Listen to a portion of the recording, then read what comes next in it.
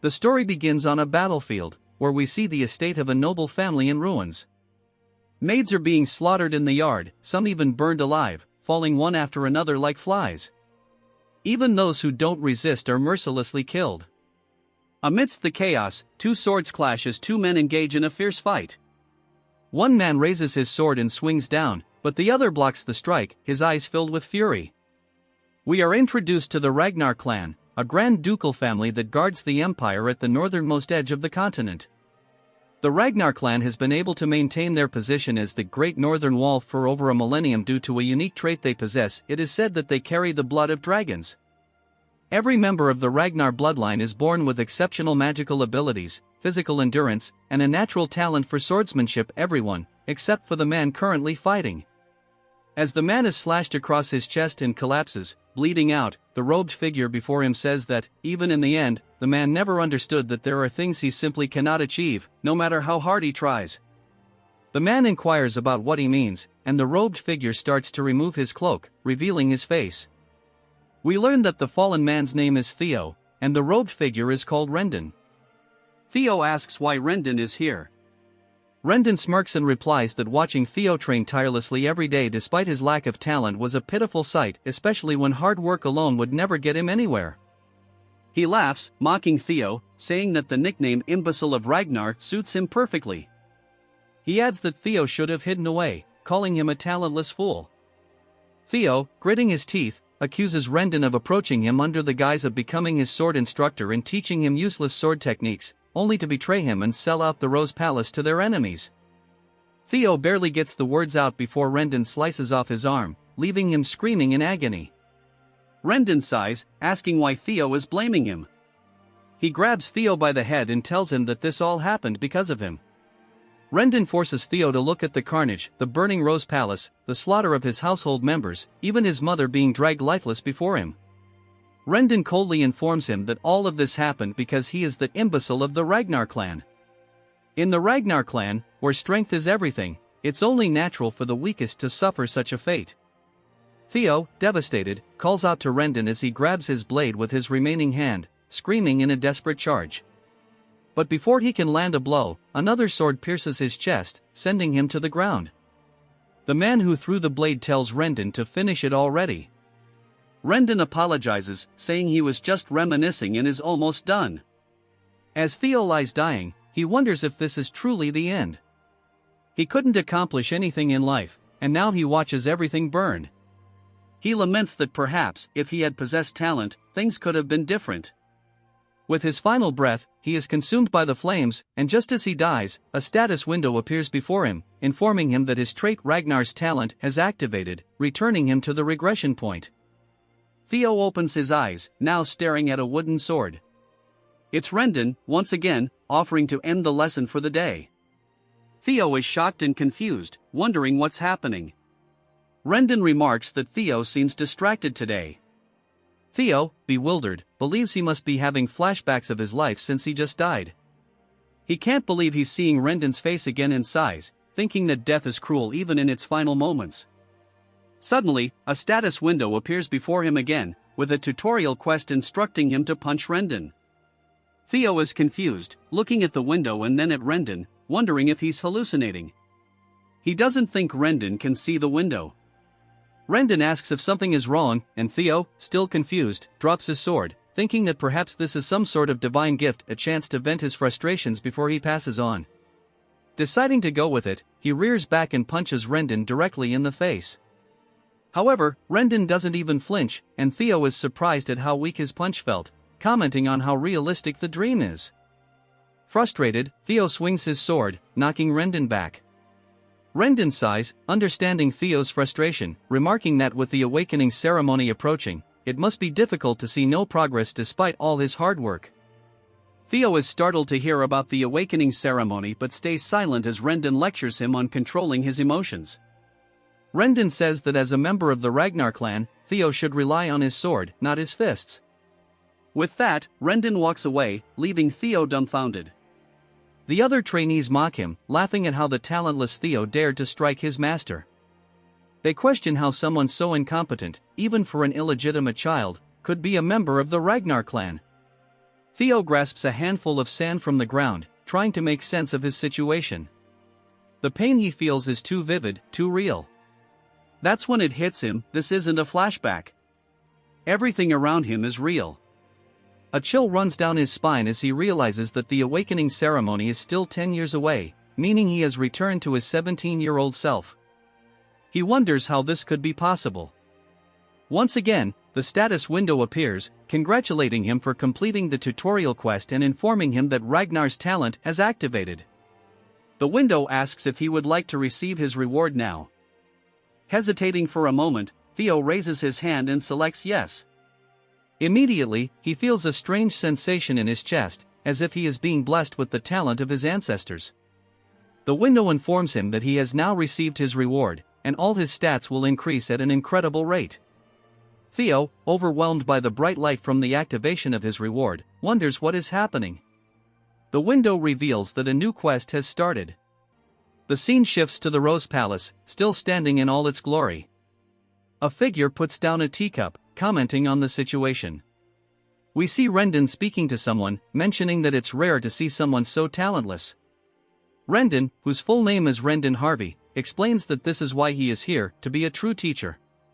He vows to train Theo for the upcoming awakening ceremony, with only 5 months remaining.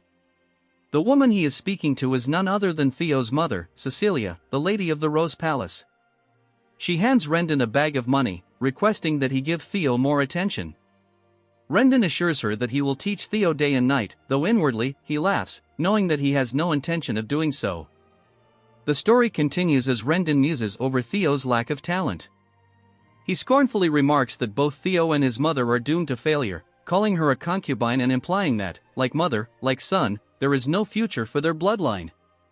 Rendon sneers at the money he's received, thinking it's exceptional pay for betraying Theo. After all, he now holds the prestigious title of tutor to the Ragnar clan's direct line, and for feeding information about Theo and stunting his growth, someone has guaranteed Rendon's own future. In his eyes, Theo, the imbecile of Ragnar, is nothing more than a stepping stone to his own success. As Rendon contemplates his windfall, he suddenly notices Theo sprinting down the hallway, not even sparing him a glance. Annoyed, Rendon clicks his tongue and shouts after Theo, calling him a loser. But Theo is too focused, his heart racing with excitement as he rushes toward his mother. Bursting into her room, he throws his arms around her and calls out her name. Surprised, Cecilia asks if he's tired from his training but is taken aback by the sudden embrace. Theo, overwhelmed with emotion, begins to cry, realizing that he's truly back, 10 years in the past. Memories of his mother's lifeless body flood his mind, along with the heavy realization of his failure, being talentless in his previous life. But now, he's determined to change the future. Tears of joy stream down his face as he clings to his mother, resolved to grow stronger and change his fate. He explains to himself that though he's currently weak and without status, if the mysterious status window he encountered is real, he has a chance to grow. He vows to become powerful enough to hold his ground in the looming succession war and strong enough to exact revenge on Rendon. The next quest from the status window appears: train his body to the limit. He starts at 0%. That night, Theo is seen running furiously through the training grounds, determined to get stronger. He burns with the desire to defeat Rendon, but he knows that with his current weak body, that goal is far off. He recalls his previous life and the intelligence agency he had worked with, Blackwood. Though he was part of the information team due to his lack of combat ability, now the information he gathered will serve him well.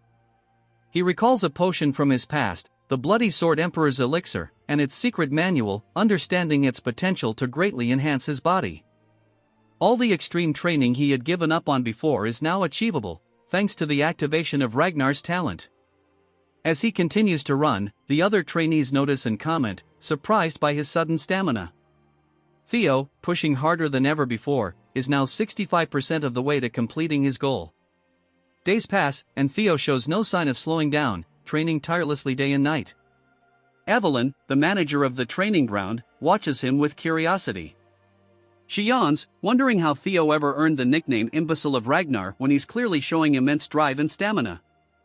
After days of ceaseless training, Theo is now at 97%, his eyes burning with determination, but his body nearing its limit.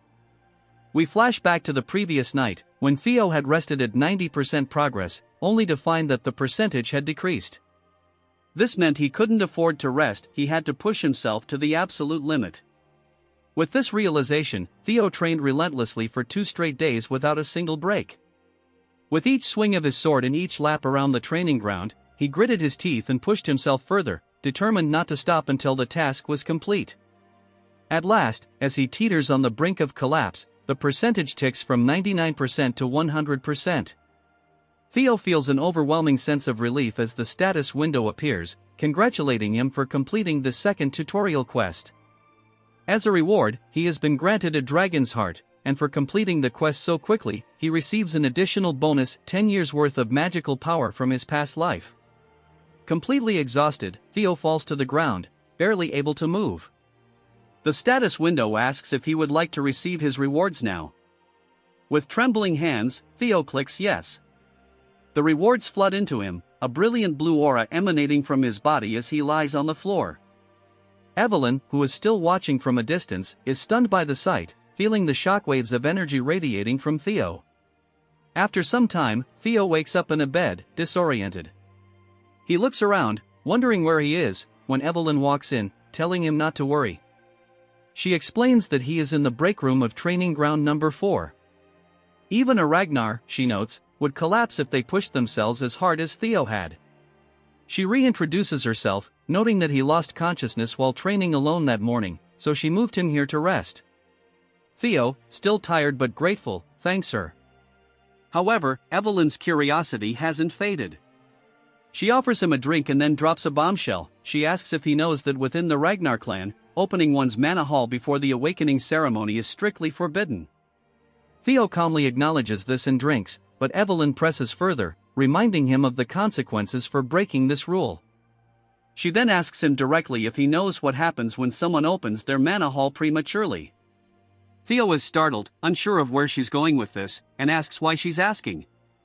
Evelyn then reveals that just before he lost consciousness, a mana wave had occurred that was consistent with the opening of a mana hall. Theo's eyes widen in surprise. Her tone sharpens as she demands to know if he really opened it. Theo nervously tries to play it off, insisting that if he had opened his mana hall, he wouldn't still be alive. But he begins to sweat, recalling the dragon's heart he received as a reward. He realizes that the dragon's heart is actually where a mana hall can be placed, and having it there would make the mana flow through him far more efficiently than normal. Normally, warriors like those in the Ragnar clan long for a dragon's heart because it could bring overwhelming power. However, no human has ever been able to overcome the limitations of using one until now. Theo inwardly marvels at the incredible power he's been given by the quest rewards, but also realizes that it's placed him in an awkward situation with Evelyn. She is a high-ranking swordswoman who retired after losing her left arm. Though she now manages the training grounds, she once commanded the white-armored dragon cavalry, and was so skilled that even the demon dragon of the cavalry admired her. She was known for her fierce principles, the type of person who didn't judge based on status or strength. Dishonesty or cowardice didn't matter to her. Theo reflects on what to say to her, remembering how, when he was being rigid in the past, she had stripped him of his position as his direct superior. If she discovers his mana hall, she will execute him right here and now. He sweats nervously but asks himself if she can really go through with it, wondering what would happen if he isn't caught. Thinking about how well he knows her, he realizes he can use her strict personality against her. He tells her he is also an heir of Ragnar, and if anyone finds out she is spreading false rumors, it would be seen as defiling the family name. She acknowledges this, agreeing that's true by the rules. He then asks her if she knows what the punishment is for humiliating a Ragnar heir. She answers that it is execution, and he says it's good she understands. He tells her to go ahead and check. She's puzzled, wondering if he's always been this bold, but insists that what she sensed was definitely a mana wave. She begins to manifest mana in her hand, telling him to excuse her while she checks. Even if he is of Ragnar bloodline, she tells him, rules are rules and there are no exceptions. She analyzes his abdomen for a mana hall, but finds nothing, which leaves her baffled. She mutters in disbelief, saying there isn't a mana hall. Theo calmly asks her if she felt it or not. Immediately, Evelyn drops to her knees, begging him to execute her for her mistake, offering her life to atone for her sin. Smiling, Theo thinks to himself that, of course, there wouldn't be a mana hall because he possesses a dragon heart, something far beyond ordinary mana halls. Having a mana hall means being able to control one's mana freely, so with the dragon heart, Theo can conceal his mana at will. The fact that humans could possess dragon hearts wouldn't be known for years, so Evelyn would have never suspected such a thing. Patting her on the shoulder, Theo reassures her that there's no need for her to worry. He admires how principled she is, saying that there aren't many people willing to risk their life to enforce the truth, even against an heir. He realizes that having someone as strong as Evelyn indebted to him would be advantageous. The reason the opening of mana halls is forbidden before the awakening ceremony is to prevent overflow, so for her to be concerned about even him, the bastard of Ragnar, makes him happy in a way. He thanks her for taking care of him after he passed out and leaves, leaving Evelyn stunned and wondering what just happened. Theo reflects that, with the dragon heart and the magic power from his past life, he'll become absurdly powerful very soon. A few days later, Rendon is shouting again, telling Theo to swing more to the right. He yells at Theo, frustrated, wondering how many times he has to explain such a simple thing. Theo, on the other hand, doesn't care, pretending to be weak while steadily growing stronger. But it's starting to grate on his nerves. He glares at Rendon, knowing that his instructor is deliberately teaching him poor sword techniques to make him look foolish. Theo becomes more certain that there's a mastermind behind Rendon's actions, possibly the same person responsible for his death in his previous life. He needs to figure out who that is. Suddenly, Theo comes up with a plan and calls out to Rendon. The instructor barks at him, reminding him that he can't talk during lessons. But Theo dismisses this, saying he can't listen to such trash anymore, snapping his training sword in half and demanding to know how someone with such third-rate skills could have become a mid-rank swordsman.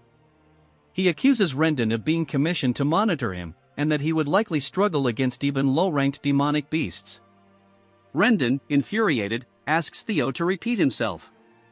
Theo walks forward, mocking him, saying his skills are trash and that he'll force him to resign as his instructor.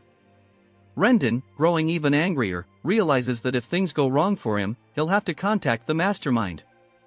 The scene shifts to a place called the Chameleon Palace, where a man bursts into a room, calling out to someone named Axion, asking if he's heard that the bastard of Ragnar is going to duel his master next week. Axion sits, drink in hand, as the man continues talking, suggesting that Theo might be left half-crippled after the duel.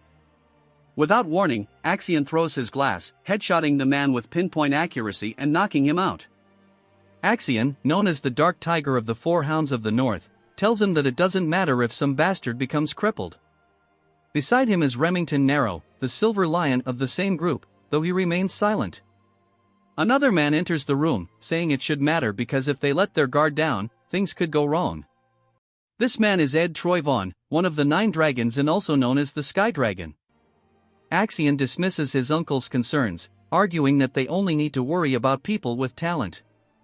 Ed warns that even the smallest spark can ignite a blaze with Ragnar, but Axion is unfazed, confident that their instructor will handle the situation. 1 week later, back at the training grounds, the duel between Theo and Rendon is about to begin. Trainees are laughing and chatting, with some skeptical about Theo's abilities. Evelyn, on the other hand, looks worried. Theo raises his blade, thinking to himself that things have escalated far beyond his original plan. He only intended to humiliate Rendon and get him fired, but now the duel has drawn a large crowd. The cheers echo around him, but he calms himself, determined to get his revenge on Rendon. He doesn't care about any of that. If his employer says he's fired, then that's that. Given his past life, Theo feels an intense urge to beat him to death right there and then, but he knows he's not confident in his skills yet. First, he decides to distance himself from Rendon and gather more information about him. Rendon quickly realizes this is bad news. If Theo gets fired like this, his mission will end in failure. Desperate, he pleads with Theo, telling him that this goes against the rules and that he might end up facing the tribunal. Just then, the status window appears before Theo, informing him of the tutorial quest. Evelyn, thinking quickly, says she has an idea. They should resolve this the Ragnar way. She smiles knowingly. Theo asks if she means by the rule of the strong, and she nods, saying exactly that. They should settle this with a sword match, and there would be no need for Rendon to go to the tribunal. The victors shall be final. Rendon laughs, thinking it's a fantastic idea, fully believing this is going to work in his favor. Evelyn suggests that the match take place a week from now. Theo, taken aback, hesitates, but Evelyn laughs and asks if that timeline is alright with him. Theo responds confidently, though internally he knows it's far from ideal. He cannot beat Rendon yet. The scene shifts to 1 week later. The trainees, buzzing with gossip, mention that from what they've heard, Theo can barely swing his sword properly. One trainee scoffs, saying that's hard to believe. After all, Theo is still a Ragnar. His friend jokes, saying that if Theo were a regular Ragnar, he wouldn't even comment, but since he's the heir to Ragnar's bloodline, there's no way he'll lose to a mid-rank swordsman like Rendon.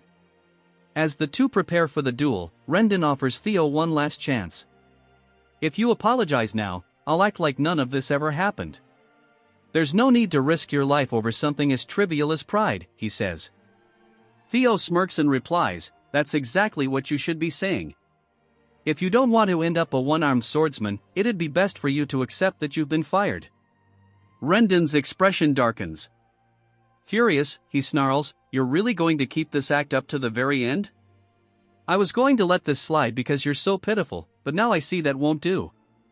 I'll kill you and just call it an accident. The outcome of this match is already decided, so there's no issue here. The duel begins with Rendon offering Theo the first strike, confident that the result is already decided. Theo charges in, their swords clashing. The trainees are instantly captivated, though it's clear Rendon is pushing Theo back. It looks like Theo barely knows how to use his sword, and at this rate, he might die. All he can do for now is block Rendon's relentless attacks. Rendon chuckled mockingly, asking Theo what had happened to all his confidence. He sneered, saying that Theo couldn't do anything against him, yet had dared to look down on him. This outcome was obvious, he added. Theo wasn't even a low-ranked swordsman, merely an apprentice. While his skills had recently shown some strange improvement, it wasn't nearly enough. If Theo were at least at the level of one of the 4 Hounds of the North, that would be a different story, but there was no way that imbecile of Ragnar could defeat him. We flash back to Theo confronting Evelyn about her suggestion of the duel. What were you thinking? Theo had asked, but Evelyn simply responded that it was an act of goodwill. If Theo wanted to cut Rendon off completely, he needed to be thorough, she explained, since it seemed like Rendon had someone backing him. Firing him wouldn't be enough. Surprised, Theo asked how she knew this, and Evelyn replied that once she saw Rendon teaching Theo a weird sword style, she had someone investigate him. After all, the way he was teaching looked awkward and excessive, so she wondered where such a lousy instructor had come from. Theo reflected on how Evelyn hadn't caught on to this in his past life, but now, due to the incident with his mana haul, he must have piqued her interest. Evelyn set her tea down, revealing that every trace of Rendon led back to a single place, the Camellia Palace. Theo, shocked, asked if this was all because of their miserable war for the throne, anger swelling inside him. He quickly calmed down, surprised by how much Evelyn had discovered. Still, he pointed out that with his current skill level, he couldn't defeat Rendon. What's your plan now? He asked. Evelyn smiled, assuring him that he was underestimating his potential. Back in the present, Rendon, now desperate, charged forward, swinging his sword recklessly at Theo. If you kneel now, I might just forgive you, he taunted, swinging his sword down heavily. Theo blocked it effortlessly, not even straining. Rendon, puzzled, started to realize something was wrong. How was Theo blocking all his attacks so easily? This wasn't the Theo he knew. Growing more frantic, Rendon continued his assault, but to no avail. From the sidelines, Remington watched with the other trainees, shocked. He's not being pushed back, he's actually holding his ground, one whispered in disbelief. Evelyn, as expected, stood smiling. She had told Theo that 1 week of her personal training would be more than enough to surpass someone like Rendon. He was merely a pathetic excuse for a teacher, after all. Theo grinned, realizing how well things had turned out. Having Evelyn indebted to him had been more than worth it. However, there was one thing nagging at him, and he had asked her during their conversation why she was helping him so much. Evelyn had responded that while part of it was indeed because of what had happened before, she also knew someone who was obsessed with gathering talented individuals. Meanwhile, Rendon was panicking.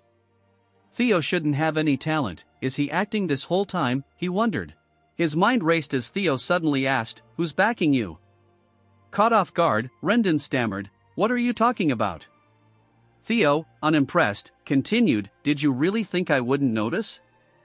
You've been giving me those worthless lessons on purpose. Show me a palace, perhaps? The moment Theo mentioned the palace, a chill ran down Rendon's spine.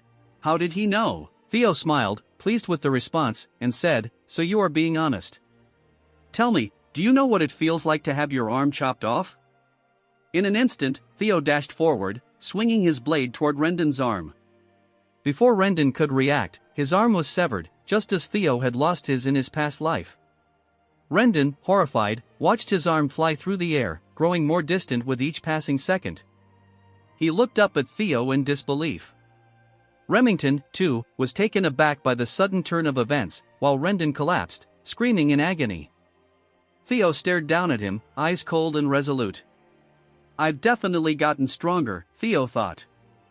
And there's still so much room to grow. He then reminded Rendon of the last words he'd heard before his death in his previous life, it's your fault this has happened.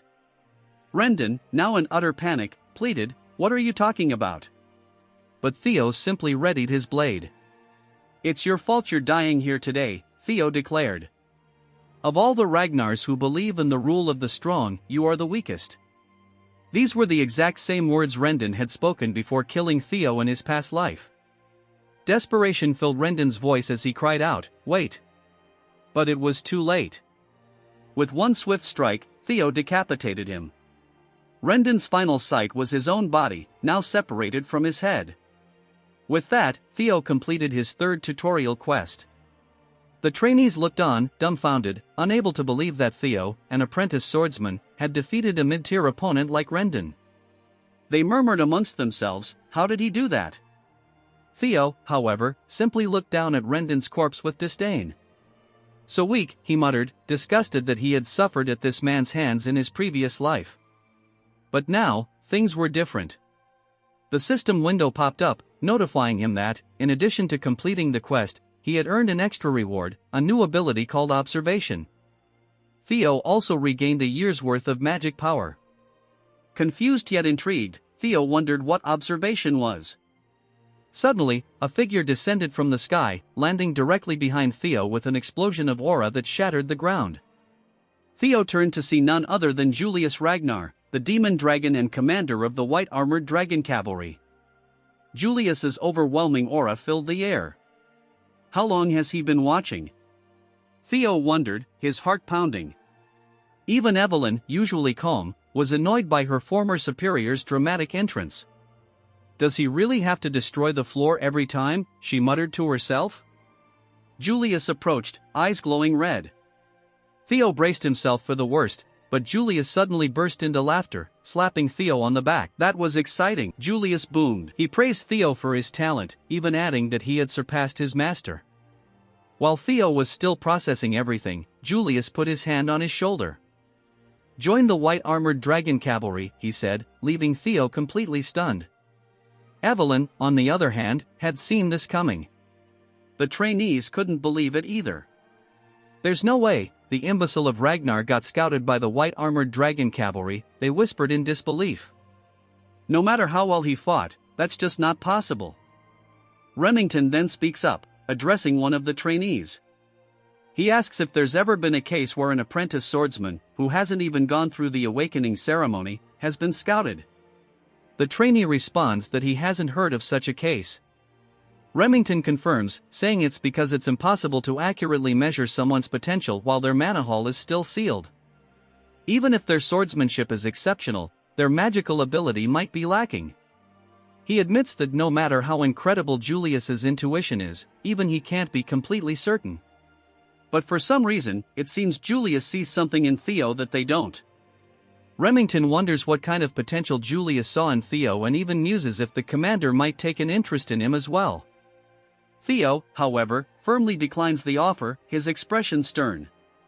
Julius is stunned, speechless, as is Remington. Evelyn drops her cigarette in disbelief. The entire arena is met with dead silence. Later on, rumors begin circulating among the trainees. Some speculate that Theo refused Julius's offer because he thought his own skills weren't yet worthy.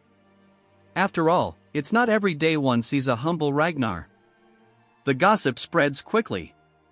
At Chamia Palace, a woman remarks on how complicated things have gotten, expressing disbelief that Rendon was killed. This woman is revealed to be Emil Ragnar, the lady of Chamia Palace. Ed, her brother, reassures her, reminding her that they didn't assign Rendon because of his exceptional skills. Emil brushes off Rendon's death, stating it's of little concern to them. She explains that Julius, the demon dragon, personally reached out to Theo, and what's more, it seems Evelyn was behind it. This means they can't interfere by assigning Theo a new master. If Theo starts gaining too much attention, it will only become harder for them to gain control over the Rose Palace. Asks Emil why she's so concerned about Theo standing out, suggesting that the clan head won't take much interest in him anyway, so their plans should proceed as normal. Emil reminds him that their best shot at taking control of the Rose Palace without offending the clan leader is to keep Theo weak and powerless. Axion agrees, saying that Theo is still powerless. He questions how much someone like Theo could have changed. Evelyn and Julius, after all, have always had a soft spot for underdogs. Ed, however, isn't convinced, warning Axion that they should have told Rendon to be more careful. Axion dismisses his concerns, saying their mother and uncle worry too much, and confidently announces he'll pay Theo a visit himself to remind him of his place. Back at the training grounds, Evelyn compliments Theo on his performance. He thanks her, acknowledging that training under a true master has made all the difference. She teases him, saying it would have been even better if he had joined the white-armored dragon cavalry, and asks why he turned it down. Theo admits that a small part of him regrets it since joining Julius's cavalry had been a dream of his in his previous life. But he believes that joining now would be premature and that there's no need to limit himself so early. He points out that the privileges awarded to the top performer at the awakening ceremony are far greater than simply joining the cavalry. He confides that he doesn't want any special treatment and is content training under her until the ceremony. Evelyn, satisfied with his response, tells him Julius won't be disappointed either. Theo then activates his newly acquired skill, observation, to analyze Evelyn. He discovers her age, title, rank, and even her admiration for his humility and character. Theo muses that this skill will be incredibly useful, and he's confident he'll be able to leverage it to his advantage. While scanning her status, he notices something unusual. Her profile mentions that she misses the white-armored dragon cavalry. He's intrigued by this revelation. Suddenly, a man approaches and introduces himself as Sybil from the Southern Inspection Post. He informs Theo that he has something important to discuss with him. Theo, finding him a bit intimidating, uses observation on Sybil and is startled by the results. Sybil's title is revealed as the Dunce of the Southern Inspection Post, and his demeanor is described as full of enthusiasm and excitement. He longs to cross swords with Theo, though this sentiment comes across as unsettling to Theo, who starts to feel creeped out. The last tutorial quest has begun, and it's titled Discard the Imbecile of Ragnar. Sybil pleads with Theo, admitting that in the past, he ignored him, fully believing that the title of Ragnar's imbecile was appropriate. Theo debates whether to kill him on the spot, but Sybil goes on to explain that he's been observing Theo's efforts. He notes that Theo trains harder than anyone else, day in and day out. He then confesses that after seeing Theo's performance against Rendon, and the fact that Julius himself invited him, Theo has now become his idol. He shares that he was once on the verge of giving up after being labeled the idiot of the Southern Inspection Post, but Theo inspired him to keep going. He begs for the chance to spar with Theo. Theo, initially skeptical of Sybil's intentions, uses observation to verify his sincerity. He's surprised to find that Sybil's admiration is genuine. Reflecting on how people react to him, Theo realizes that after defeating Rendon and gaining Julius's attention, he expected people driven by jealousy to come and challenge him. Instead, he's finding that there are those who genuinely want to follow him. He concludes that perhaps the Ragnar family members still have some pride left after all. Realizing that he'll need loyal allies if he's to rise to the position of clan head, Theo sees this as an opportunity. This quest, which is the final part of the tutorial, gives him a chance to shed the unwanted title of Ragnar's imbecile, something he was never able to escape in his previous life. He asks Evelyn for a moment to spar with Sybil, and she agrees, encouraging him to showcase his skills. Theo and Sybil take their positions, each formally introducing themselves and their masters. Evelyn smiles upon hearing Theo proudly name her as his master. Sybil, too, introduces himself, revealing that he wields the swordsmanship of the core clan and specializes in the quick sword. He expresses his excitement for the fight. Sybil charges in with a flurry of swift attacks, which Theo effortlessly blocks. Sybil, impressed, comments on how fast Theo is, despite his reputation. He adds that even though he was called the fool of the Southern Inspection Post, he takes great pride in his speed. But as expected, Theo's skills are the real deal, as he easily fends off every strike. Theo reflects that if this had been his previous life, he would have struggled against even a few of these hits. But now, things are different. With a single, decisive swing, Theo sends Sybil flying across the training grounds, crashing into the wall with such force that Sybil vomits a little. Sybil, still in awe, thanks Theo for the fight, saying he learned a lot. Theo then catches his reflection in his sword and wonders if he can use observation on himself. To his surprise, it works. He sees his own title, his talents, and a few locked abilities that Red Access denied. He's also surprised to see that he's still at level 1, and there are sections of his profile that are hidden. Having finally accessed his stats for the first time, they will now be notated with numbers. He notices that his magic power is high, likely due to inheriting his past life's magic in his dragon heart. But oddly, his luck is in the negatives. Bro is cursed. Theo speculates that the bad luck he experienced in his previous life may have been due to this and decides he'll need to figure out a way to improve his luck in the future. While lost in thought, Theo suddenly realizes he's completely surrounded by the other trainees. He wonders what's going on. Evelyn explains that no matter how weak Rendon was, he was still a mid-rank swordsman, and now that Theo has defeated him and earned the approval of the commander, the Ragnar family, being focused on strength, has two ways of reacting. They either become envious or begin to admire him. The ones gathered around clearly fall into the latter category. The trainees murmur amongst themselves, admitting that if they were in Sybil's place, they don't know if they could have even blocked Theo's strikes. A battle-hungry energy begins to fill the air as they express their desire to spar with him as well. Theo, feeling a bit overwhelmed, sighs and calls forward one of the men he recognized, named Eody, surprising the man that Theo knew his name. Theo calls Eody forward, saying he looks forward to sparring with him. Eody, feeling honored, introduces himself as the third son of Viscount Naylan and a practitioner of the double ascension swordsmanship. Theo, as he did with Sybil, introduces himself formally, expressing his hope for a good fight. They charge at each other, clashing swords several times. Theo's basic swordsmanship proficiency increases during the duel. As Eody prepares for a powerful strike, aiming for Theo's neck, Theo calmly raises his sword and deflects the blow, disarming Eody in the process. His proficiency increases once again. Eody, in shock, admits his defeat, stating that it's clearly his loss. With this, Theo gains Eody's approval, which results in his luck stat increasing by 1. Theo realizes that his luck seems to be tied to his growing reputation. He also gains experience points, strengthening his resolve to continue challenging others. His goal is simple now: he needs to fight as many people as possible. Soon, he gains the approval of several others, including Bonnet Ramiro, Eric, Manfred, and Manuel. Though there are too many names to mention individually, each duel raises his luck further. After fighting continuously, Theo becomes visibly tired, but he remains eager. Looking at his quest progress, he notices that despite the many fights, his completion percentage has only increased by 1. He speculates that perhaps all of his opponents already respected him, and to make greater progress, he needs to face stronger foes or situations where many doubt him. Suddenly, Remington approaches and remarks that Theo looks exhausted, asking if he'll be alright. Theo responds that he'll rest when necessary, but not yet. To his surprise, Remington steps forward and requests a spar with him, revealing his identity as the Silver Lion. Theo is astonished, recognizing the man, and so does the crowd.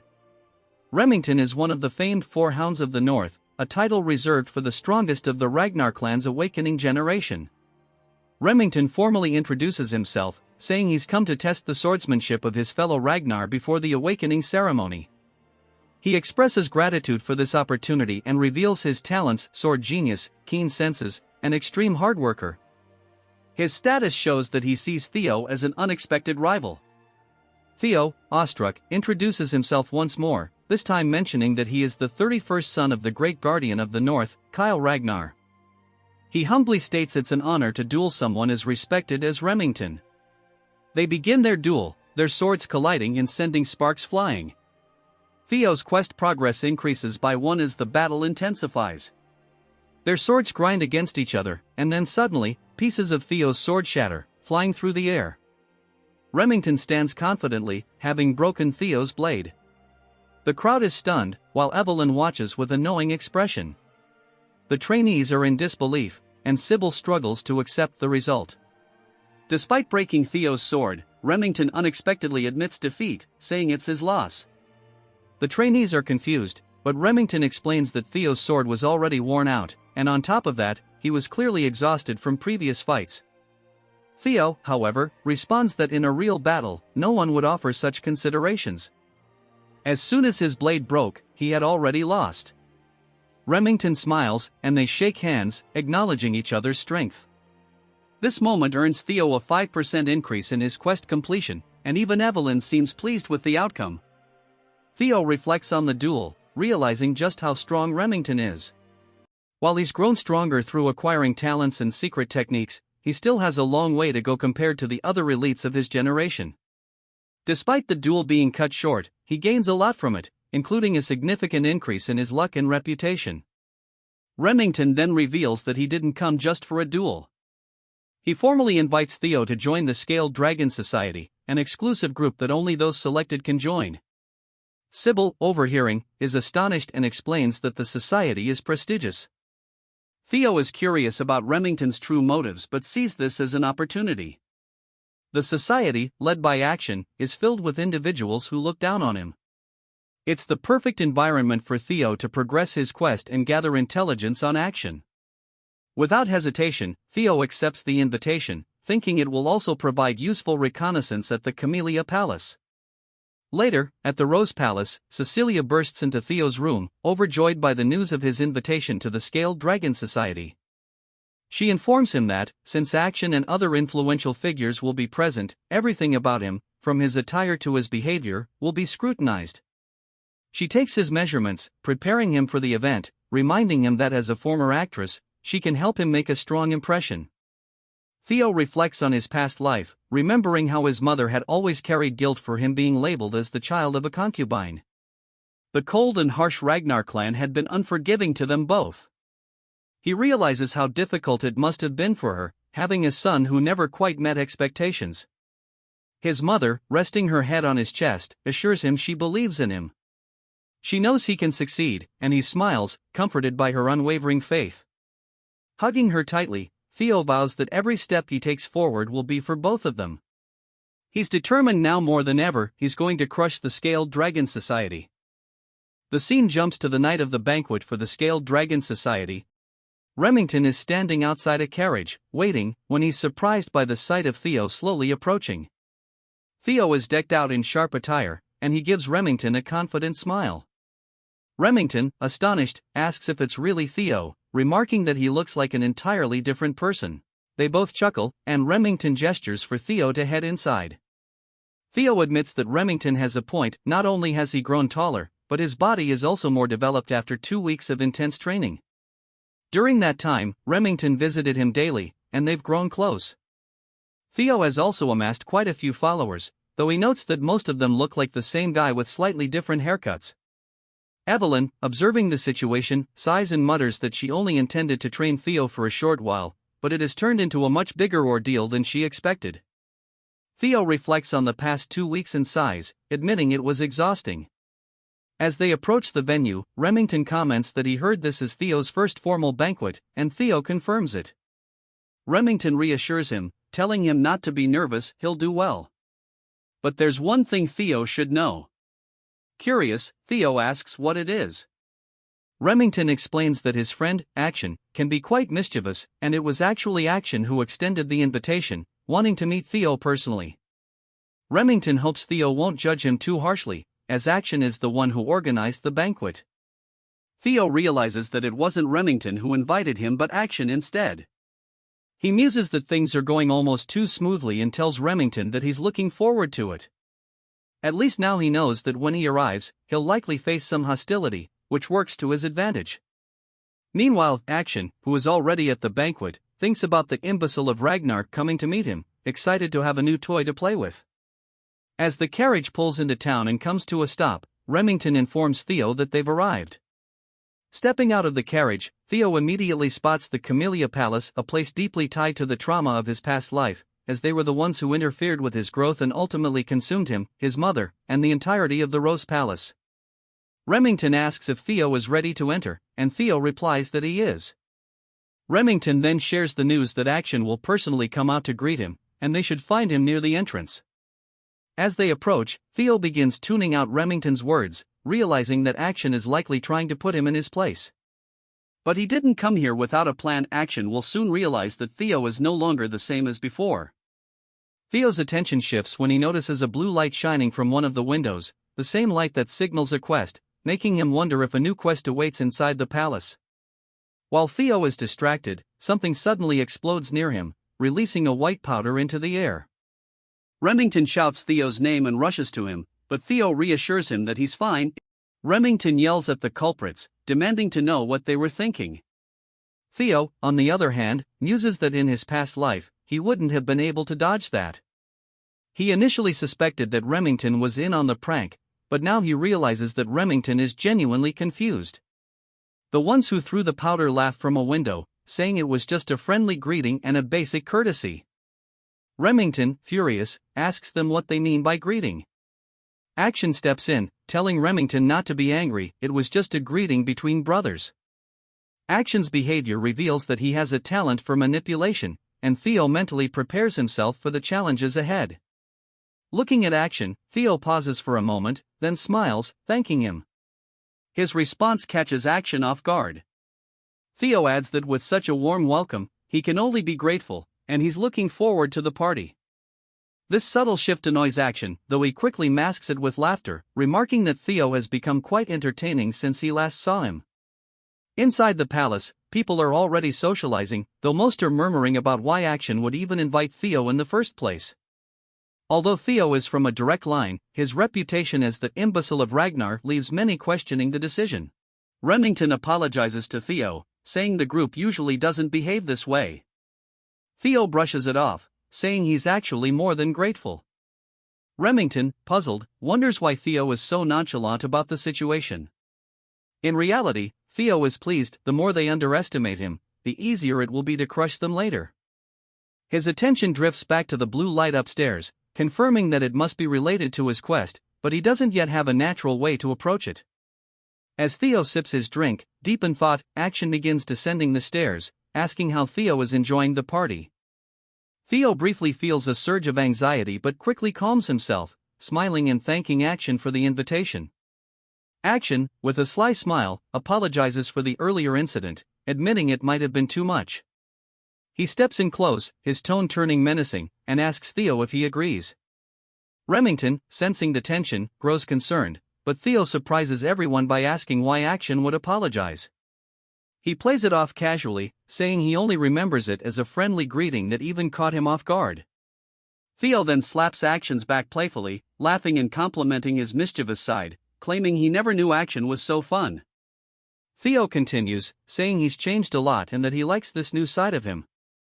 The others, watching from a distance, laugh quietly, assuming Theo is only playing along because he knows he's inferior to Action. They comment that as an illegitimate child, Theo has no real standing and cannot possibly challenge the noble bloodline of thron. Even though both he and Action are Ragnar's sons, they are on entirely different levels. As the banquet continues, someone remarks that there's no way to compare thron, the prestigious swordsmanship clan from the east, with some random woman from who knows where. Tries his best to stay calm, especially after hearing the insult aimed at his mother. Soon after, they start taking jabs at Remington, asking why he's wasting his time with that imbecile, but then they add that it makes sense. Remington, after all, is also an illegitimate child. Remington begins to grow visibly irritated. The atmosphere shifts as the other party members realize they've touched on a forbidden subject. Remington is clearly struggling to hold back his anger. Theo, seeing this, decides he's done watching and calls out to Action. With a smirk, he tells Action he should greet his new friends as well. He grabs Action's hand, pulling it off his shoulder, and strides toward the ones who were insulting Remington. He picks up a wine bottle and raises it towards one of their glasses. The man, clueless, asks if he said something wrong. Without warning, Theo smashes the bottle directly into the man's face. Action and Remington are both stunned as the man collapses to the floor, screaming in agony, blood pouring from his head. The man, still in shock, looks up at Theo and curses, calling him a bastard. Theo responds without hesitation, landing a fierce kick that sends the man flying to the other side of the room. He mocks him, asking who he thinks he is to insult him, and sarcastically adds that it was just a little greeting, nothing more. His viciousness starts to change how many in the room view him, and the progress on his quest suddenly jumps from 41% to 43%. Remington, still shocked, realizes that this isn't the Theo he's used to. He wonders if Theo's aggressive actions were because of him. Theo, standing over the man, says that he believes he's given a warm enough greeting and places his foot on the man's arm. He smiles cruelly, asking if he was wrong. The man screams, begging him to stop, but Theo, showing no mercy, snaps the man's arm with a swift motion, shattering the bone completely. Panic ripples through the crowd as they realize they've greatly underestimated Theo's brutality. His quest progress jumps to 58%, and when the man loses consciousness from the pain, it ticks up another percentage point. Theo, now satisfied, releases the man's arm and glances around the room, asking if anyone else would like to say hello. His progress skyrockets to 66%. Suddenly, 4 men leap down from the upper floor, surrounding Theo in an instant. Each one unsheathes their blade in unison, pointing their weapons directly at his throat. One of them declares that Theo has committed the grave sin of harming the young master, and such a crime will be repaid with death.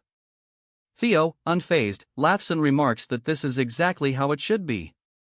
He asks who the young master is, and the guards respond that he is the third young master of the Hanabi clan. His name is Ian. Theo smirks, realizing this is what he expected. He came here knowing the place was filled with enemies. He recognizes the Hanabi clan as one of the 6 snow clans that serve Ragnar, and he anticipated that they wouldn't sit quietly while the imbecile they've long mocked suddenly started causing trouble. Theo then shrugs, asking, "So what?" His question unsettles the guards, but Theo is done letting others walk over him. He questions whether the dogs of one of Ragnar's bannerman clans dare to demand his death and asks if they can truly take responsibility for their words. His aura grows heavy, causing all the guards to sweat nervously, unsure of what kind of pressure they're feeling. They begin to wonder if this is really the same imbecile of Ragnar they thought they knew. The guards come to a terrifying realization: while Theo has been treated like a joke for so long, he still has the right to succession. He carries Ragnar's direct bloodline. Ragnar, after all, is the Lord of the North and ruler of the 6 snow clans.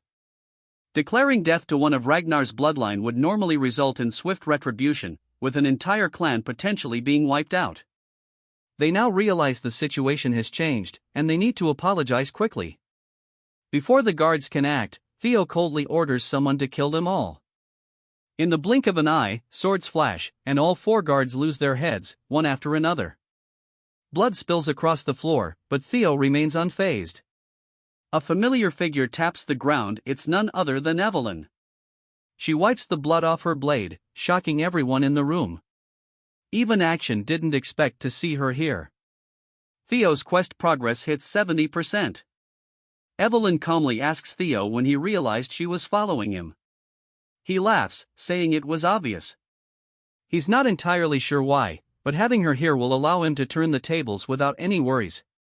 Standing before the 4 headless bodies and the unconscious Ian, we flash back to a scene with Julius. He's popping open a bottle of wine, remarking that Evelyn once told him she wouldn't take on any more disciples, which means Theo must be someone special to her. Evelyn brushes it off, but Julius presses, asking if she doesn't have somewhere to be. He teases that his recent joy has been tormenting her. She comments that the wine is expensive, to which he responds by chugging it, grinning. Evelyn, realizing she can't argue with him, admits that Theo's talent is exceptional. Among all her disciples, he's the best. Julius, recalling that Action also trained under her, asks if that means Theo is better. Evelyn confirms that in terms of potential, Theo far surpasses Action. These are not empty words, either. Julius laughs, saying she's always had a sharp eye for things and should have seen this long before him. He then sighs, asking if that means Theo has been hiding his strength this whole time, as people can't change that drastically overnight. Evelyn agrees, noting that it's odd for someone who has concealed their true power to suddenly flaunt it. She's concerned that Theo might be rushing into things, as his sudden change seems like he's being chased by something. His attendance at this banquet also carries that same weight. Julius, sensing her worry, puts down the wine and says it's probably because of Action. He advises her to follow Theo to ease her mind. Evelyn asks what he means, and Julius hints that it might not be what she's concerned about, but something significant will definitely happen when young wolves thirsting for blood gather together. He encourages her to try and tempt Theo to join their ranks, and if she wants, she's welcome to return as well. Julius even teases her about how she still longs for her old group, placing a uniform on the table. He invites her to come back and take responsibility, especially after she gets Theo to join them.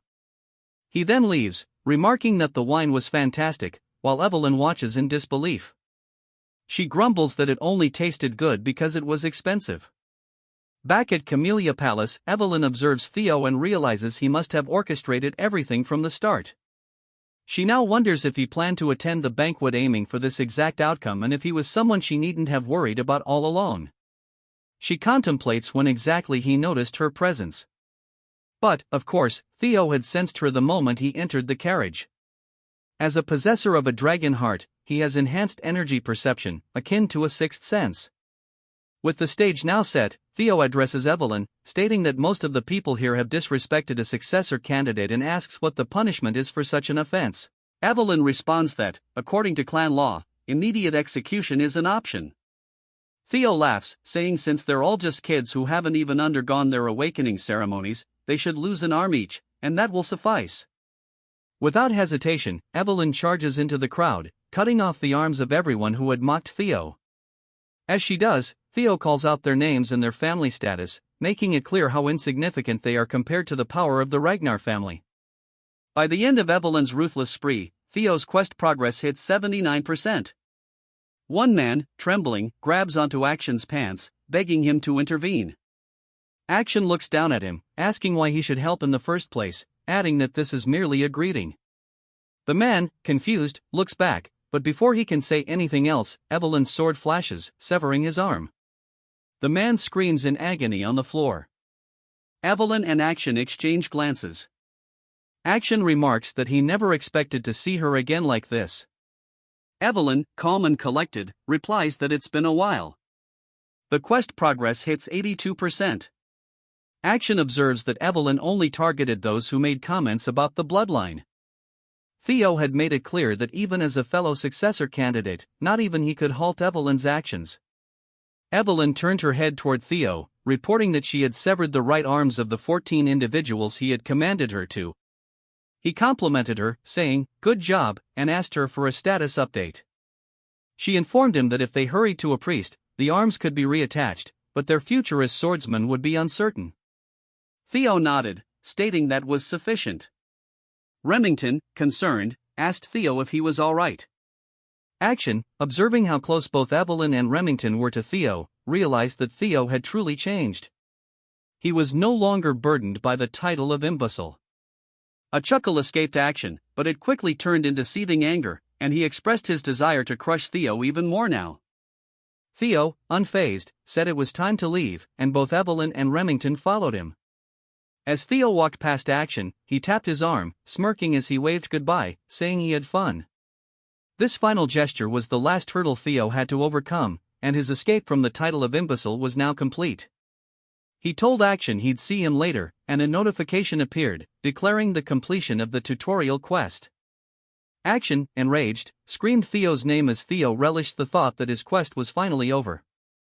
However, he knew this was only the first step toward his true revenge. His rewards included an experience elixir, which would grant him 5 level ups as long as he remained under level 30, though there were likely more rewards yet to be revealed.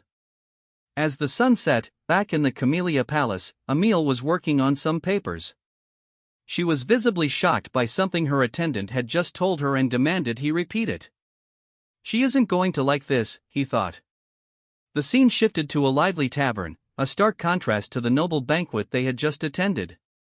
Sybil was leading the celebrations, loudly cheering for Theo and his successful debut in society. The trainees were in high spirits, enjoying themselves, and even Theo allowed himself to relax and join in with the revelry.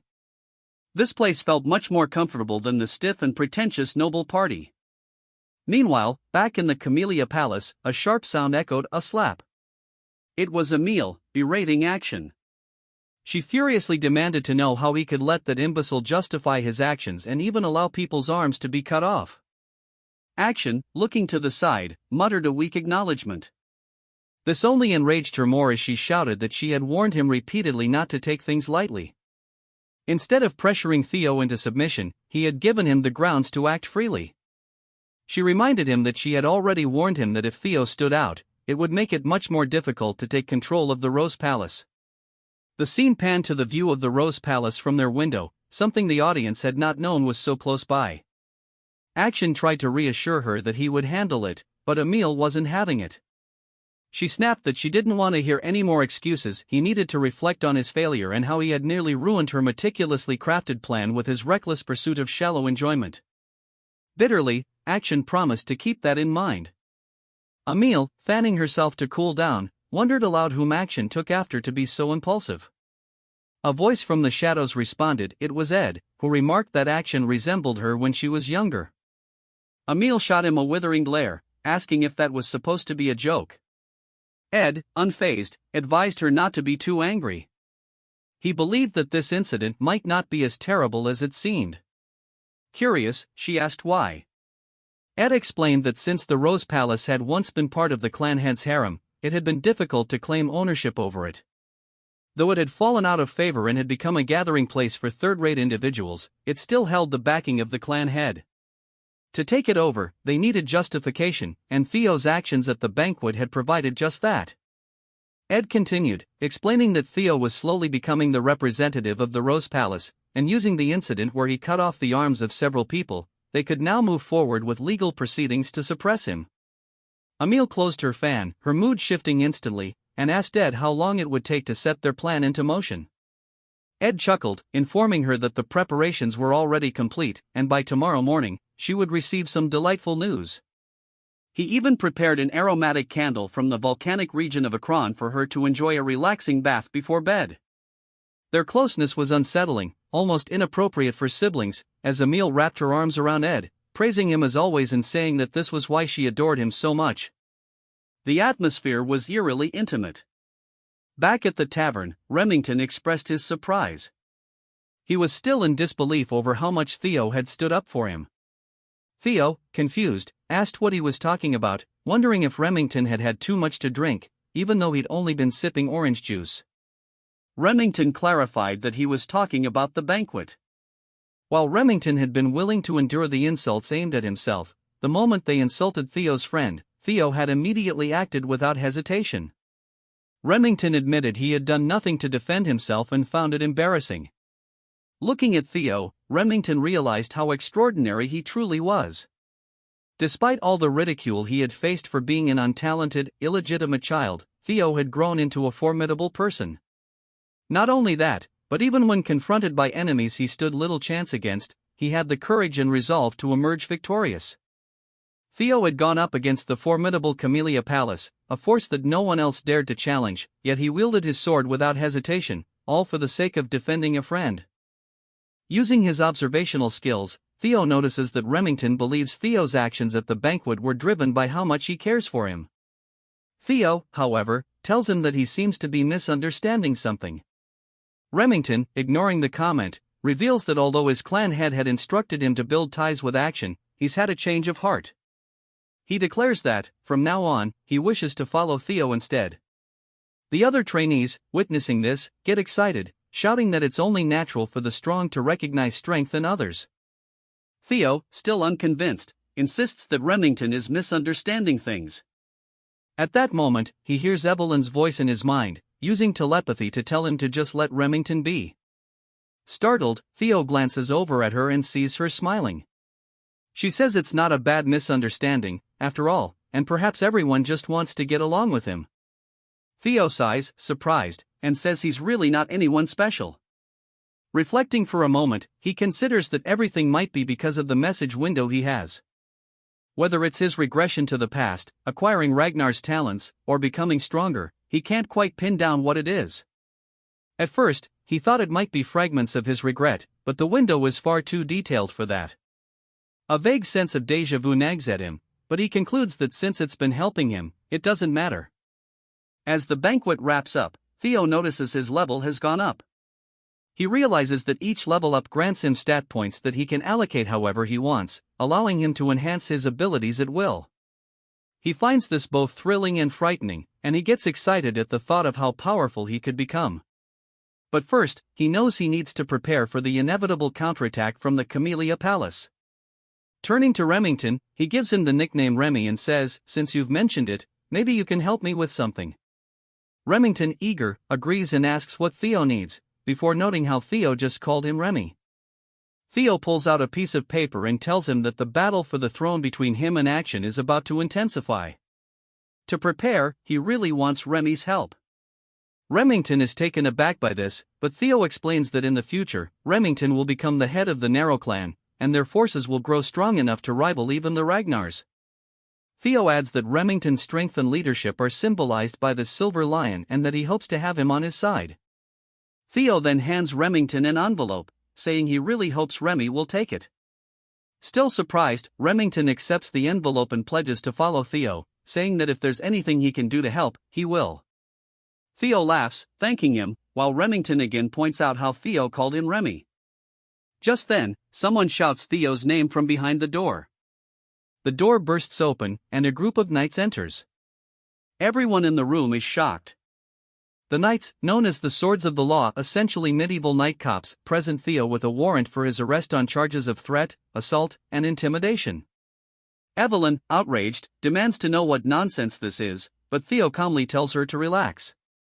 Walking over to the warrant, Theo notices the ink is still wet, indicating they were in a rush. Smirking, he tells the knights he's ready to go. They handcuff him and lead him out. Remington calls out to Theo, who turns around with a grin. Both Theo and Evelyn realize that this is likely part of Theo's larger plan. They exchange a knowing look, glancing at the envelope still in Remington's hand.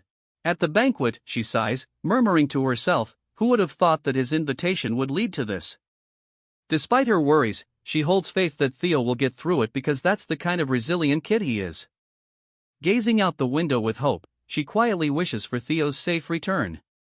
Meanwhile, Theo, now inside a carriage, is being escorted away by the night watch. Peering out the window, he comments to himself, "It's been a while since I've been here." As the view of the tribunal comes into sight, a grand, imposing structure, he mutters that his actions at the banquet won't result in mere imprisonment. He's certain this will lead to a trial. After all, bringing Ragnar's successor to the tribunal signals that they're questioning his worthiness as the next in line. Upon arrival, the knights order him to step out, and Theo realizes they likely want to crush him completely. A grin spreads across his face, though, as he thinks, "That's exactly what I'm hoping for." As they escort him in, one knight announces, "We've brought Theo," and a commanding voice from within instructs them to bring him forward. As the doors open, Theo thinks to himself, "If I'm going to reveal what I've prepared, it should be on a stage this grand." He steps into the chamber to find 4 figures seated above him in throne-like chairs, scrutinizing him from above. Theo feels a bead of sweat trickling down, noting, quite the impressive gathering. Among them, he recognizes Julius and Ed, as 4 of the 9 dragons who protect Ragnar are present. Reflecting on his past life, Theo acknowledges that he would have been so overwhelmed in this situation that he might not have been able to breathe. The scene introduces us to the Lady of the Plum Blossom Palace, Osa Ragnar, also known as the Sword Dragon. The Elder Dragon and Head Counselor, Wolfgang Ragnar, is there as well. Wolfgang calls out Theo's name, and Theo nods in response, saying it's been a while and that he didn't expect to encounter him here.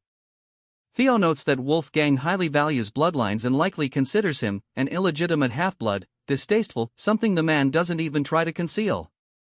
Wolfgang cuts off any pleasantries, sternly stating that Theo is here to answer for his misdeeds. He recounts all the people who suffered and lost limbs, emphasizing that due to Theo's reckless actions, many now threaten to sever ties with the family.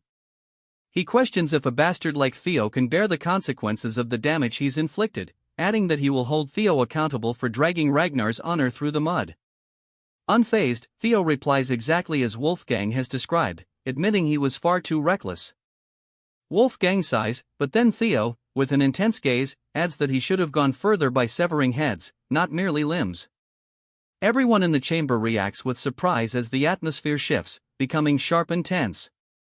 Theo continues, passionately asserting that the subjects of a lord are granted land and honor, and in return, they owe loyalty in their lives. That's the essence of chivalry.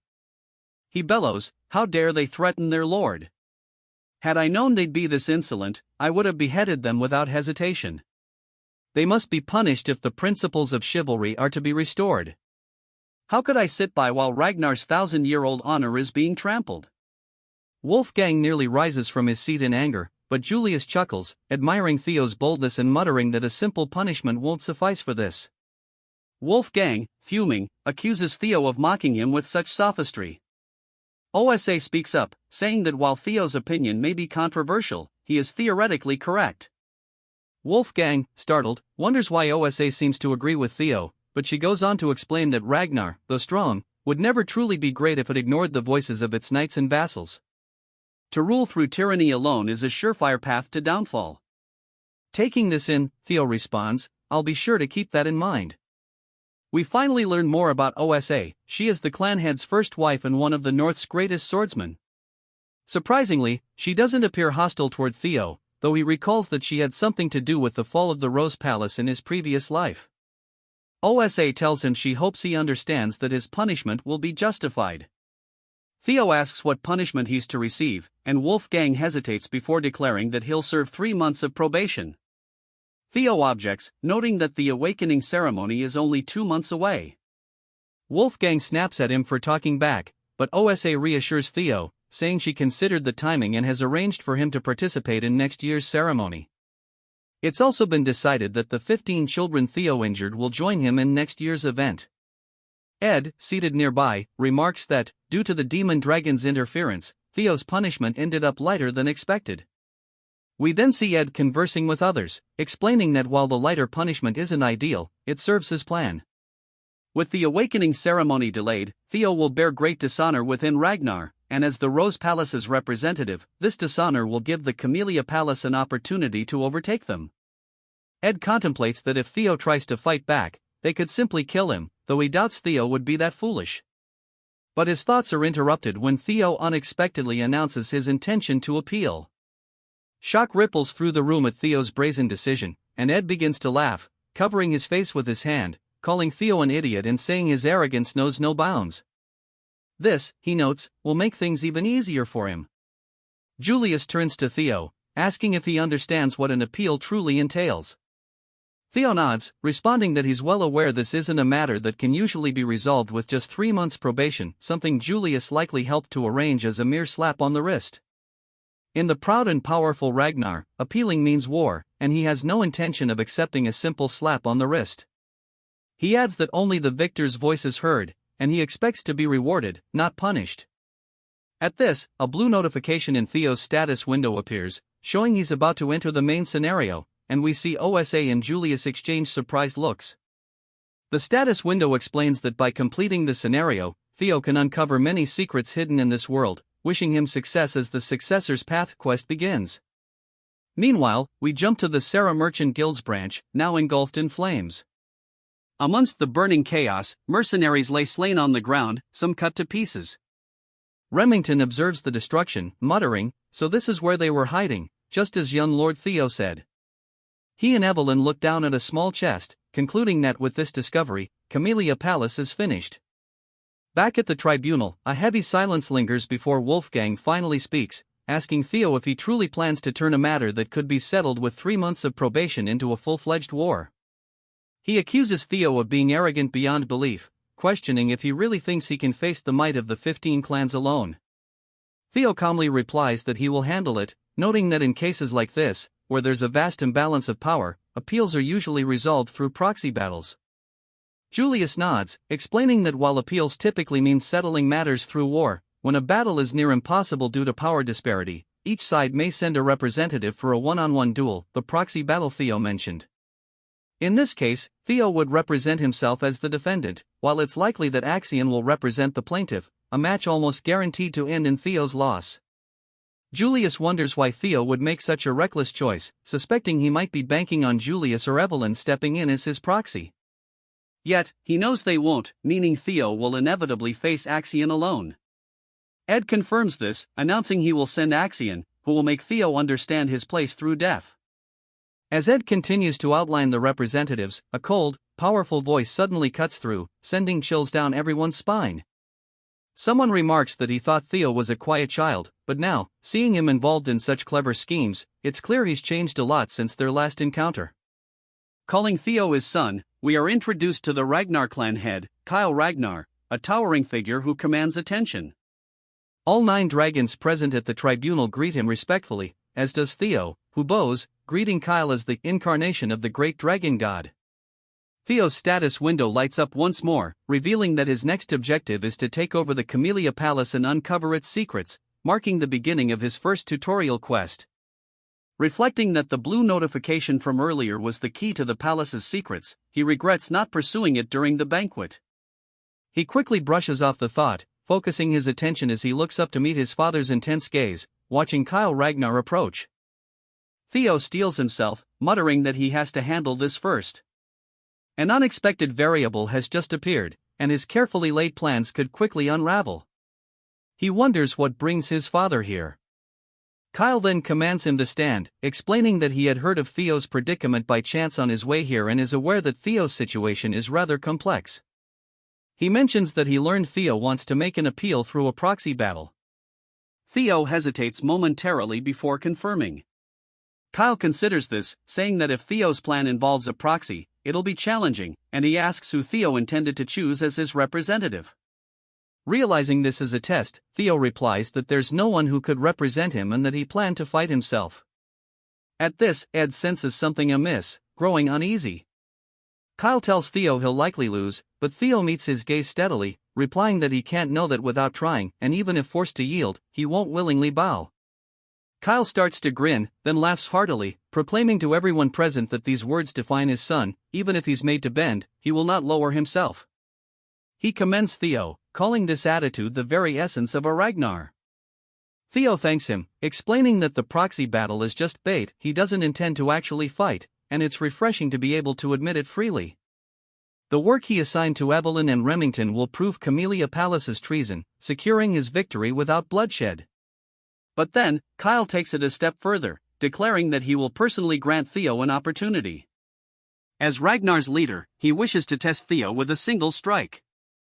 Theo is taken aback, unsure if Kyle is serious, but Kyle calmly orders him to follow outside, declaring that if Theo can withstand this one strike, all charges will be dropped. Ed, visibly panicked, shouts in protest. He realizes that if Kyle is testing Theo, it means he's ready to approve of him as a potential leader. Even though Ed doubts Theo can survive the blow, he knows that if he somehow does, he'll gain the clan head's approval, a fact Ed can't tolerate. With a controlled tone, Ed objects, insisting that the tribunal should continue as planned. Kyle, unfazed, cuts him off coldly, telling Ed that any vassal brazen enough to speak out against the Ragnar bloodline should simply be dealt with. Ed bites his lip, grumbling that he understands. Kyle then turns his attention to Julius, who has been stifling laughter, asking if he has something to add, since he seems amused. Julius brushes it off, saying it's just been a while since Kyle has shown such keen interest. Kyle waves him off, calling it nonsense, and dismisses the small talk, turning back to Theo, asking if he intends to go through with the challenge. Theo pauses, thinking about the fact that this single strike from his father has altered everything, dismantling his original plan entirely. Yet he begins to chuckle, welcoming the unexpected change. Smiling, he tells his father that his blow seems too heavy, asking how a single strike from him could compare to a proxy battle with mere vassals. Kyle raises an eyebrow, asking if Theo intends to refuse. Theo clarifies that he merely wanted to express how unfair it is, but he has no intention of declining. Kyle, intrigued, asks what he means by unfair, and Theo boldly suggests that, since the trial has become so severe, shouldn't his reward be greater? Amused, Kyle asks what Theo has in mind. Theo scans the room, fixing his gaze on Ed, who stares back warily, and confidently states that he would like something akin to Camellia Palace. Ed clenches his fists, struggling to keep his anger in check. Wolfgang watches, thinking Theo must be mad to propose a deal with the clan head. A deal assumes both parties are equals, and he mutters that Theo's arrogance will lead to his ruin. But his shock deepens as Kyle, surprisingly, agrees, saying that if Theo truly aims to become his successor, he'll need that kind of boldness. He then turns to Ed, asking if he has any objections. Ed, seething, replies that everything within Ragnar's domain belongs to Kyle, so he couldn't possibly question his decision.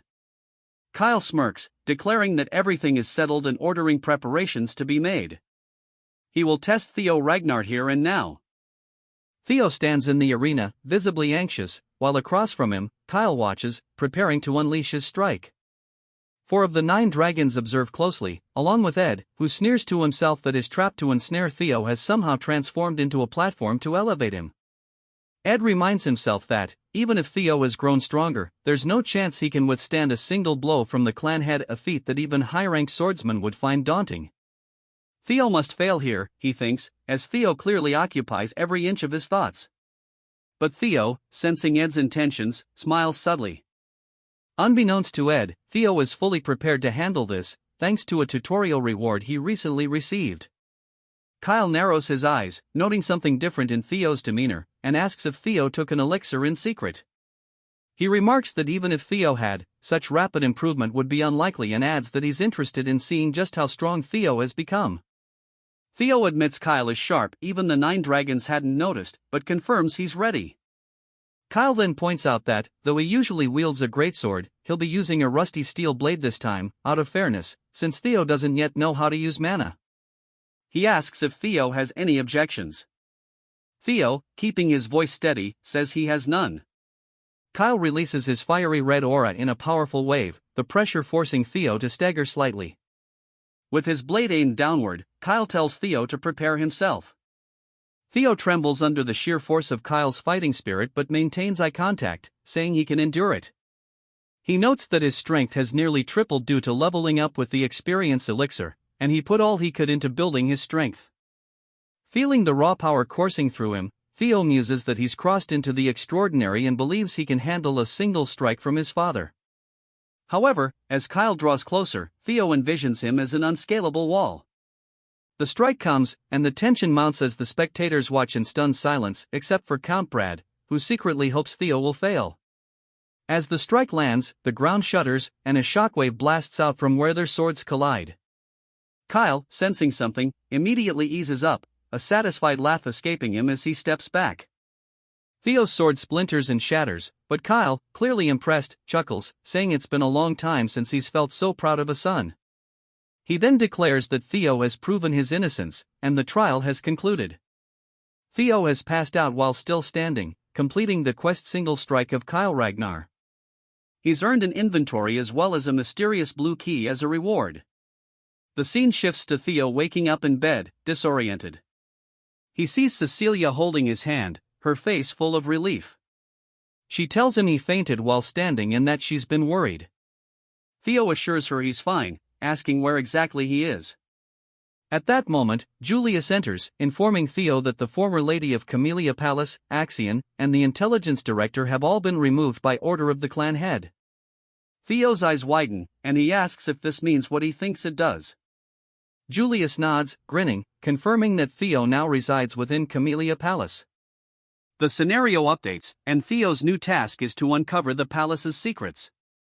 Outside in the garden, we see Emile furiously stomping on a flower, railing against the injustice of being forced to leave her own palace. The butlers around her plead for her to stay calm, while Axion watches in silence. Ed, determined, walks over and calls out to Axion, who releases an intense killing intent and coldly asks what he wants. Ed insists that Theo Ragnar must be killed.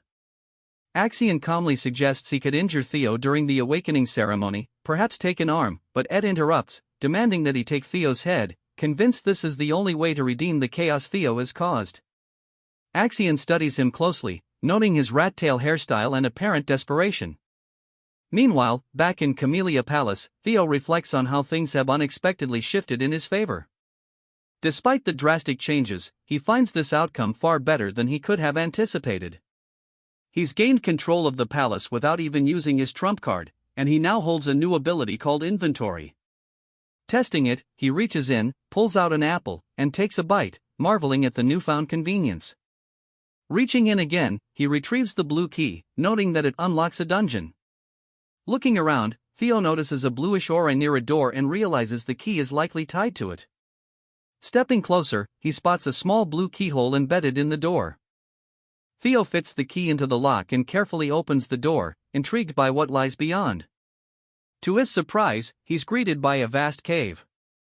Wondering how something like this could even exist inside the palace, he suddenly sees a window appear before him, notifying him that he's discovered a dungeon for the first time, and as a bonus, he'll earn double experience for everything inside. Theo recognizes this as another quest and confidently steps forward, vowing to conquer it and maximize the experience rewards. Yet, he quickly stops himself, deciding it's foolish to enter unarmed. He dashes through the palace, gathering weapons and loading his inventory to the brim with swords, feeling much more prepared to face what lies ahead. As he ventures deeper into the cave, blue torches light up the stone walls, guiding him to a wide, open chamber. But then, to his shock, he spots a huge, silver wolf, its teeth bared in a menacing snarl. Noting its size, he realizes this wolf might be as powerful as a demonic beast. Without warning, the wolf lunges at him, and Theo raises his shield, but the beast's powerful bite punctures a hole right through it. Theo pushes forward, unwilling to lose in a test of strength, and swings his sword at the creature.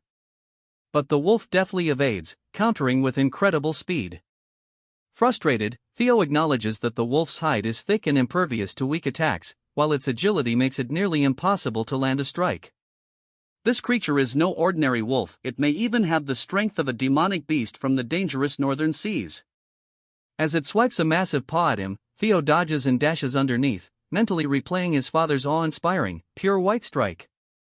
He raises his sword overhead, trying to emulate his father's flawless technique, but the wolf dodges effortlessly. Leaping back to create some distance, Theo realizes that simply imitating the skill won't work. He recalls the essence of his father's technique, known as the single strike, meant to deliver certain death in one blow, and he guesses the key may lie in channeling everything he has into one decisive move. Casting his shield aside, he decides to focus purely on speed and technique, incorporating Evelyn's teachings. He lunges forward with such blinding speed that the wolf momentarily loses sight of him.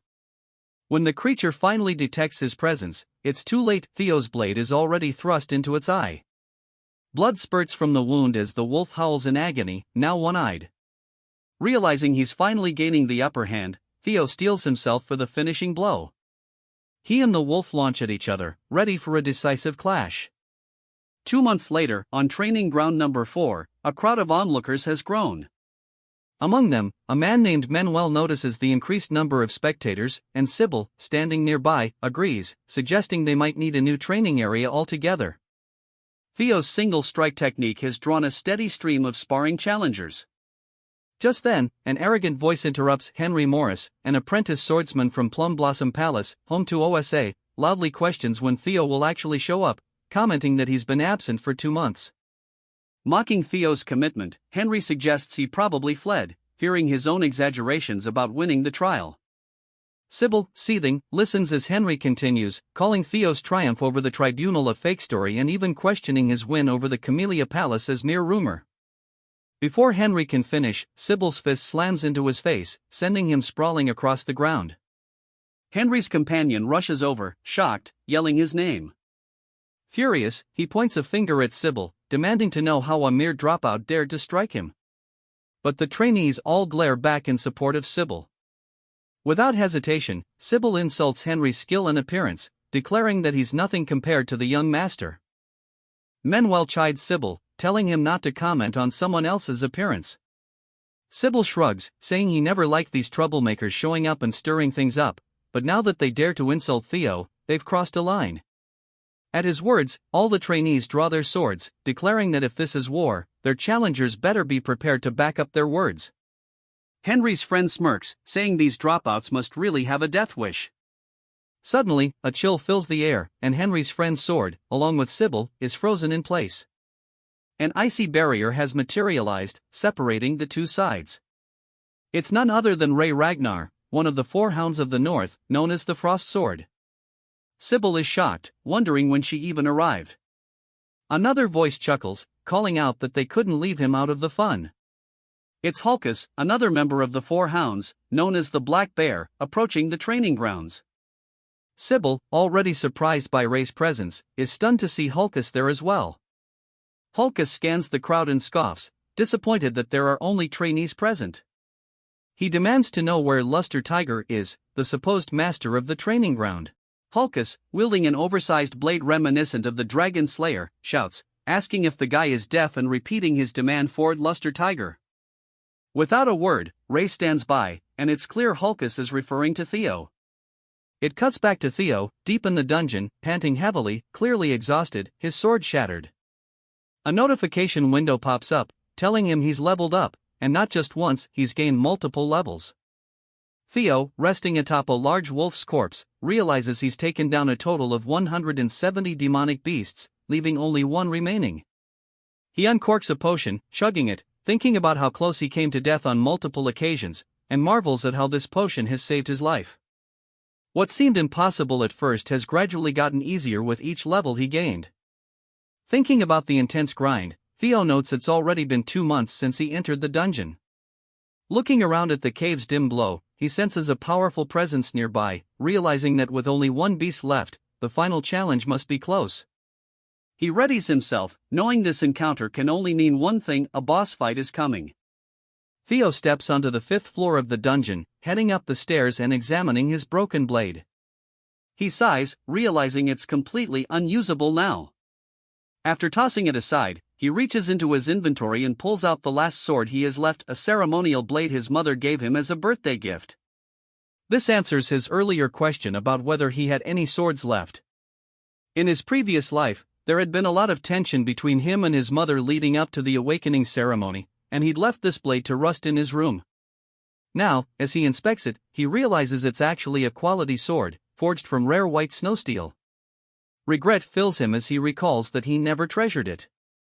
We get a flashback of his mother opening his door, her face lighting up with joy as she wishes him a happy birthday, eager to shower him with gifts. Instead of appreciating her gesture, he had yelled, saying he had no time for birthday presents with the awakening ceremony approaching. He told her that no equipment could change his bloodline, and demanded she leave. The look of pain on her face had been clear, and it stings him even now. Reflecting on his past, he vows not to repeat his mistakes in this life. As he approaches the boss room, a warning screen appears, notifying him that a powerful demonic beast is about to emerge and to proceed with caution. Theo tenses up as the creature comes into view: scales, a dragon-like snout, and a hulking blue form. It's a lesser drake, peacefully sleeping. Theo is thankful it's not a full dragon, but still notes the resemblance, recalling that Ragnars are said to be descendants of dragons. He wonders if it's a mere coincidence that the final boss of this quest is draconic. Regardless, he knows one thing: defeating this beast is the only way to complete his quest and perhaps uncover the dungeon's secrets. Although unsure if he can actually win, Theo steels himself, acknowledging that, dragon or not, he must face it. He decides his best option is to use the single flash technique he's practiced. He's perfected it against the wolves, and although it's nowhere near as powerful as his father's skill, Dragon Strike Flash, it should be enough. Blue aura flares around him as he charges forward, his entire focus on the creature. The lesser drake opens its eyes just as Theo brings his blade down with all the strength he can muster, aiming to harness his dragon heart to its fullest. Blood sprays through the air as Theo's strike lands, wounding the lesser drake, which begins to react to the assault. The drake roars in pain, and Theo is relieved his attack landed. But before he can fully react, the drake retaliates with a swift tail swipe. Theo dodges to the side, muttering that he'd hoped to pierce its brain, though his attack didn't quite go deep enough. Still, with the creature now partially blinded, he feels he has the upper hand. Ready to press his advantage, he grips his blade and uses a technique called Jester's footwork, dancing around the drake and slicing it repeatedly. He begins to think he might actually win. Positioning himself behind its leg, Theo plans to distract it with a normal attack before going for a weak point. However, the lesser drake unleashes its fear ability, releasing a bone-chilling yell that shakes Theo to his core. The fear status effect slows his movements by 10%, and Theo finds his body less responsive. The drake doesn't waste time, slamming a paw down on him. Though he manages to raise his sword in defense, the force of the impact sends him crashing into the wall with a loud bang. As the dust settles, blood drips from Theo's head, and he mutters, "This really is a boss battle, and I can't afford to let it drag on." Both he and the drake charge at each other, and Theo knows he needs to aim for its weak point. As he studies the beast, his gaze falls on its mouth, then to its neck, where he spots the reverse scale. A dragon's weak spot, he realizes. He thrusts his sword directly into the scale, and, to his surprise, it pierces through. The drake, feeling the blow, roars in agony as Theo strikes repeatedly, like a man possessed. Though injured, the drake isn't down yet. It turns, enraged, snapping its jaws at Theo. Back at the training ground, the trainees find their swords frozen solid. Hulkus yells, demanding a match with Theo, but dismisses him as a loser, noting that his skill hasn't changed much.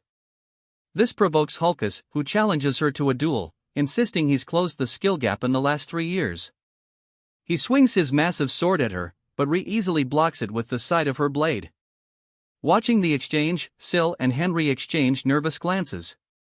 Suddenly, another figure steps forward. It's Remy, who steps in to block both Ree and Hulkus, scolding them for causing trouble on Theo's turf and insisting that they take their fight elsewhere.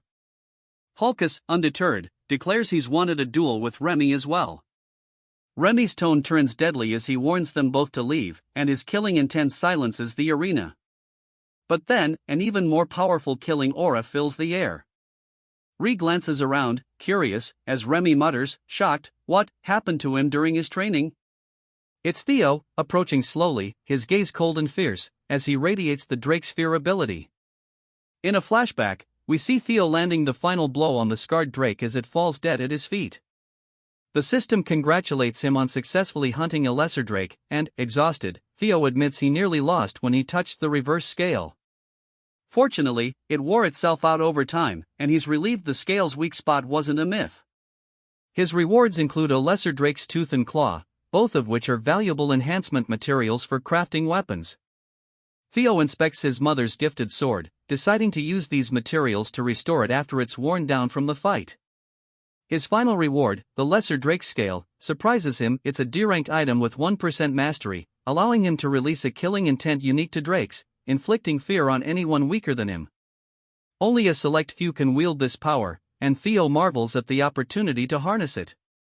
Tossing his spoils into his inventory, he admits he's not certain how useful the scale will be, considering the powerhouses in Ragnar. Regardless, with the dungeon of Camellia Palace now cleared, Theo is ready for what comes next. Theo exits the room, closing the door behind him, and says that with this, the quest is now completed. As a reward for clearing the scenario quest, he'll receive a special item. Something materializes in front of him, and as he reaches out, he finds it's called the Nest Compass, a tool that guides the holder toward the nest. He wonders what this could be, guessing it might have something to do with his next quest. Shrugging, he stows it in his inventory, figuring he'll look into it later, and notes how exhausted he feels. He decides to return to his room to rest. Just as he's about to head off, one of the maids rushes down the hallway, visibly alarmed. She tells Theo there's an urgent matter he needs to handle and is shocked to see him out of the dungeon. When she asks where he's been, Theo simply responds with a quick, "What's going on?" She tells him there's a brawl happening at training ground number 4, and in a flash, he recalls the current situation there. Back in training ground 4, the scene resumes with Theo using the Drake's Fear ability. His intense aura overwhelms everyone, and he scowls, telling them all to leave since he needs to rest. Henry's lackeys, visibly shaken, start foaming at the mouth, while Henry, horrified, screams that the aura is practically toxic. One by one, they start collapsing from the pressure. Hulkus laughs at the chaos, impressed with the killing intent, and charges at Theo, declaring that he knew Theo would be a worthy challenge and eager to see his strength firsthand. He swings his massive sword down on Theo, but Theo deflects it with an upward swing, sending Hulkus flying backward. Remy, along with the others, looks on in shock, as even Hulkus is stunned by how easily Theo repelled his attack. Internally, Theo is a bit surprised that he actually managed to deflect Hulkus's strike. Hulkus, regaining his balance, smirks and charges in again, telling Theo he won't back down so easily. Theo recalls that Hulkus, while considered the weakest of the four hounds, was still powerful in terms of brute strength. As Hulkus comes in for another heavy strike, Theo uses the single slash technique, smoothly deflecting Hulkus's blade down the side of his own and countering in a seamless, precise motion. To his own amazement, Theo's blow lands cleanly on Hulkus, causing him to cough up blood as a deep wound opens across his abdomen. Hulkus stumbles, bleeding heavily, and falls to the ground, defeated. Theo notes, a bit shocked, that he used his full strength without realizing it, and thinks it's lucky Hulkus is only unconscious since anyone else might not have survived. Sybil and the other trainees are stunned for a moment before erupting in cheers, shouting that Theo has just taken down the Black Bear, one of the four hounds, in a single strike. Theo waves them down, reminding them that Hulkus is still alive. But as he's saying this, his sword suddenly snaps and falls to the floor in pieces. Staring down at it in dismay, Theo realizes with dread that it was the sword his mother had gifted him. The trainees only seem to get more excited, declaring in awe that Theo even broke his own sword with a single, powerful strike. Theo looks at the group around him and asks why they're so happy about his broken sword. Nearby, Remy and Ree are observing, with Ray glaring at Theo. It seems she's deep in thought, remembering a memory from years ago. In a flashback, we see a little boy asking someone who they are, and it's revealed to be a young Ray. The boy quickly wraps his scarf around her, noticing she still looks cold, and insists that she come to his house until the snow lets up.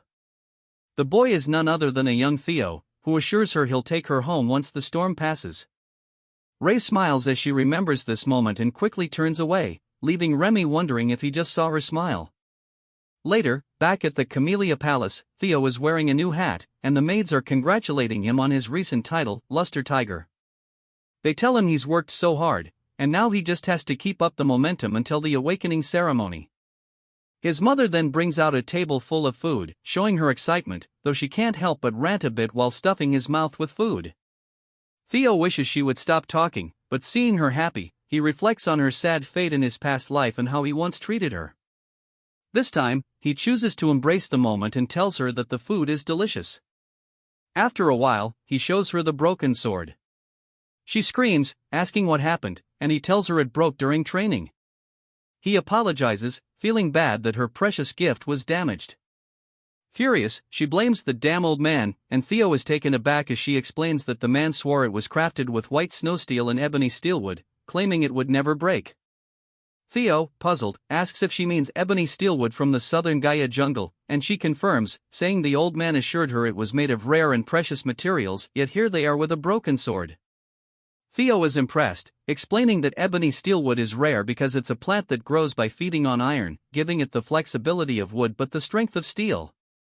He knew it was a fine weapon, but he didn't realize it was that valuable and wonders where she managed to get such a sword. But Cecilia dismisses his apologies, saying this won't do.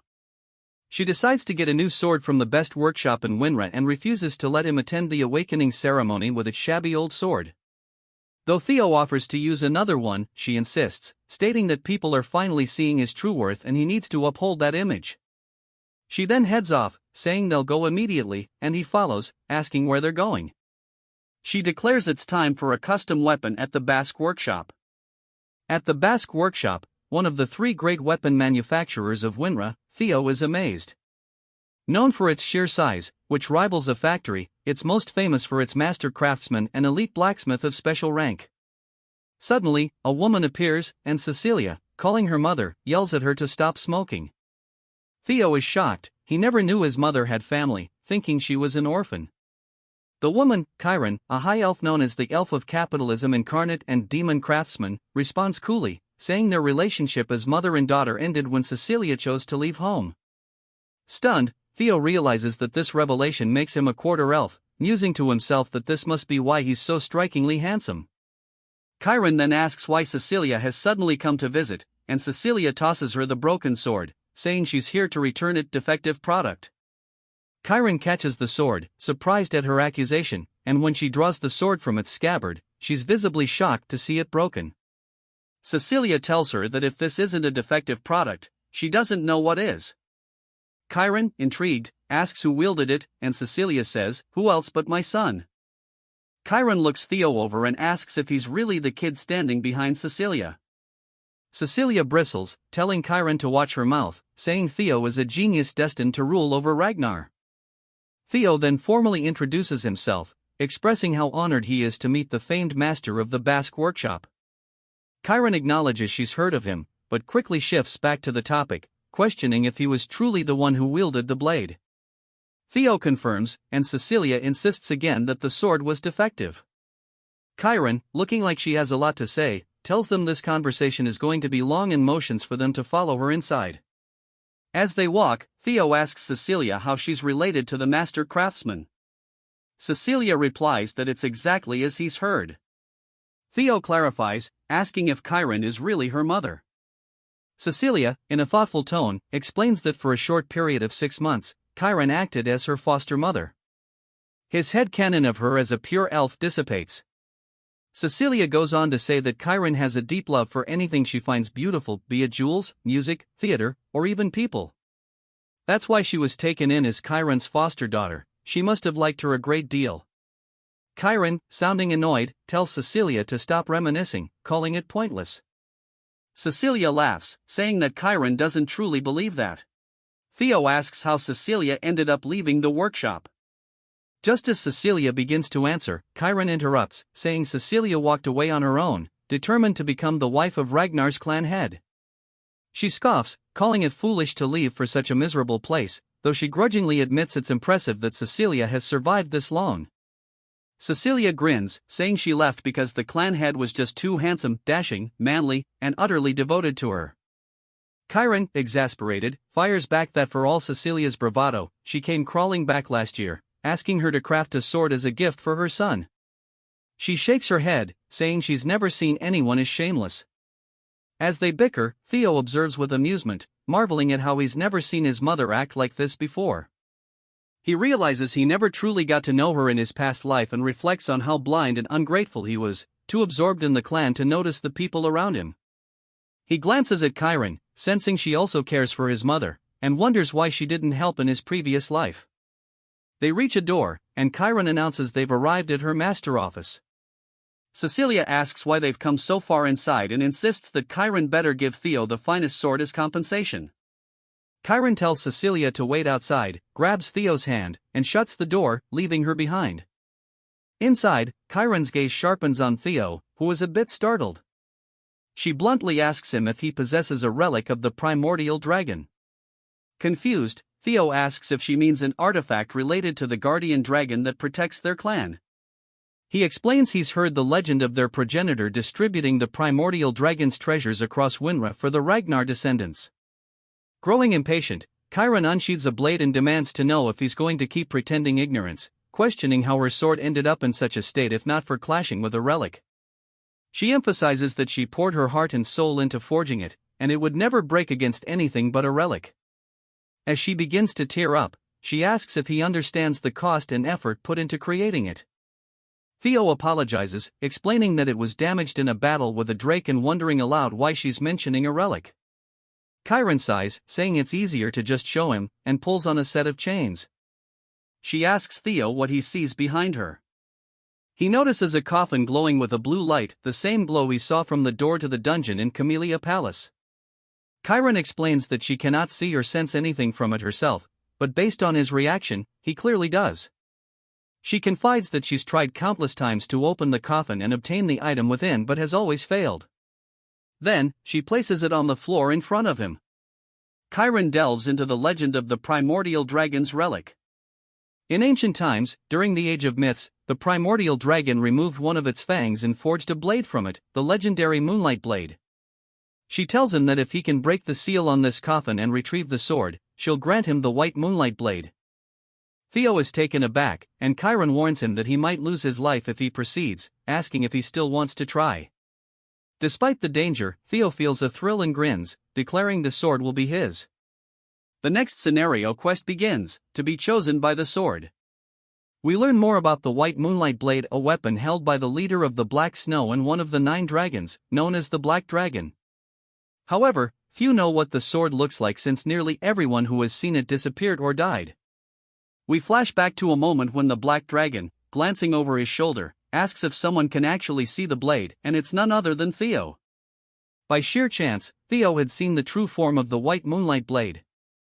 He wonders why the Black Dragon allowed him to live, recalling it was troublesome and he was unsure what to do. Now, back in the present, Theo finds himself puzzled as to why the sword, a relic of the primordial dragon, is here with Chiron. He realizes he met the Black Dragon 4 years later, which means the sword was with Chiron during that time. Chiron asks again if he's willing to give it a try, and Theo observes that the place resembles the Camellia Palace, noticing a keyhole on the coffin. He wonders if the blue key might work, and Chiron is surprised when he pulls it out. As Theo inserts the key and turns it, the lock begins to glow, causing the chains around the casket to snap, releasing an intense aura that even Chiron can feel. Suddenly, the energy flows from the casket and engulfs Theo. He is overwhelmed by darkness and finds his vision blurry.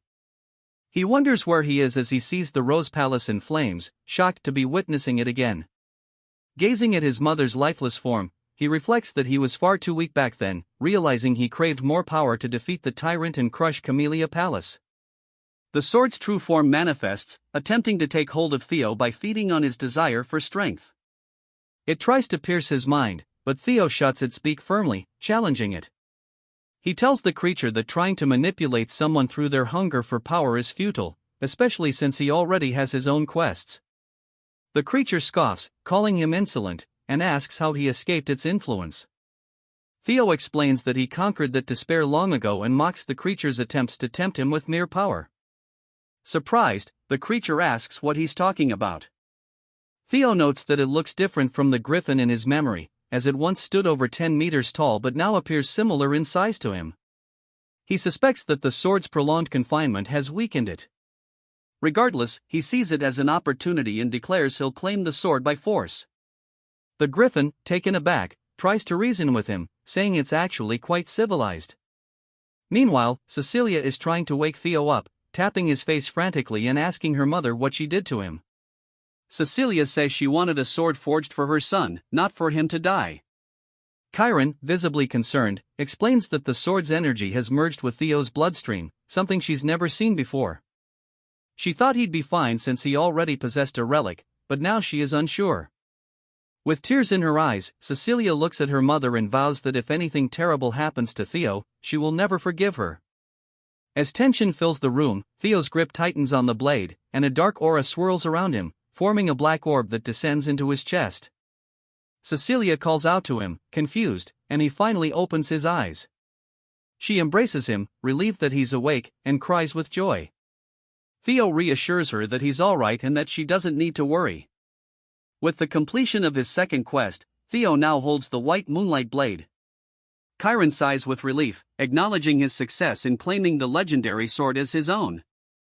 Theo notes that he was fortunate the griffin was easy to overpower, thanks to its recent unsealing, and, of course, its attempts at psychological manipulation didn't work on him.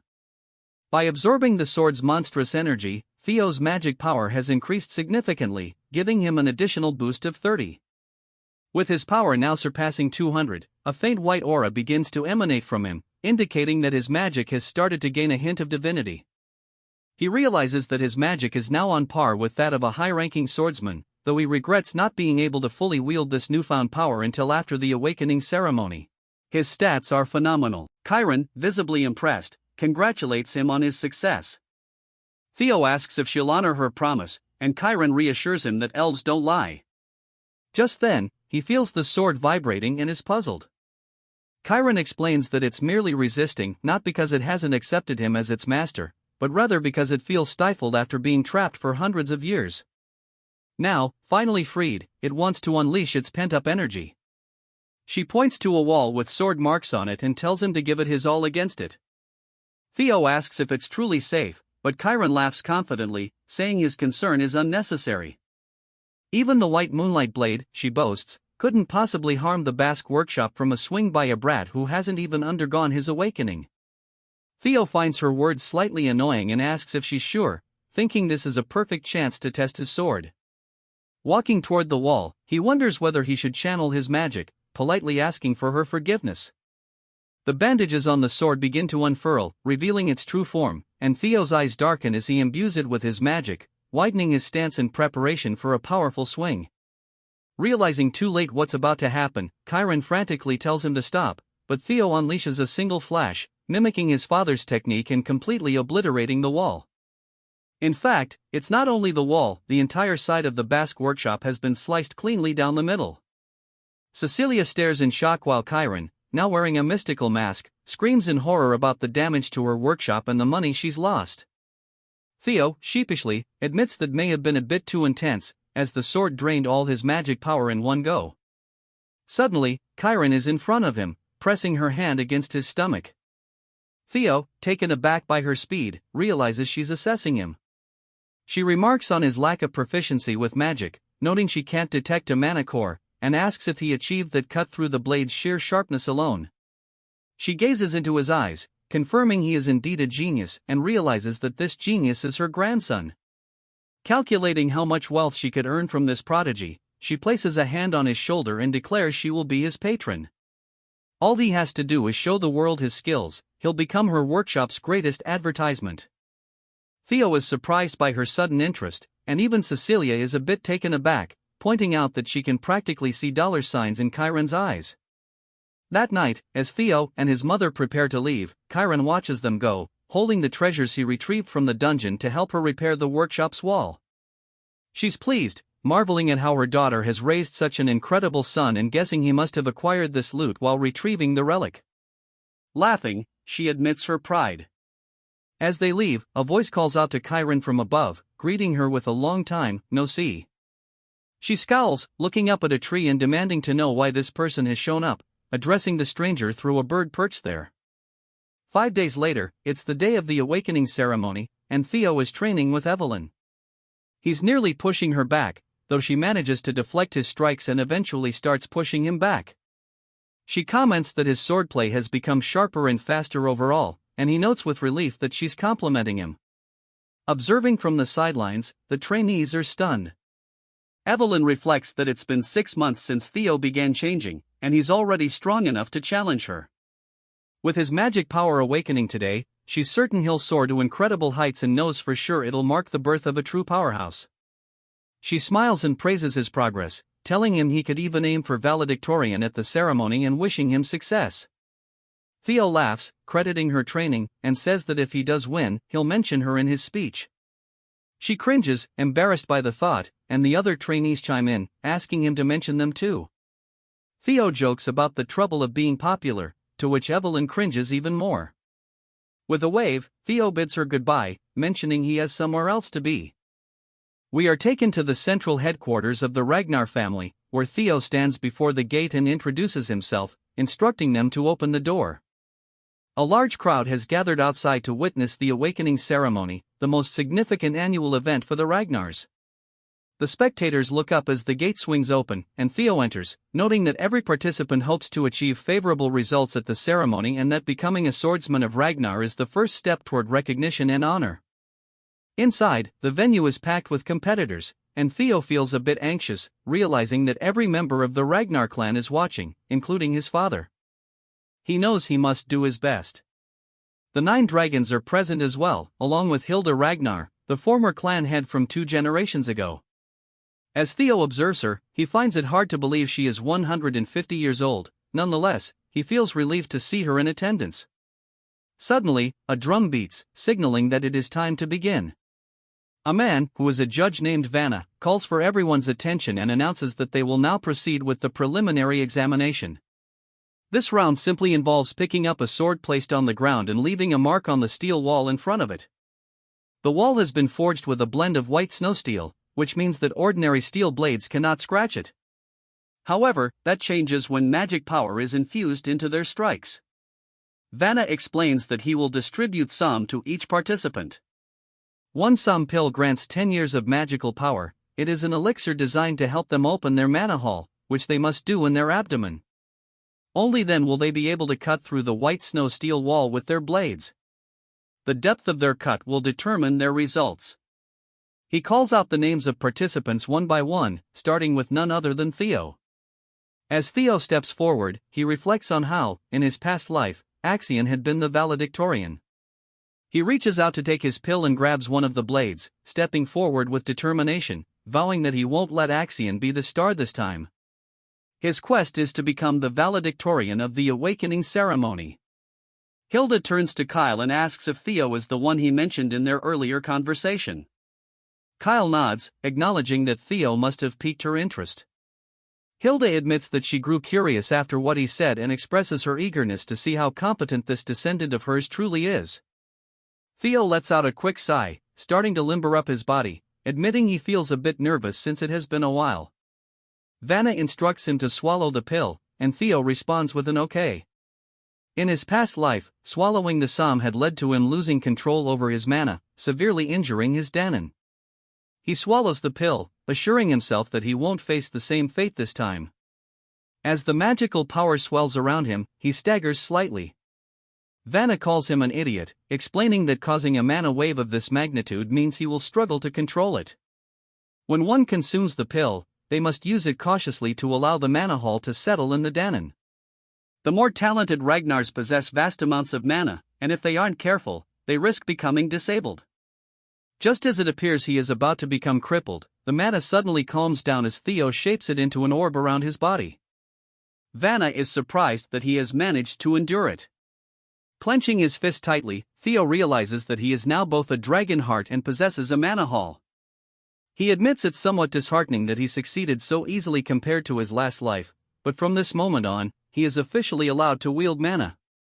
Using his newfound power, he prepares to leave his mark.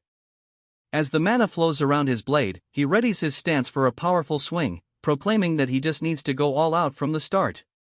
A vision of a dragon appears behind him, projecting an immense presence upon the audience. The other four hounds instantly recognize that the gap between them has widened significantly.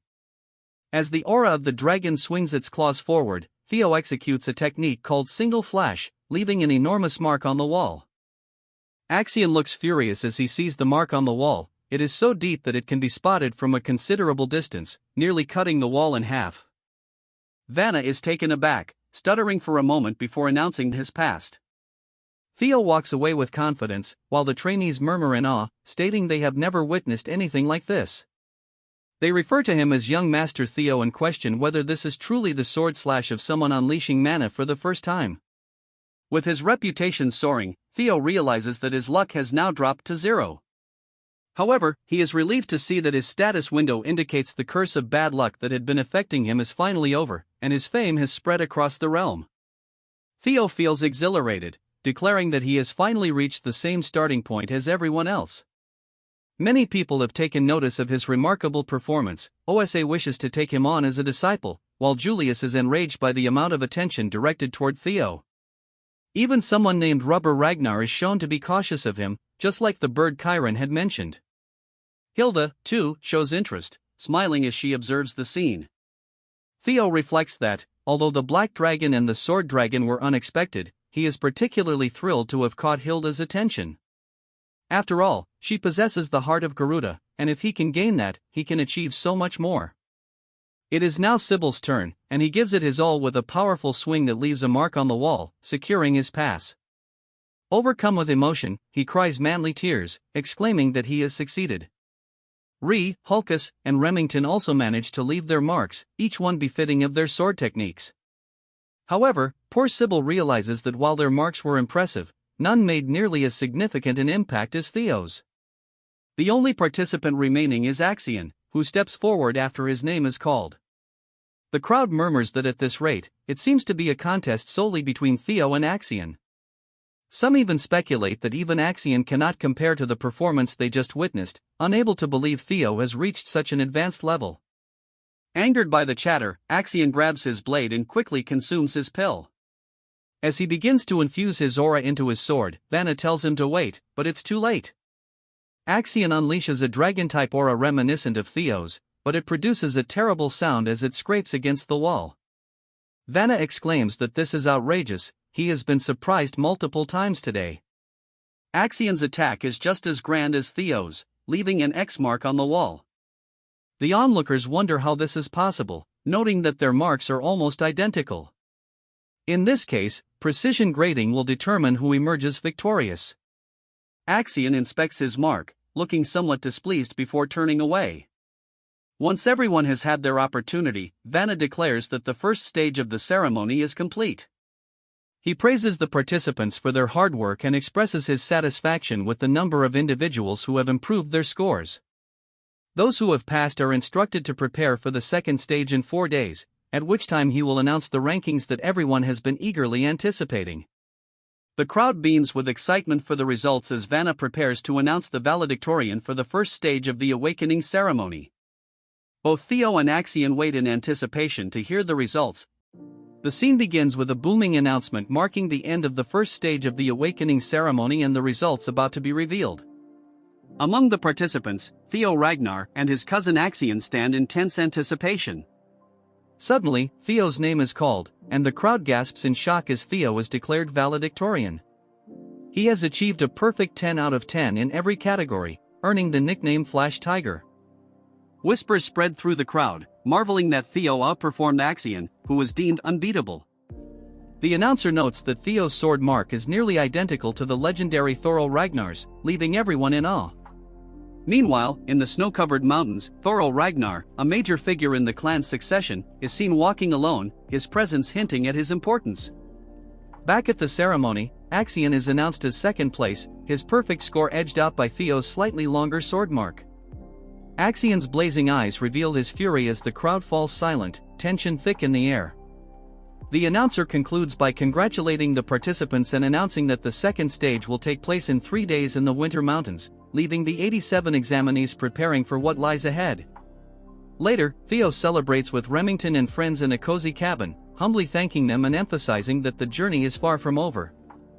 Reassuring Remington, who feels ashamed of his performance, Theo brushes it off and reminds him of their friendship, reigniting his determination as they toast to the next stage. Alone in the snowy mountains, Theo reflects on his victory, knowing it isn't the end and recalling his true enemies, Axion and Skydragon. Pulling out the nest compass, Theo sees it pointing toward the Winter Mountains, realizing the second stage might reveal the nest's location. Suddenly, sensing someone behind him, Theo vanishes and reappears with his sword at the intruder's throat. The man, introducing himself as Jotun from the Gill Sword Unit, explains that his captain was impressed by Theo's performance and offers him the chance to take the entrance exam for their elite squad. Theo, still wary, questions why he must take a test if the Gill Sword Unit is so eager to recruit him. Jotun explains that merely being invited to the test is a rare privilege. Before their conversation can go further, a sharp voice cuts through the tension, addressing Jotun and his group as Sword Platoon Fools. It's the fiery vice commander of the Black Iron Cavalry, nicknamed the Fire Goblin, who wastes no time offering Theo a position in her unit, claiming her offer far outweighs anything the Gill Sword Unit can provide. Suddenly, representatives from other elite units arrive, each vying to recruit Theo into their ranks. Chaos erupts as the heated competition intensifies, with each group trying to outdo the others. Theo, growing increasingly amused, considers quietly slipping away from the escalating madness. Just as he's about to make his exit, a calm yet commanding voice echoes through the air, silencing everyone. Flower petals drift gently around as Prunus Ragnar, the lady of the Plum Blossom Palace, steps forward, her arrival stunning the crowd. She gracefully announces her interest in Theo, leaving onlookers in awe. Meanwhile, elsewhere, Axion Ragnar, consumed by rage over Theo's victory, vents his frustration in a furious rampage, striking down anyone near him. His uncle intervenes, effortlessly stopping Axion's sword with 3 fingers. Chiding Axion for his outburst, his uncle advises him to focus and leans in with a chilling promise, "Follow me, and I'll show you how to make the second stage Theo Ragnar's funeral." Back with Theo, Prunus Ragnar steps forward with confidence and elegance, commanding attention. Her presence alone leaves a powerful impression on everyone, with whispers of admiration and speculation filling the air. As some try to impede her, Prunus unleashes a surge of energy, silencing any opposition and creating a separate space for herself and Theo. Within this mystical energy, she demonstrates her sword technique, celestial flower rain, a style emphasizing grace, precision, and control, in contrast to the destructive power of Lord Kyle Ragnar. A breathtaking flurry of flower petals accompanies her moves, leaving Theo awestruck as he absorbs every detail. Prunus reassures Theo that mastering the technique immediately isn't necessary, encouraging him to reflect on its essence. With a final burst of energy, she invites Theo to seek her out after the ceremony for further lessons, leaving him both inspired and humbled by her gift. 3 days later, the scene shifts to the vast winter mountains near the northern Great Wall, an expansive, imposing range that has served as a bastion of protection for humanity against horrors beyond for over a millennium. Here, amidst this historic and treacherous landscape, the second stage of the awakening ceremony is about to begin. Jackie Ragnar, the ceremony supervisor, steps forward to address the participants, emphasizing the sacred duty of the Ragnar clan as humanity's shield against the Demon Sea, a cursed land teeming with monstrous creatures. He reminds the apprentices that they will one day shoulder this responsibility. For this test, they must remain within the Great Wall, as venturing beyond is too perilous. The objective is simple: hunt beasts, collect the bells around their necks, and survive in the harsh winter mountains for 15 days. The bells vary in color, with higher value ones indicating tougher challenges. Jackie warns of a beast so powerful it requires teamwork to defeat, hinting at significant rewards for those who succeed. Participants are allowed to use any means necessary, including stealing bells from others, in this survival of the fittest trial and embodiment of the Ragnar way. Jackie also points out totems marking safe zones where they can rest and resupply. As soon as the test begins, the participants scatter, diving into the snowy terrain. Theo's allies head into the forest to gather supplies and support him, while the red-haired siblings Hulkus and his sister charge in eagerly. Axion Ragnar, however, races through the mountains with grim determination, his uncle's chilling words echoing in his mind, "Make this Theo's grave." Watching from the shadows is Ragnar, one of the clan's 4 hounds, keeping a close eye on Axion. Meanwhile, Theo prepares to enter the forest but is stopped by Remington, who confesses that after days of reflection, he now sees Theo not only as a friend but a rival. Theo warmly accepts the challenge, admitting he feels the same, and the two part ways with newfound resolve. Alone again, Theo steadies himself, pulling out his compass to guide him to the dragon's nest. The compass lights up, pointing him through the snow-covered wilderness, and Theo's excitement builds as he sets off. Elsewhere, deep in the mountains, a mysterious blue light glimmers on a steep, snow-covered cliff, hinting at secrets waiting to be uncovered. Trudging through the snowy outskirts, Theo mutters to himself about the difficulty of following his compass in such conditions, joking that a shovel might have been more useful than his prized moon-white sword, Griffin. Gripping the hilt, the blade trembles as if alive, and Theo swings it with all his strength, releasing a surge of blue energy that clears a path and reveals a hidden trail beneath the snow. Suddenly, he senses someone watching him and calls out, daring them to reveal themselves. From behind a tree, 3 men emerge, one of them chuckling as he asks when Theo noticed them. Theo instantly recognizes the trio, Hai, Cho, and Lon, notorious as the roughnecks of the mountain. These aren't just petty thugs. In his past life, they'd left behind a massacre of over 700 innocents during their missions, a horrifying scene that Theo had once been forced to clean up. Confronting them now, Theo suspects Axion might have sent them, but they dismiss the idea, sneering that they don't take orders from someone their age. Theo presses them, and their taunts reveal the truth: they were sent by the Senate. Realizing the stakes, Theo calmly draws his sword. The leader mocks him, but in a flash, Theo's blade erupts with a blue dragon's energy, tearing through them with 3 swift, precise strikes. Blood stains the snow as their bodies collapse in a heap, their severed heads left intact as a warning. Gazing at the carnage, Theo mutters, "I don't want to be like you," before tossing their heads off the cliff. As he reflects on Lady Prunus's technique, Celestial Flower Rain, Theo acknowledges he has a long way to go before mastering it. Just then, he notices something hidden near the cliff's edge, a staircase carved into the rock, partially concealed. The system pings with a hidden quest: find the invisible staircase and explore the blue cave. Without hesitation, Theo leaps down the spiraling stairs into the mountain's depths. Meanwhile, in the monitoring room, tension rises as an announcer updates the rankings, declaring Axion Ragnar in first place, closely followed by Ragnar, as the second stage unfolds in the unforgiving winter mountains. Julius, seated at a large round table, quickly inquires about Theo's progress. The announcer hesitates before revealing that Theo has yet to score any kills or ally with anyone. Julius raises an eyebrow in surprise while the announcer speculates that Theo might be hiding or preparing an ambush. Before the conversation can continue, Prunus begins to speak, but Wolfgang interrupts with a menacing laugh, dismissing Theo's chances in the current round. He sneers, claiming that just because Theo excelled in the first round doesn't mean he'll shine here. Wolfgang goes further, mocking Theo as a coward with no real-world battle experience and even ridiculing him as an illegitimate child. Grinning maliciously, Wolfgang smugly thinks about the roughnecks he sent after Theo, confident they've already eliminated him. Sitting across from Wolfgang, Ed narrows his eyes in suspicion and telepathically asks if Wolfgang had any involvement in Theo's predicament. Wolfgang chuckles, admitting he didn't bother to inform Ed of his plans. Frustrated, Ed clenches his jaw, inwardly fuming at Wolfgang's recklessness. Ever since Theo took control of the Camellia Palace, Ed and his allies were forced to relocate to the Rose Palace, which gave Ed the opportunity to search for the ancient dragon artifact. Despite his efforts, he hasn't found it and now suspects Theo holds the key.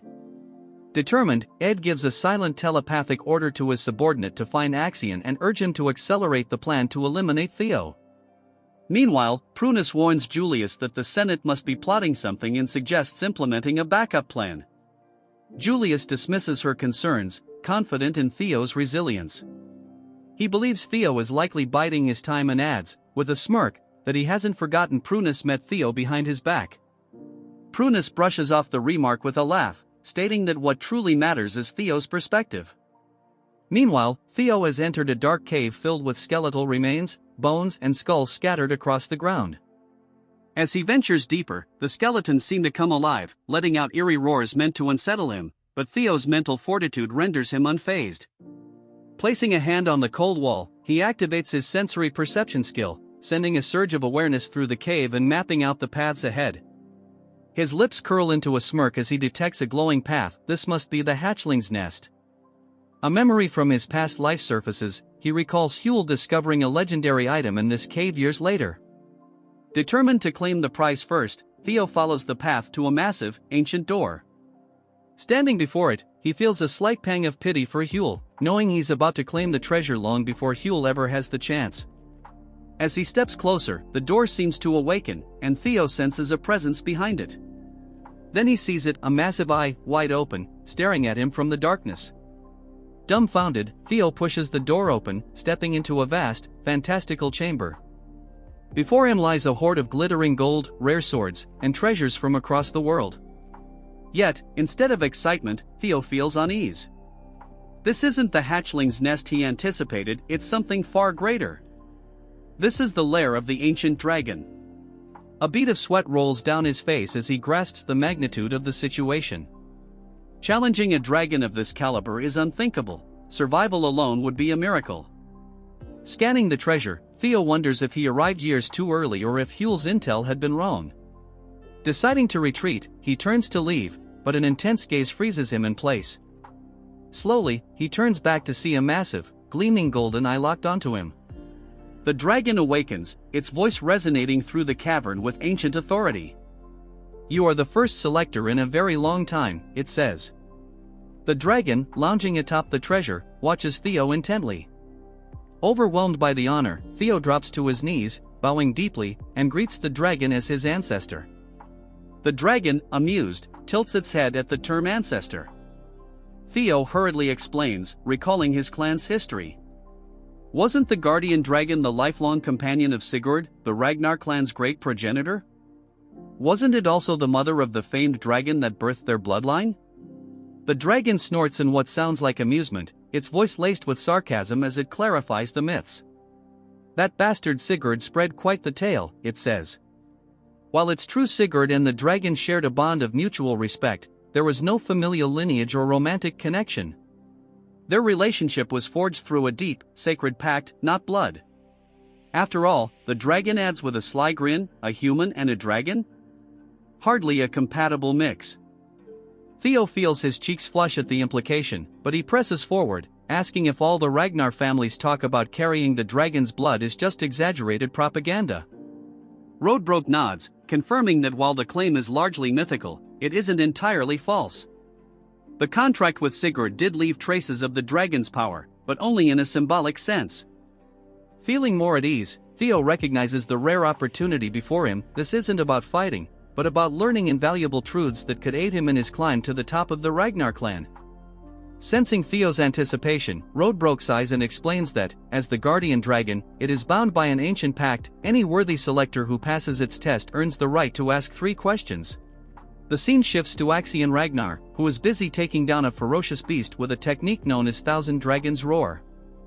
In one devastating strike, he brings down a tiger-like creature, which collapses at his feet. He smirks as he picks up a small green bell from the beast's neck, muttering that this makes his 57th. Tossing the bell to a subordinate, he asks if there's been any news about Theo. Orion, a loyal member of Axion's group, reports that they still haven't tracked Theo's location. Orion can't help but admire Axion's incredible strength, thinking about how easily his leader dispatches creatures others would avoid. But his admiration gets the better of him as he mutters something about Theo's intelligence. Axion's expression darkens, and before Orion can react, Axion grabs him by the throat, lifting him effortlessly. With a deadly glare, Axion growls that true strength is fearless. Orion, gasping for air, stammers out an apology.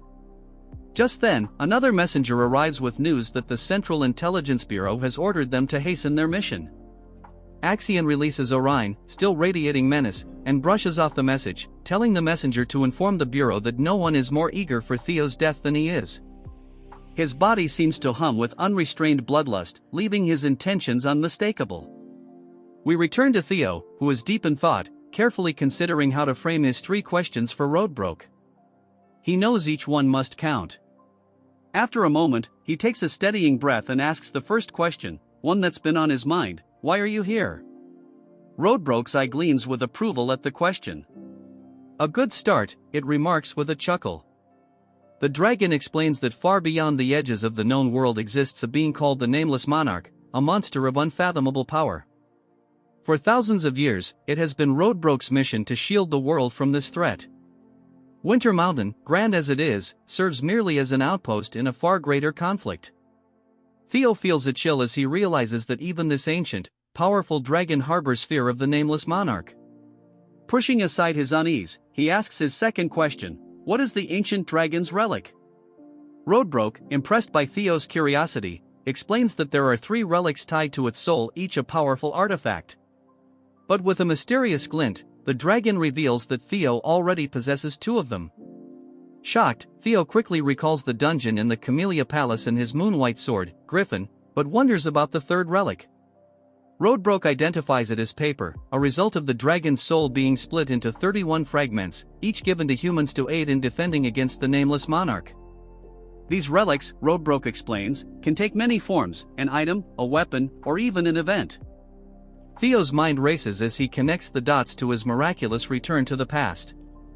Could his regression, a phenomenon he once thought impossible, have been caused by a relic?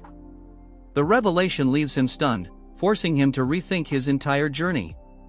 Gathering his courage, Theo asks his 3rd and final question: why was I chosen? Inwardly, he wonders why someone like him, who was once talentless, would be deemed worthy of facing the Nameless Monarch over others far stronger or more gifted. Rodbrok meets his gaze with a knowing look and counters with its own question: why do you think you're the only one chosen? Theo's eyes widen in shock as the implication sinks in. Others must have been selected by relics as well. His mind races to figures like Ed and even the Black Dragon. Did they know about the relics? Could they have experienced regression, too? The weight of the dragon's answer leaves Theo reeling, filling him with both clarity and more questions. A terrifying Nameless Monarch, an ancient dragon bound by duty, and the possibility of other regressors, the enormity of it all settles on his shoulders. Breaking the silence, Rodbrok declares that Theo's 3 questions have been answered and that the hidden quest is now complete. As per their covenant, Theo is entitled to a reward. A system notification appears, congratulating him on completing the quest and offering him a treasure. Rodbrok gestures to the vast trove surrounding them, inviting Theo to choose whatever he desires: gems, relics, elixirs, skill books, or armaments, each beyond ordinary imagination. Scanning the treasures, Theo feels a spark of boldness and surprises even himself as he smiles and declares, "I want you." Roadbroke freezes, visibly stunned, utterly bewildered by Theo's unexpected request. Roadbroke lets out a booming laugh, remarking, "It seems my popularity is truly eternal," and calling Theo's claim an amusing jest. However, her tone sharpens as she asks what he genuinely desires. Theo remains silent for a moment, then cryptically hints at something about her standing atop the treasure. Confused and increasingly irritated, Roadbroke narrows her eyes and demands, "That wasn't a joke, was it?" With unshaken confidence, Theo confirms her suspicion. Spreading her massive wings, Roadbroke generates a powerful gust, the sheer force nearly toppling Theo as it drives him back. Radiating an overwhelming aura of dragon fear, she demands, "Are you seriously trying to claim all my treasure and my knowledge with clever wordplay?" Theo braces himself against the oppressive force, his thoughts racing as he realizes the full weight of the guardian dragon's aura pressing down on him. Determined to withstand it, he grits his teeth, blood trickling from his eyes and mouth as he fights to stay upright.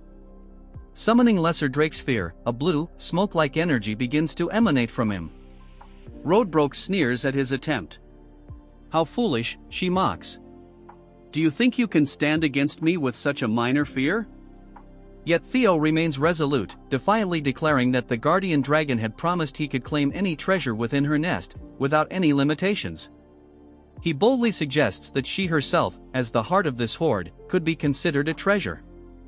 Knowing he's gambling with his life, Theo clenches his jaw and resolves to press forward. He understands that Roadbroke, the legendary guardian dragon who had once forged a pact with Sigurd, the Ragnar clan's progenitor, represents an unparalleled claim to legitimacy. Summoning every ounce of his will, he declares that he will not let this opportunity slip through his fingers. Blood continues to drip as he demands that she honor her promise, choosing her as his prize and asking her to stand by his side. Roadbroke, watching Theo endure her overwhelming aura with unflinching resolve, feels a strange familiarity, a reminder of Sigurd's unwavering determination centuries ago. Slowly, she exhales, her fiery gaze softening. "Very well," she says, her voice carrying both amusement and nostalgia. "I accept your request." Theo, stunned by her words, takes a moment to process them. As her enormous form begins to transform, her dragon body is enveloped in a thick fog, and her golden eyes glow with an ancient, otherworldly light. When the fog fades, a humanoid figure emerges from the treasure, stepping into view. The mist clears entirely to reveal a breathtakingly beautiful woman. Horns curl gracefully from her head, her eyes shimmer with a golden hue, and an aura of ancient majesty radiates from her. Taking a few steps closer, she chuckles at Theo's awestruck gaze. "You seem captivated by my beauty," she teases. Then, with a somber tone, she reveals that she is over 2,000 years old and has suffered the loss of her heart 50 years prior. Her time, she explains, is short. She has only 3 years left to live due to her condition and is bound to her nest, unable to leave. Extending a hand toward him, she asks, "Do you still wish to choose me as your reward, even knowing this?" Theo smiles, his resolve unwavering. "My answer remains the same," he replies firmly. "I choose you, Roadbroke." A system notification appears, confirming that Theo has selected Ragnar's guardian dragon, Roadbroke, as his reward. Roadbroke shakes her head, half amused, half resigned. "You're a fool," she says, though her tone carries a hint of approval. "But such stubbornness is fitting for a chosen one." The system window updates, granting Theo 2 new titles, Guardian Dragon's Significant Other and Descendant of the Progenitor. Theo, bloodied yet triumphant, stands with fierce determination as Roadbroke gazes at him, her expression unreadable. Theo vows to grow stronger in search for more relics of the primordial dragon, determined to find something that can substitute for Roadbroke's lost heart. A system notification appears, indicating that a soul link has been established between him and the guardian dragon. Eyes filled with resolve, Theo assures Roadbroke that he will uncover a relic capable of fulfilling the role of her heart. Another system message informs him that he has gained a significant amount of experience points, resulting in a level up. With newfound determination, Theo declares, "I must at least accomplish this to be worthy of the title Guardian Dragon's Significant Other." Roadbroke smirks and instructs him to care for her in his new role as her chosen partner. However, she warns that since she cannot leave her nest until a solution is found, she will soon enter hibernation. Before doing so, she produces a glowing blue book and, in an instant, appears directly before him. Pressing the book against his chest, she explains that reading it will awaken his mind gate, enabling him to form a true soul link with her. She gestures around the cave, informing him that food is available near the nest and encouraging him to take his time studying. A system notification appears, announcing that Theo has acquired the Grimoire of Aman. Stunned, Theo stares at the book in his hands as the system elaborates. The Grimoire of Aman is a mystical tome containing principles tied to the sound that resonated at the dawn of creation, a holy resonance embodying the universal truths of existence. Marveling at his fortune, Theo asks Roadbrook about the timeline for awakening his mind gate. She clarifies that the initial awakening process takes roughly a month.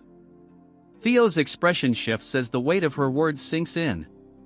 He recalls the urgency of his current situation. The second stage of the awakening ceremony is underway, and he has only 15 days left to complete the exam. Anxiously, he asks if he can return to her nest after finishing the trial. With a teasing yet authoritative tone, Roadbrook perches on one of the treasure chests, her golden eyes gleaming. "I won't permit you to leave until you open your mind gate," she declares. Theo freezes, realizing she's serious. The pressure mounts as he calculates the time he has left, just 13 days to accomplish what others would need a month for, all while his competitors are out gathering bells and battling to secure their positions. 3 days prior to the commencement of the second stage, snow carpeted the grounds of the Central Intelligence Bureau. The chill in the atmosphere wasn't solely from the freezing weather but from Axion's uncle, whose malicious grin hinted at something far more sinister than frost. Axion stood stiffly as his uncle rifled through a container, eventually pulling out what appeared to be an innocent marble. But in this world, nothing was truly innocent.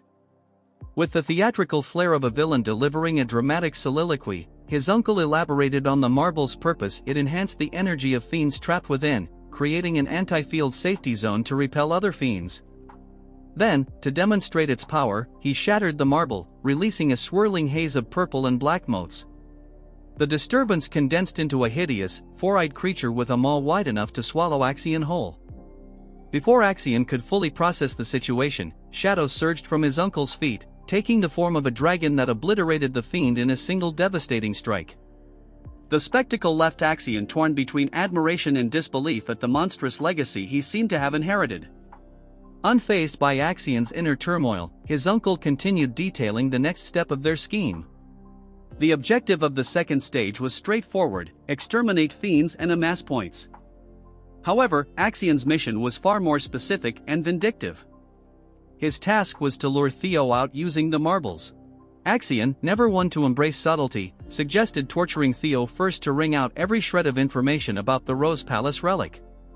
His uncle, the ever-pragmatic voice of reason, reminded him that Theo wasn't someone to be underestimated. "Restraint has never been your forte," he chided, earning a murderous glare from Axion, whose clenched fists cracked audibly. Instead, they would exploit Theo's emotional vulnerability, targeting his treasured followers from Training Ground 4. Fast forward to the present, and Axion's plan was unraveling. Theo hadn't risen to the bait. Instead of participating in fiend hunting like a conventional contender, Theo had opted for a Where's Waldo approach, remaining elusive. With only 12 hours left on the clock, Axion brooded in growing irritation, his rank of 860 points doing little to soothe his temper. Behind him, pulsating lights announced the arrival of Felix Ragnar, a swordsman from Plum Blossom Palace and currently ranked 7th with 446 points. Felix, ever the self-proclaimed investigator, suggested Theo might have been apprehended by the council scoundrels. Axion's retort was cutting, a frigid, soul-piercing glare followed by a sneering jab: "Your deductions are as pathetic as your rank." To twist the knife further, Axion ridiculed Felix's association with Lady Plum Blossom. Felix's jaw tightened, his hands quivered slightly, but he wisely restrained himself, unwilling to retaliate. Axion dismissed him with a wave, declaring it was time to drag Theo out of hiding. Gathering members of the Scaled Dragon Society in Plum Blossom Palace, Axion laid out a plan to systematically hunt down Theo's companions. The Scaled Dragon members grinned maliciously, relishing the prospect. Unknown to Axion, an eavesdropper lurked nearby. Concealed behind a tree, Ragnar, ranked 3rd with 561 points, listened intently. In the shadowy, echoing forest, the agonized shriek of a dying forest lizard reverberated. A band of hunters stood triumphantly over its carcass, the rancid odor of blood mingling with the earthy scent of damp moss. This wasn't just any forest lizard but a mid-tier fiend. The hunters, however, basked in their own inflated sense of accomplishment. Among them was Sybil, ranked 68th with a paltry 31 points, barely managing to escape the realm of participation awards. He clutched a yellow demon bell, a keepsake from an earlier triumph over a fiend that had somehow been even less formidable than their current prey. His comrades, Gordon, ranked 53rd with 52 points, and Romero, ranked 62nd with 36 points, shared in his self-satisfaction, equally thrilled by their modest triumphs. If points were currency, Sybil and his crew would still be destitute, but at least they were breathing. Sybil held up the yellow demon bell, a lackluster emblem of mediocrity, and grumbled, 12 hours left, where's Theo? His tone carried less worry for Theo's well-being and more irritation over their meticulously saved supplies now feeling like wasted effort. The group's self-proclaimed strategist speculated with a blend of respect and cynicism, Theo's probably orchestrating something big. He's not like us, scrounging for points just to scrape by. The resident optimist added with a spark of excitement, what if he takes the top spot again? His glee earned a round of annoyed glances. Without warning, Ragnar, ranked 14th with a formidable 173 points, drove his blade through Sybil's back. The gruesome crunch of steel-piercing flesh echoed sharply, and Sybil's victorious grin contorted into a mask of shock as blood darkened his clothes. Orion yanked his sword free with a flourish. You're nothing more than fodder, he said icily, his disdain as cutting as his blade. His frosty stare locked onto the others, daring them to act. As he raised his sword again, chaos erupted. Meanwhile, as if destiny couldn't resist checking in on its chosen protagonist, the scene shifted to Theo. Deep within Lord Brock's nest, Theo stood in the ominous presence of the ancient dragon herself. The beast's glowing amber eyes studied him with an unnerving blend of curiosity and appraisal. Her voice, a resonant rumble akin to rolling thunder, filled the cavern as she scrutinized his progress with the Mind Gate, a feat he had achieved in under a month, a timeline so extraordinary it could crush the spirits of even the most gifted. A system notification flashed before Theo, proclaiming his partial mastery of the Grimoire of Amon, magical principles partially understood. Theo smirked, muttering with wry amusement, that's my life, always the overachieving B+ in a world that demands an A++. The Grimoire, a notorious relic veiled in mystery, demanded not only immense mana but also the heart of a dragon to unravel its profound secrets. Luckily, Theo had both the mana and the dragon's heart, enabling him to advance at twice the pace of the average overburdened sorcerer. Yet, as always, the system, ever ready to crush his momentary sense of accomplishment, informed him that his stats were still subpar, granting him a skill called hatching. The ability wasn't entirely worthless, it allowed him to manipulate lingering thoughts through psychokinesis. Sure, it sounded impressive on paper, but Theo had been hoping for something far more dramatic, like conjuring infernos or bending reality itself. Lord Brock, unimpressed by his grumbling, closed her enormous eyes and remarked bluntly, "You've barely qualified to call yourself my consort." Theo blinked, dumbfounded. Consort? What kind of twisted partnership terms was this dragon operating under? Before he could respond, she continued, "You'll need rigorous training to master advanced skills. And don't forget, I've only got 2 years left. Prioritize my restoration, or we're both doomed." Her matter-of-fact tone only bolstered Theo's resolve. Flashing a determined grin, he replied, "Don't worry. I'll fix this. You're stuck with me now." Satisfied with his conviction, Lord Brock began the primordial covenant. Wisps of smoke coiled around Theo as her molten gold eyes burned brighter than ever. "You're my consort, the first in a millennium," she intoned, her voice laden with ancient authority. In a blink, she disappeared, teleporting Theo to a snow-covered mountain cliff. Standing amidst the expansive, frost-bitten wilderness, Theo exhaled a frosty sigh, his breath mingling with the biting cold. His gaze swept over the barren landscape as if willing it to offer him a lifeline. 12 hours, just 12 scant hours remained, and what did he have to show for it? A towering pile of regrets and an awakening ceremony that seemed about as useful as trying to teach a fish to climb a ladder. "This is going nowhere," he grumbled, kicking at the snow with the irritation of someone realizing they'd been playing in the wrong league all along. Hunting fiends? What a joke! It was nothing more than a glorified scavenger hunt compared to the level of skill he needed. First place wasn't just slipping through his grasp, it was sprinting away at lightning speed. Then, inspiration struck, a dim, flickering idea, but an idea nonetheless. In his prior life, Axion had claimed the top rank during the awakening ceremony. If he wanted to take that title, he needed to abandon the Boy Scout routine of scavenging fiend tokens. No, it was time to target the real prizes, other participants' bells. But just as his determination solidified into a plan, a darker thought loomed in the back of his mind like an ominous thundercloud. The name itself left a sour taste on his tongue. That guy wasn't merely tough, defeating him wasn't just challenging, it bordered on outright lunacy. The thought lingered, heavy and suffocating, casting a shadow over his freshly devised plan. Before his spiraling doubt could take hold, a faint rustling broke the oppressive silence. Theo's head snapped toward the noise, his heartbeat quickening. A figure stumbled into view, their steps uneven, leaving a grisly trail of blood across the pristine snow. Then it came, a voice, soft yet chilling, slicing through the frigid air like a dagger. Theo froze, his muscles locking as if his blood had turned to ice. His gaze darted between the stumbling figure and the dark presence that accompanied it. Yet, it wasn't the staggering person ahead that unsettled him, it was the other entity lurking just beyond sight. A thick blanket of snow muffled all sound, cloaking the forest in an uncanny silence.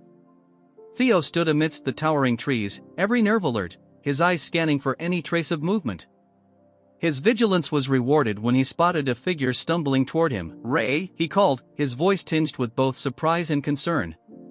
Ragnar, the warrior celebrated for her indomitable strength, appeared almost unrecognizable.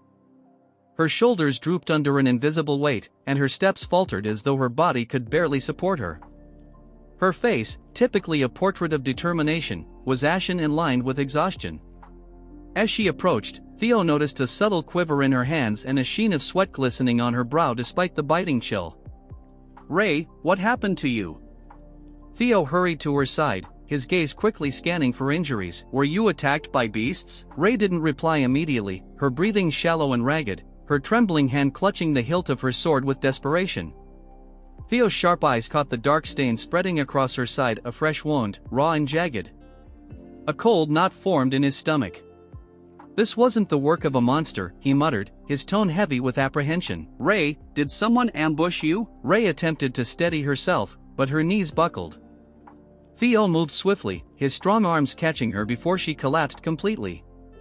"You need to rest," he urged, his voice firm yet filled with compassion. "Tell me everything later." Ray shook her head weakly, her voice strained and barely audible. "Go west, now," she rasped, her urgency palpable, even as her body betrayed her exhaustion. As Theo eased her to the ground, her grip on her sword slackened, and the blade slipped from her grasp. Reacting instinctively, Theo caught the weapon. The instant his hand closed around the hilt, a brilliant flash of light engulfed him. System notification, hatchling synchronization initiated. Accessing memories within the sword. Reading the thoughts of its owner, Ragnar. Theo's vision blurred and twisted, pulling him into a vivid recollection. The scene around him transformed, and he found himself in a secluded part of the forest. Concealed within the shadows of towering trees, he saw Ragnar crouched behind a colossal trunk, her piercing gaze fixed on a group gathered a short distance away. In the center of the clearing stood Axion, his imposing presence dominating the space. Around him, Theo's comrades were bound and bloodied, their faces swollen and battered from relentless abuse. Axion's subordinates loomed over them like predators, their weapons gleaming menacingly in the pale light. "No trace of Theo yet," one of Axion's men reported gruffly. "But we've left enough tracks to lure him here." Another henchman snickered darkly. "We even let monsters roam the area. If Theo's alive, he'll come." Axion's icy, calculating eyes remained fixed on the hostages. His expression was unreadable, cold as stone, as though he was already several steps ahead in this cruel game. After a prolonged silence, Axion finally spoke, his voice cold and deliberate. "Should I execute them? Why bring so many? 2 or 3 would have sufficed." One of his subordinates shrugged nonchalantly, raising his blade. "Then why not dispose of a few? It'll make the message clear." The blade shimmered menacingly in the dim light as it descended swiftly, promising death. Just as it was about to strike, a resolute voice cut through the tension. "Stop this." Ray emerged from the shadows, her sword unsheathed, her stance defiant. Axion turned toward her, his brow furrowing with a mix of irritation and surprise. Ragnar? What brings you here? This doesn't concern you. They're Theo's companions, Ray said, her tone firm as steel and her fingers tightening around the hilt of her weapon. Release them. A smirk played on Axion's lips, his tone dripping with mockery. So, you've sided with Theo too, have you? Ray offered no verbal response. Instead, she charged, her blade flashing as it carved through the air. Axion met her head-on, his sword drawn in a fluid, practiced motion. Sparks erupted as their weapons clashed, the metallic screech echoing through the clearing. Ray attacked with unwavering determination, her strikes relentless, but Axion's skill and sheer power were formidable. With a crushing blow, he sent her sprawling to the ground. She attempted to rise, her body trembling with exertion, but her strength was fading rapidly. The memory dissolved like mist, and Theo found himself back in the present. Ray leaned heavily against him, her breath shallow and labored. Theo's mind reeled as he processed the vivid memory. Ray, he began, his voice taut and brimming with tension, why did Axion take my comrades? What's his objective? Ray hesitated, guilt shadowing her features. He was desperate to find you, she admitted softly. When you didn't appear, he seized your friends to force you out of hiding. Theo's fists clenched tightly, his nails biting into his palms as anger, guilt, and determination churned within him like a storm. Where are they? He demanded, his voice sharp and unyielding. Where is Axion? You can't go, Ray whispered, her voice fragile and strained. The Central Intelligence Bureau's supervisors are backing him. Not even you can handle them all. Theo's jaw tightened, his resolve like iron. I don't care. Every moment we stand here, they're in danger. This isn't just a trial anymore. Ray shouted, her voice breaking under the weight of her emotions. It's a carefully laid trap to eliminate you. We need to regroup, rally support, and strategize. There's no time, Theo barked, urgency blazing in his voice. I won't stand by and let them perish. Ray's frustration boiled over, her voice trembling as she countered, even if it means sacrifices, I can't bear to lose anyone else. Theo's voice exploded, reverberating through the hushed forest. I've already lost more than I can bear. Not again. Meanwhile, in a secluded grove, Axion stood surrounded by Theo's captured allies. The once pristine snow beneath them was tainted with streaks of crimson, evidence of a fierce and ruthless struggle. A subordinate approached cautiously, bowing slightly before speaking. Sir, Theo has been sighted. He's at the northern cliffs, currently in communication with Ragnar. A wicked smirk spread across Axion's lips. Finally, Theo Ragnar. I'll make you understand the price of defying me. A guttural, raspy voice resonated in his ear, audible only to him. Remember, young Master Axion, there's no need to confront him head-on. Extract the information about the relics, we'll handle Theo ourselves. Axion's expression grew darker, and he inclined his head slightly. Understood, but I intend to make him suffer first. The voice continued coldly, use the summoning orb to divert the supervisor's attention. Meanwhile, with Theo, Ray made a final, desperate plea to deter him. Theo, please, don't do this. You're walking straight into their ambush. Theo's resolve didn't falter for a moment. Thank you for warning me, Ray, he replied, his tone unwavering, but I refuse to stand by while my comrades are in peril. As Ray was not ready to answer Theo, he pleaded her to tell their location, as memories of the time spent with his subordinates flashed through his mind. Hero's palace fell in his previous life and he couldn't do anything but watch as he was weak. With resolve and power this time he tells her that she also interfered, so Theo cannot just stand by and watch his subordinates die in front of his eyes. The air around Theo grew dense, charged with an unmistakable energy. A faint, dragon-like aura flickered behind him, embodying the sheer force of his determination. Ray's eyes widened, her breath catching as she felt the weight of his presence bear down on her. Where is Axion? Theo demanded, his voice steady yet authoritative, his gaze unrelenting. Elsewhere, deep within another part of the forest, three figures stumbled across a grim and disconcerting scene. Supplies lay scattered across the snow, and faint streaks of blood trailed away from the area. One of them, Remington, ranked second in the competition, knelt to inspect a blood-stained box. His expression grew somber as he spoke. These provisions, they belong to Theo's team. Behind him loomed Hulkus, a towering figure ranked 5th, and Eric's, who held the 4th rank. Both scanned the area, their faces etched with unease. "This doesn't look promising," Remington remarked grimly. He turned to his companions, his voice resolute. "We need to find them before it's too late. I'll need both of you to back me up." Chaos erupted as Theo faced a gargantuan white creature, its absurdly massive weapon poised to pulverize him.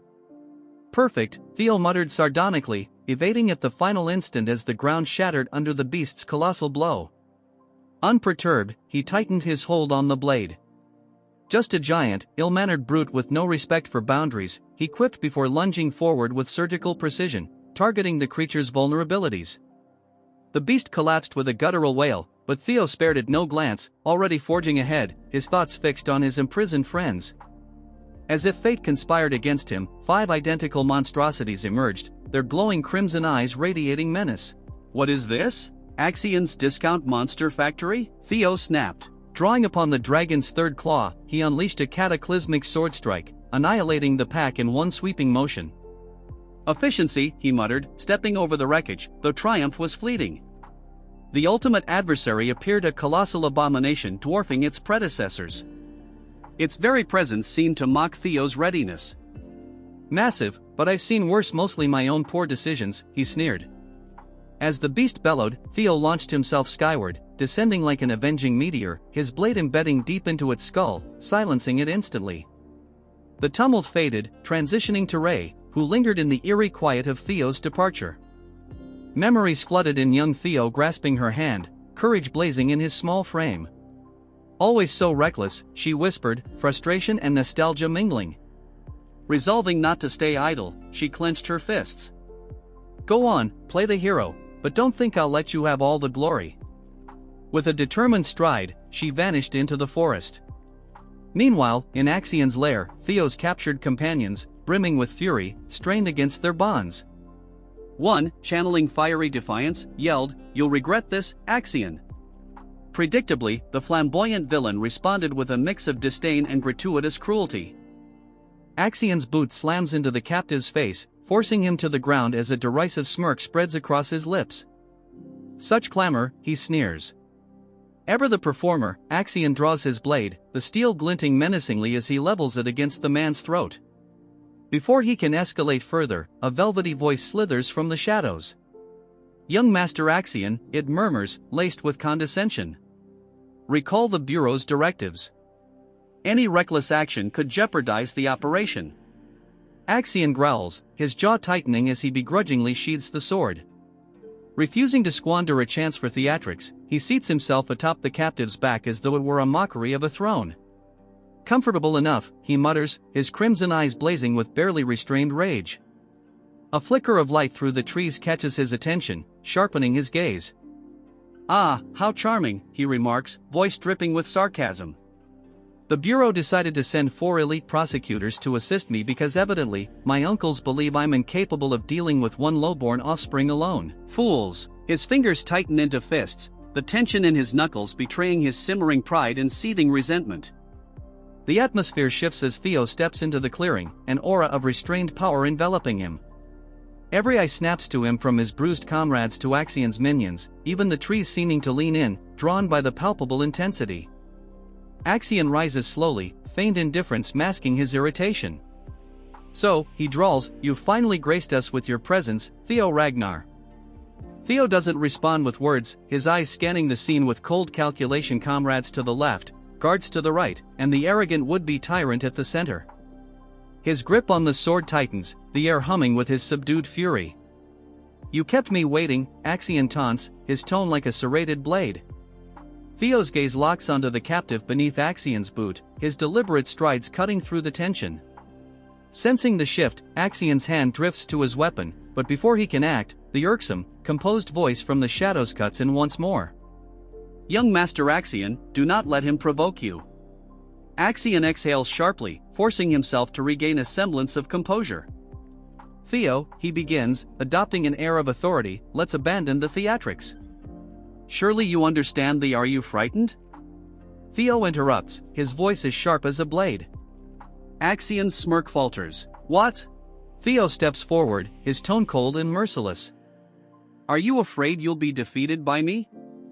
The barb hits its mark, and cracks appear in Axion's facade as fury bubbles beneath. How dare you? Because if you weren't scared, Theo presses, a smirk creeping onto his face, you wouldn't need this charade, hostages, guards, the entire spectacle. Tell me, Axion, what has you so terrified? Axion's jaw clenches, his fists trembling with suppressed rage. You insufferable wretch, he hisses, but Theo is unrelenting. Prove me wrong, he challenges, raising his blade and pointing it at Axion. Face me, like a true Ragnar, unless, of course, you've already discarded your pride. The clearing grows deathly still, holding its breath as Axion's fury erupts. He releases a venomous laugh, his voice dripping with malice. You believe you, a concubine's whelp, can challenge me? Absurd. Ignoring the increasingly frantic warnings from the unseen speaker, Axion unsheathes his sword, his grin twisted by wrath. Fine, if it's a duel you seek, then let's finish this once and for all. Perched high above the chaos, nestled in the treetops like overly dramatic crows, a squad of covert operatives observed the escalating spectacle. Cloaked in shadow and armed with expressions of grave importance, they exchanged hushed remarks. This is spiraling out of control, one muttered, peering through a pair of binoculars. Stick to the strategy, another replied tersely, their tone heavy with the distinct air of we should have had lunch first. If Axion loses his grip, we step in. Meanwhile, back on the battlefield, Axion, the perennial master of theatrics, addressed his followers with the gravity of someone announcing the end of days. No one interferes, he declared, his voice booming with self-importance. This is a duel of Ragnar honor. He gestured grandly toward Theo as though unveiling a prized gladiator. The captives remain unharmed until this concludes, he added, because evidently, nothing screamed honor quite like keeping your opponents tied up. Theo, ever opportunistic, launched his assault before Axion could finish his self-obsessed speech. One moment Axion stood poised, the epitome of control, the next, he was scrambling to parry a strike so swift it bordered on insulting. Axion faltered, his thoughts racing to catch up with reality. Theo smirked, his blade catching the light with an almost vindictive glint. Quit stalling, fight me for real, he challenged, his tone a perfect blend of mockery and provocation. Infuriated, Axion decided it was time to unleash his ace. Fine, he bellowed, channeling his ultimate technique, Thousand Dragons Roar. From his blade erupted a colossal, blazing red dragon, its fiery maw snapping with a ferocity that would send most fleeing or praying. For a heartbeat, Theo froze, his eyes widening at the sheer magnitude of the assault, blinking at the inferno barreling toward him. So this is your idea of fair play? Good to know. But Theo wasn't one to remain idle for long. Summoning his glowing blue sword, its radiance bordering on obnoxious, he steadied himself. With a single, devastating sweep, he unleashed the dragon's third claw, meeting Axion's fiery monstrosity head-on. The resulting collision was blinding, and when the light faded, the red dragon was gone, reduced to a disgruntled wisp of smoke. Axion gaped, disbelief etched into his features, his jaw practically unhinged. Theo, by contrast, stood calm and collected, brushing off non-existent dust as though nullifying apocalyptic attacks was an everyday chore.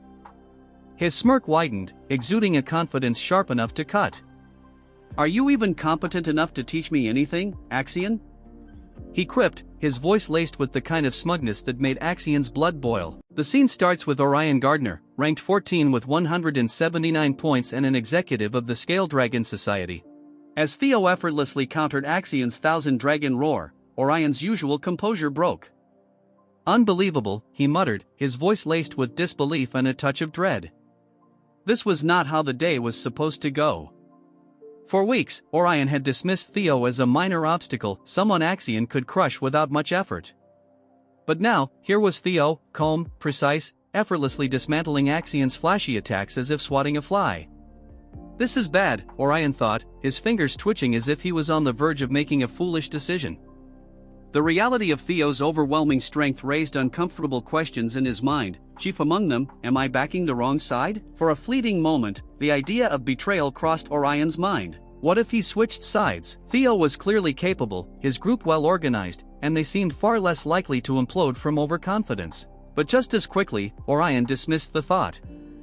The oppressive presence of the Central Intelligence Bureau's protectors nearby was a stark reminder that straying from the plan was a death sentence. Even if Axion failed, the Bureau would step in to fix the mess and ensure their operations stayed on track. With a resigned sigh, Orion clenched his fists, bottling up his frustration.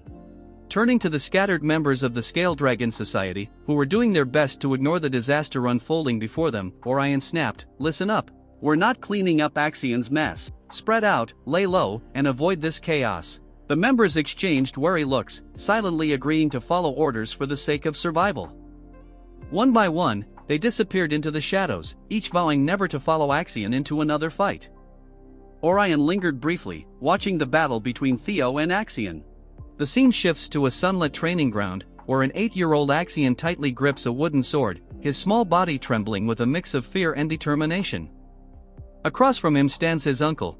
"Axion," his uncle barked, "remember your purpose. You're not just a Ragnar, you're a thron. That bloodline runs stronger in you than anything else."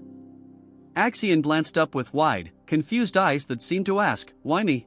"The Ragnar name is just a mask," he declared, his voice heavy with ambition. "Behind it lies the true power of the Thron clan." The scene returned to the present.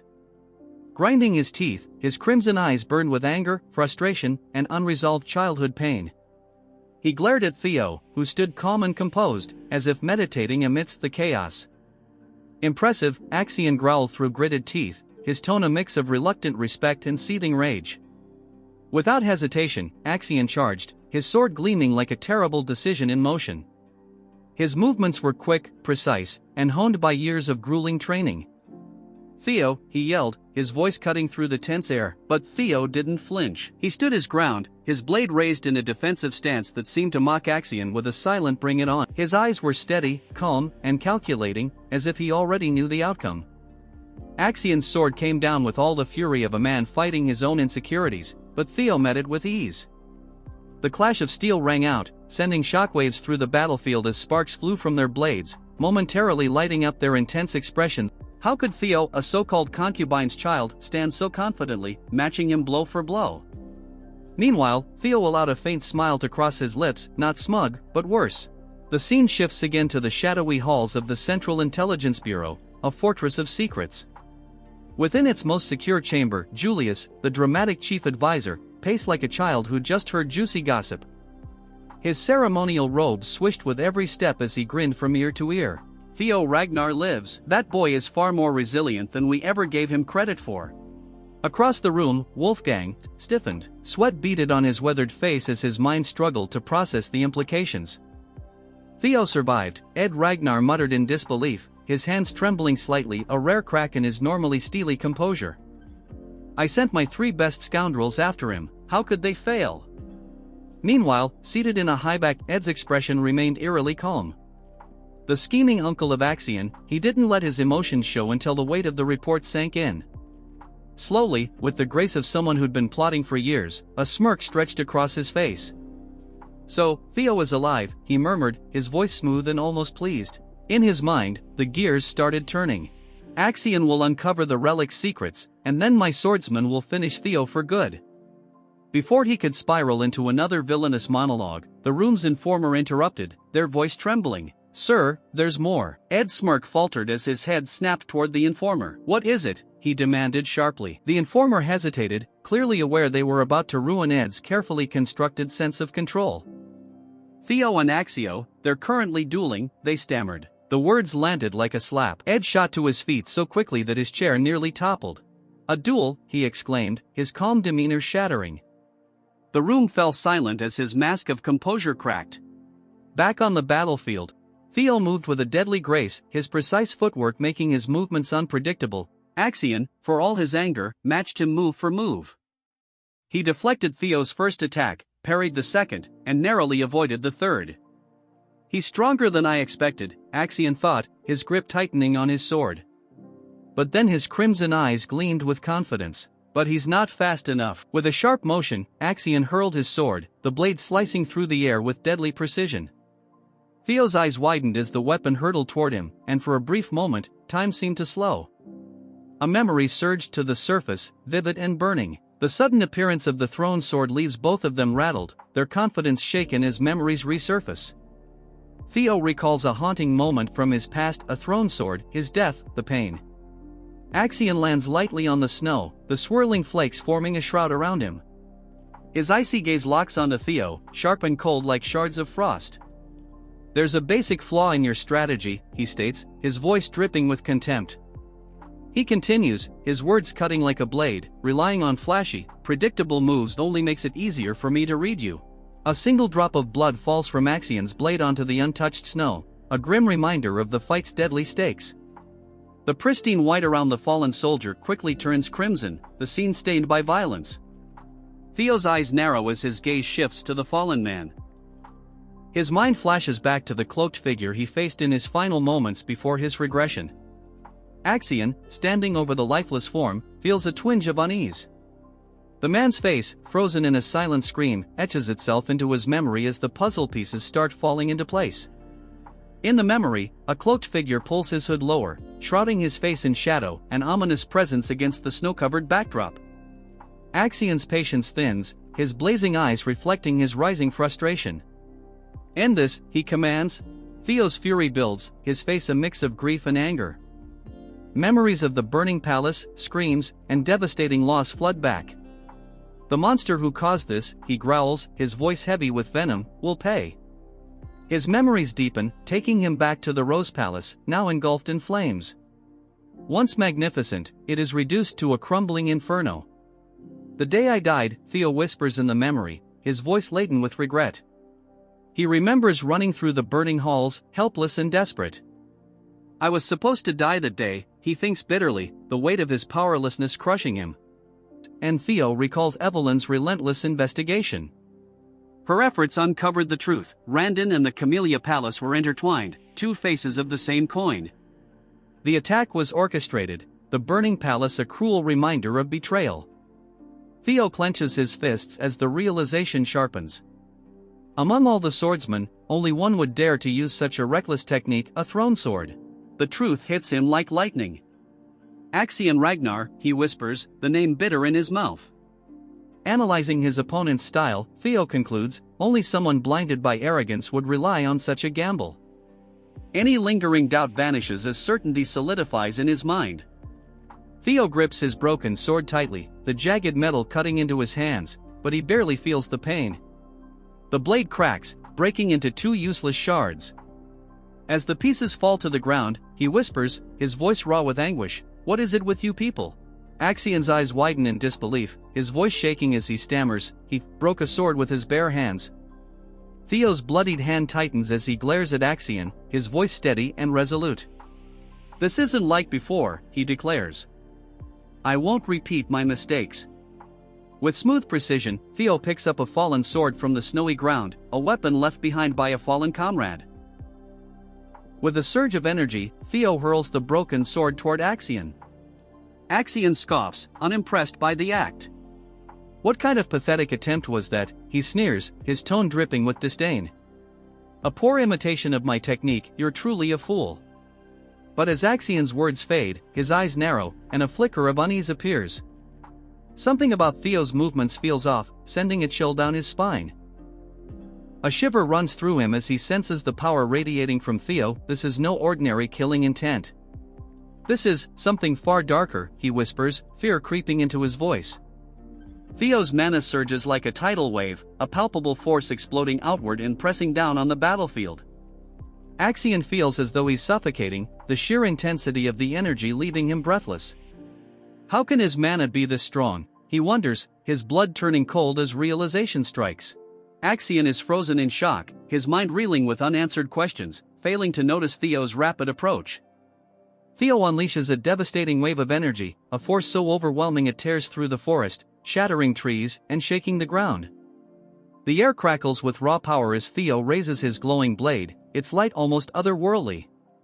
With a fierce cry, he swings the sword down, aiming for Axion's head. Axion, driven by desperation, lifts his own sword just in time to block, sees an opening and presses his advantage. A cruel smile curls his lips as he taunts, "Is this all the mighty Axion Ragnar has to offer? I'm honestly disappointed." Axion's face contorts in rage, his voice a guttural growl. You'll pay for that. In a sudden move, Axion grabs Theo's arm, catching him off guard. Theo stumbles, his balance momentarily lost. Axion seizes the opportunity, his sword swinging toward Theo's head. Theo barely manages to leap away, narrowly avoiding a fatal blow. As Axion rolls back to his feet, Theo's lightning-fast kick slams into him, forcing him to block with trembling arms. Theo advances, his cold, determined gaze locked on Axion. "Let me show you how it feels," Theo growls, his voice a cold, menacing promise. He pauses, letting his words hang ominously in the air, his glowing blade illuminating his face. "To have a sword driven through your stomach." Theo's strike is swift and merciless. Axion's eyes widen in disbelief as Theo's blade finds its mark, aiming straight for his head with deadly precision. Moving to the Remington in group, surveying the scene, "It doesn't look like a monster attack," a voice remarks while. "It looks more like someone was taken." "The only one capable of such an act is Axion," Remington suggests. Hulkus, Erica, and Remington exchange uneasy glances before Remington adds, "Axion? But he's in first place." Hulkus wonders aloud, does he want to collect more bells? Remington's eyes narrow as he pieces the situation together. "It seems like he's taken Theo's subordinates hostage to lure him out," he says grimly, his voice hardening. "He's planning to eliminate Theo during the second blooming ceremony." Hulkus is furious. "What? He should face him fair and square. What is he even doing?" Erica, ever pragmatic, remarks coolly, "Turns out Axion's a coward." Hulkus, still seething, shouts, "So what?" Erica responds calmly, "This is Ragnar's blooming ceremony. Situations like this are common." Remington falls silent, deep in thought, his expression unreadable. Finally, he speaks, his tone filled with disapproval. "That's why I dislike Ragnar. Even if this is a contest of strength, such actions are unacceptable." Erica cautions him with a piercing gaze. "Your words are dangerous," she warns. "Are you serious about this?" Remington, with newfound determination, declares, "I must save his subordinates." His voice is firm as he adds, "If it were Theo, he would do the same." Hulkus turns to Erica, his voice urgent. "Sister, if you come with us, you'd be a great help." Erica's reply is blunt. "No, I'm not interested." She elaborates coldly, "I followed you because I thought I'd meet Theo Ragnar, but I don't see him. And to be honest, I really hate weak men. I have no desire to save them." Hulkus stares at her, aghast. "Nuna, are you trash?" he blurts out. Erica snaps back. "What did you say, you punk?" Remington steps in to defuse the tension. "Erica," he says knowingly, "I understand why you want to meet Theo." Erica's eyes widen in surprise, caught off guard by his words. Remington continues, his voice calm yet persuasive. "If you help us now, I guarantee it will bring you closer to achieving your goal." A sudden burst of movement breaks the stillness of the snow-covered landscape. Remington, Hulkus, and Erica sprint across the expanse, their mission clear.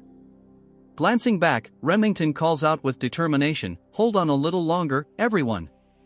Suddenly, a sword materializes in their path, its wielder blocking their advance.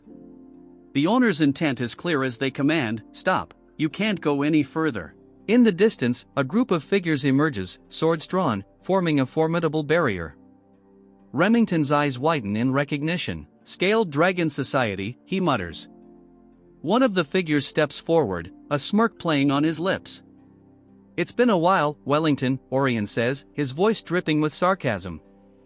"I can't believe you abandoned us to hang out with some dumbass," he sneers before adding, "and now you're running with those stupid bare-brained muscleheads." Hulkus, enraged, explodes. "What did you say? That we're dumb muscle-headed bears?" Orion feigns innocence. "I didn't say all that," he replies mockingly. Remington's voice cuts through the rising tension. "Move aside, Orion. I don't want to fight an old friend." Orion, unyielding, shakes his head. "I refuse." Remington's gaze hardens, his hand tightening around his sword hilt. "If you won't move," he warns, his voice cold, "then I'll remove you." A sword swings with deadly force, and the clash is immediate. Blood splatters across the pristine snow, stark against the white expanse. Elsewhere, Sybil desperately struggles to untie himself. Nearby lies Axion's broken sword, discarded after Theo deflected it. Grasping it, Sybil thinks, this is the chance the young master gave me. I must cut these ropes. His gaze shifts to the ongoing battle, where a hooded figure clashes with Theo. Sparks fly as swords collide, their echo breaking the snow-laden stillness. Theo, clad in his white uniform, deflects a fierce blow from a dark-haired opponent. Observing the fight, Theo whispers, a tear tracing down his cheek, he's finally stepping forward. The opponent, revealed as Liam Troyven, grimly apologizes. I'm sorry, young Master Axion, he says, his voice heavy with resignation. I will accept my punishment after the blooming ceremony. The duel intensifies as Theo and Liam's swords whirl in a dance of deadly precision. Liam barks an order, escort the young master. In the background, Axion watches the chaos, his expression unreadable. One of his men confirms the order, yes, sir, as the snowy battlefield descends into further chaos, each clash inching closer to an uncertain resolution. Liam dashed through the snow-covered landscape with unmatched speed, his movements a blur against the frozen backdrop. One of his men stepped forward, holding Axion's dropped sword with reverence. We've retrieved your sword, the subordinate announced. Axion silently took the weapon, his grip tightening on the hilt as he stared ahead. His expression was unreadable, though a flicker of seriousness and resolve glinted in his eyes.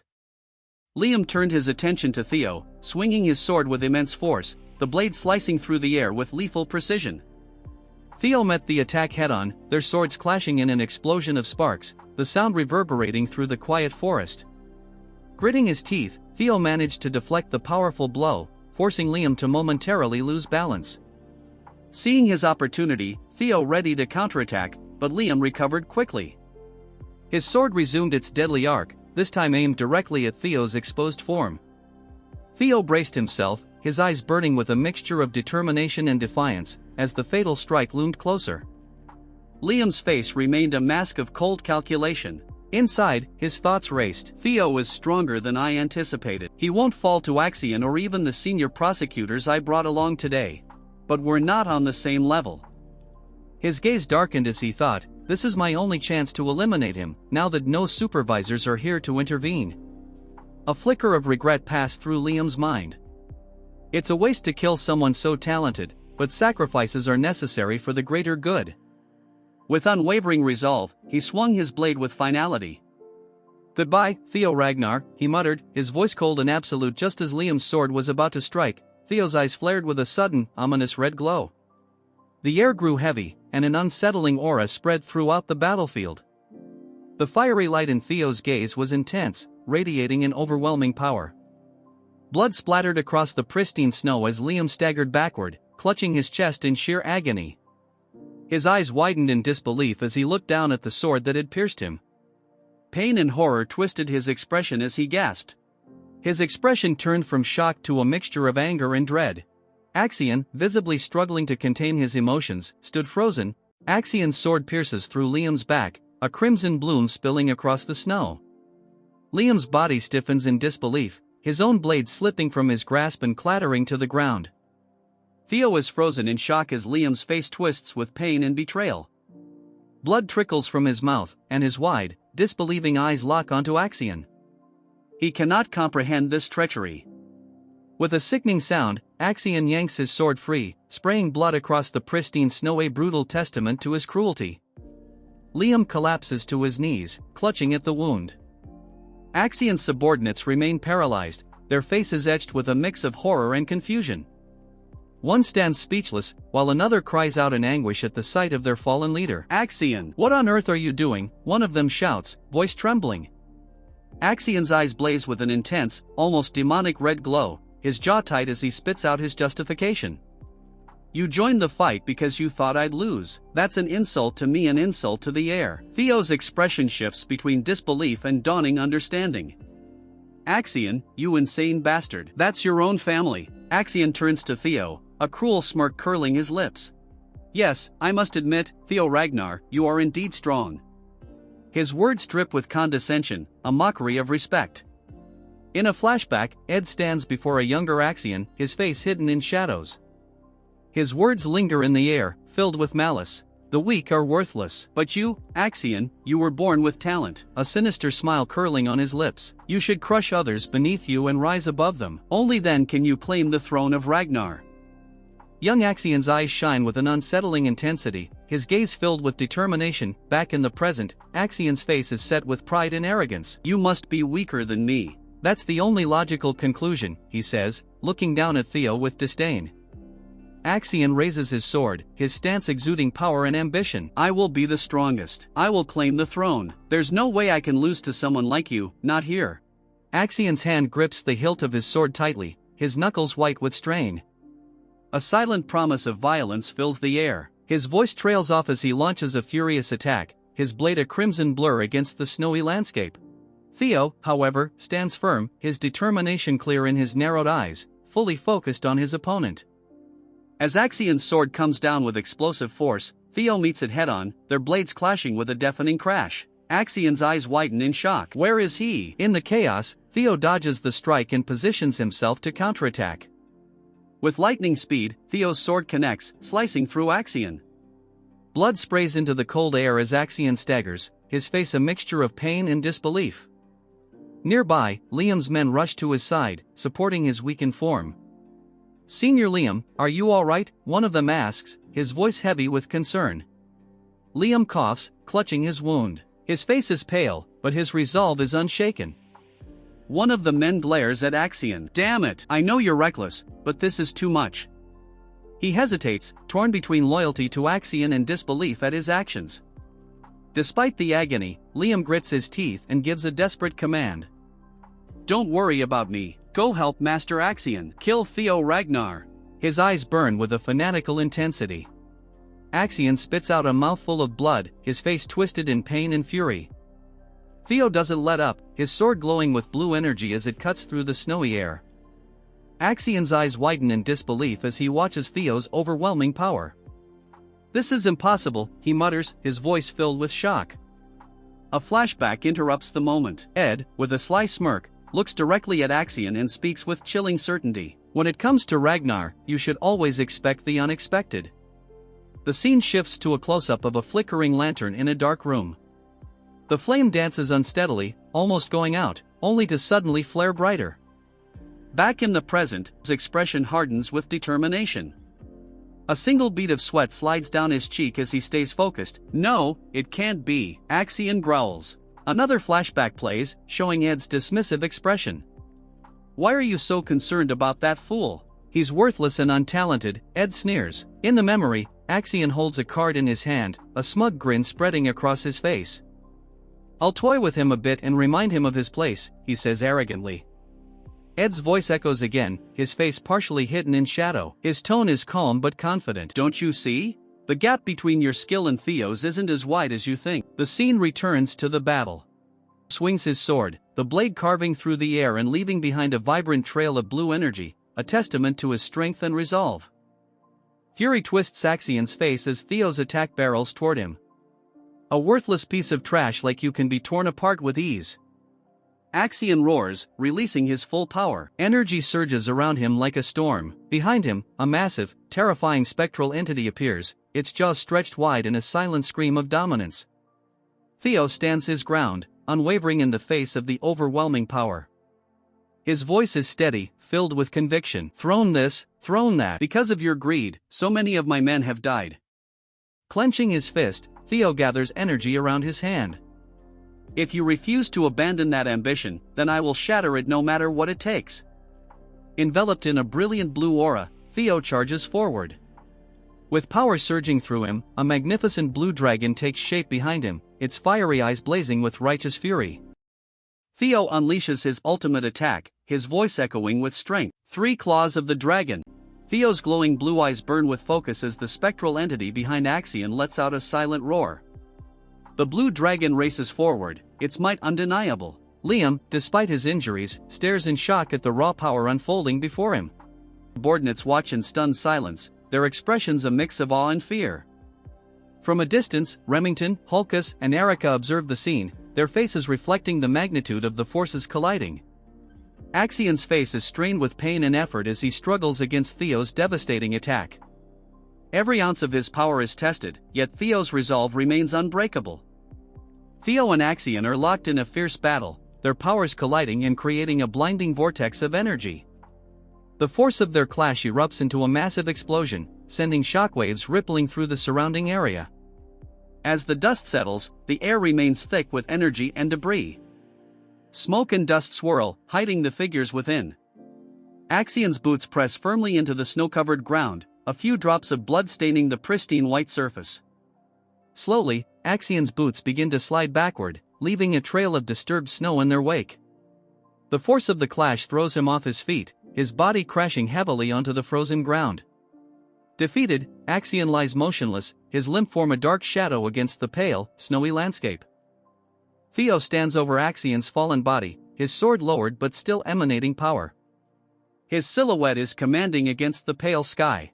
Weariness and a grim sense of accomplishment are etched into Theo's expression as he gazes down at his beaten opponent. Liam's face is frozen in disbelief and horror.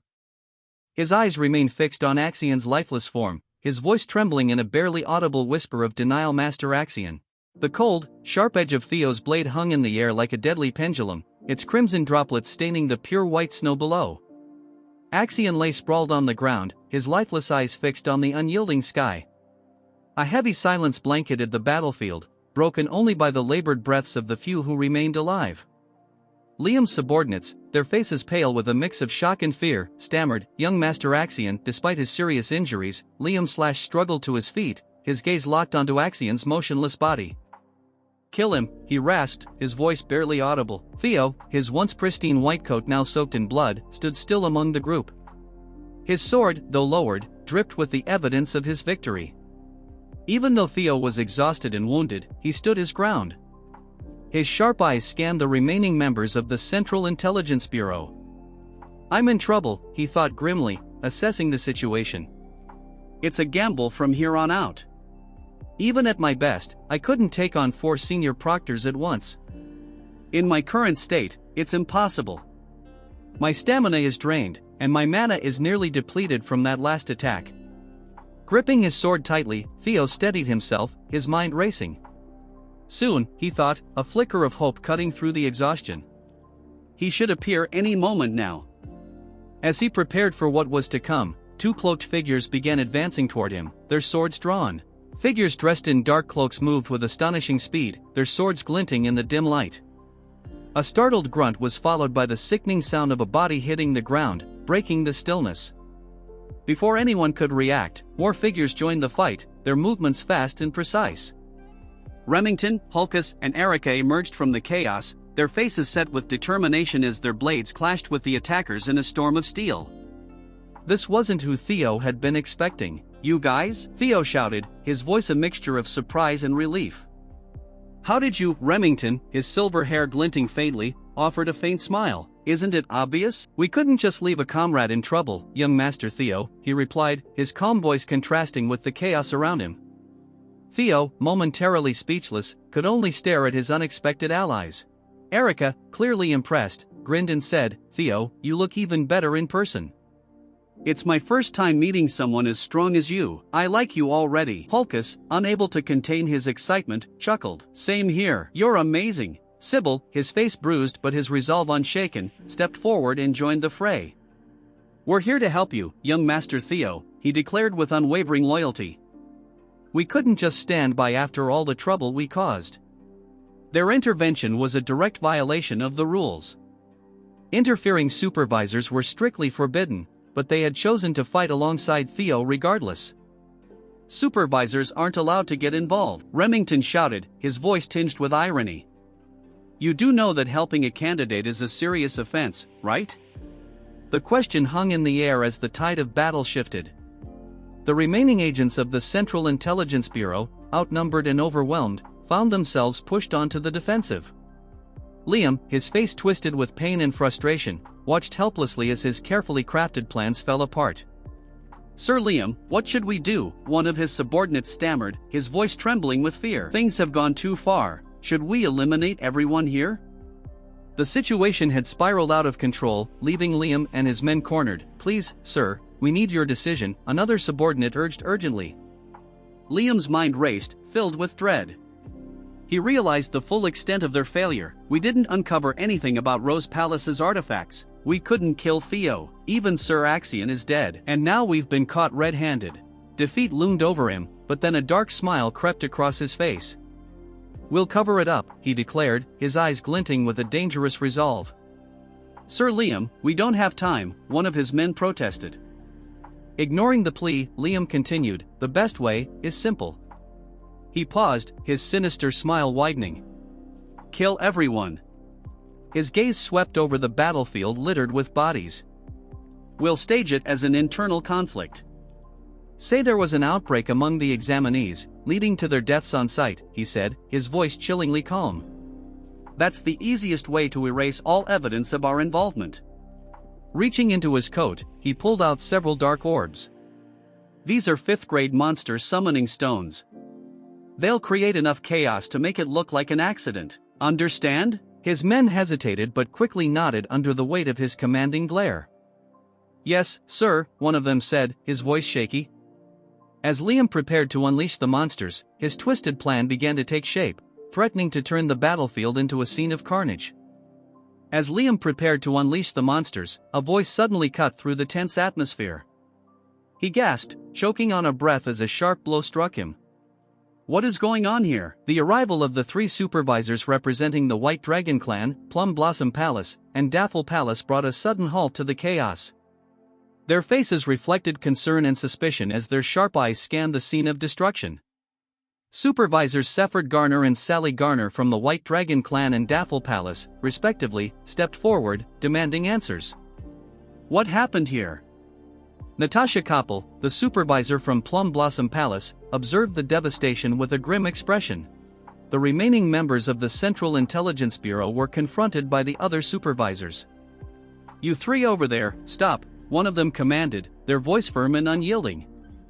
"Follow us if you want to save yourselves. Otherwise, you'll end up like Liam."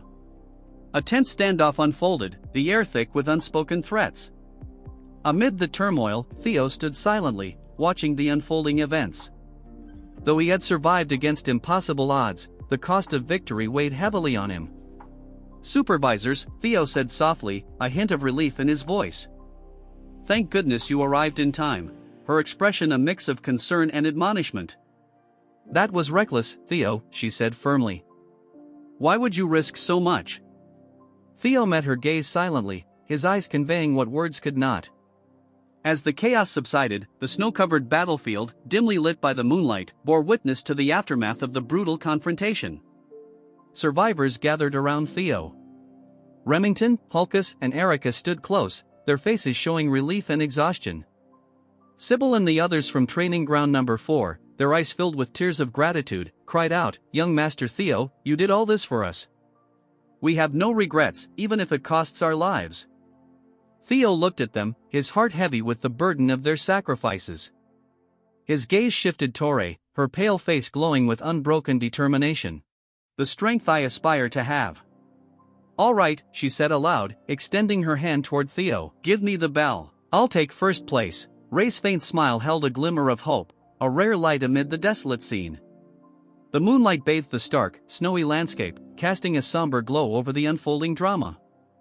Far away, at the Central Intelligence Bureau headquarters, Ed listened to a subordinate's report, his face pale with shock and disbelief. "Axion dead," he murmured, his voice barely audible.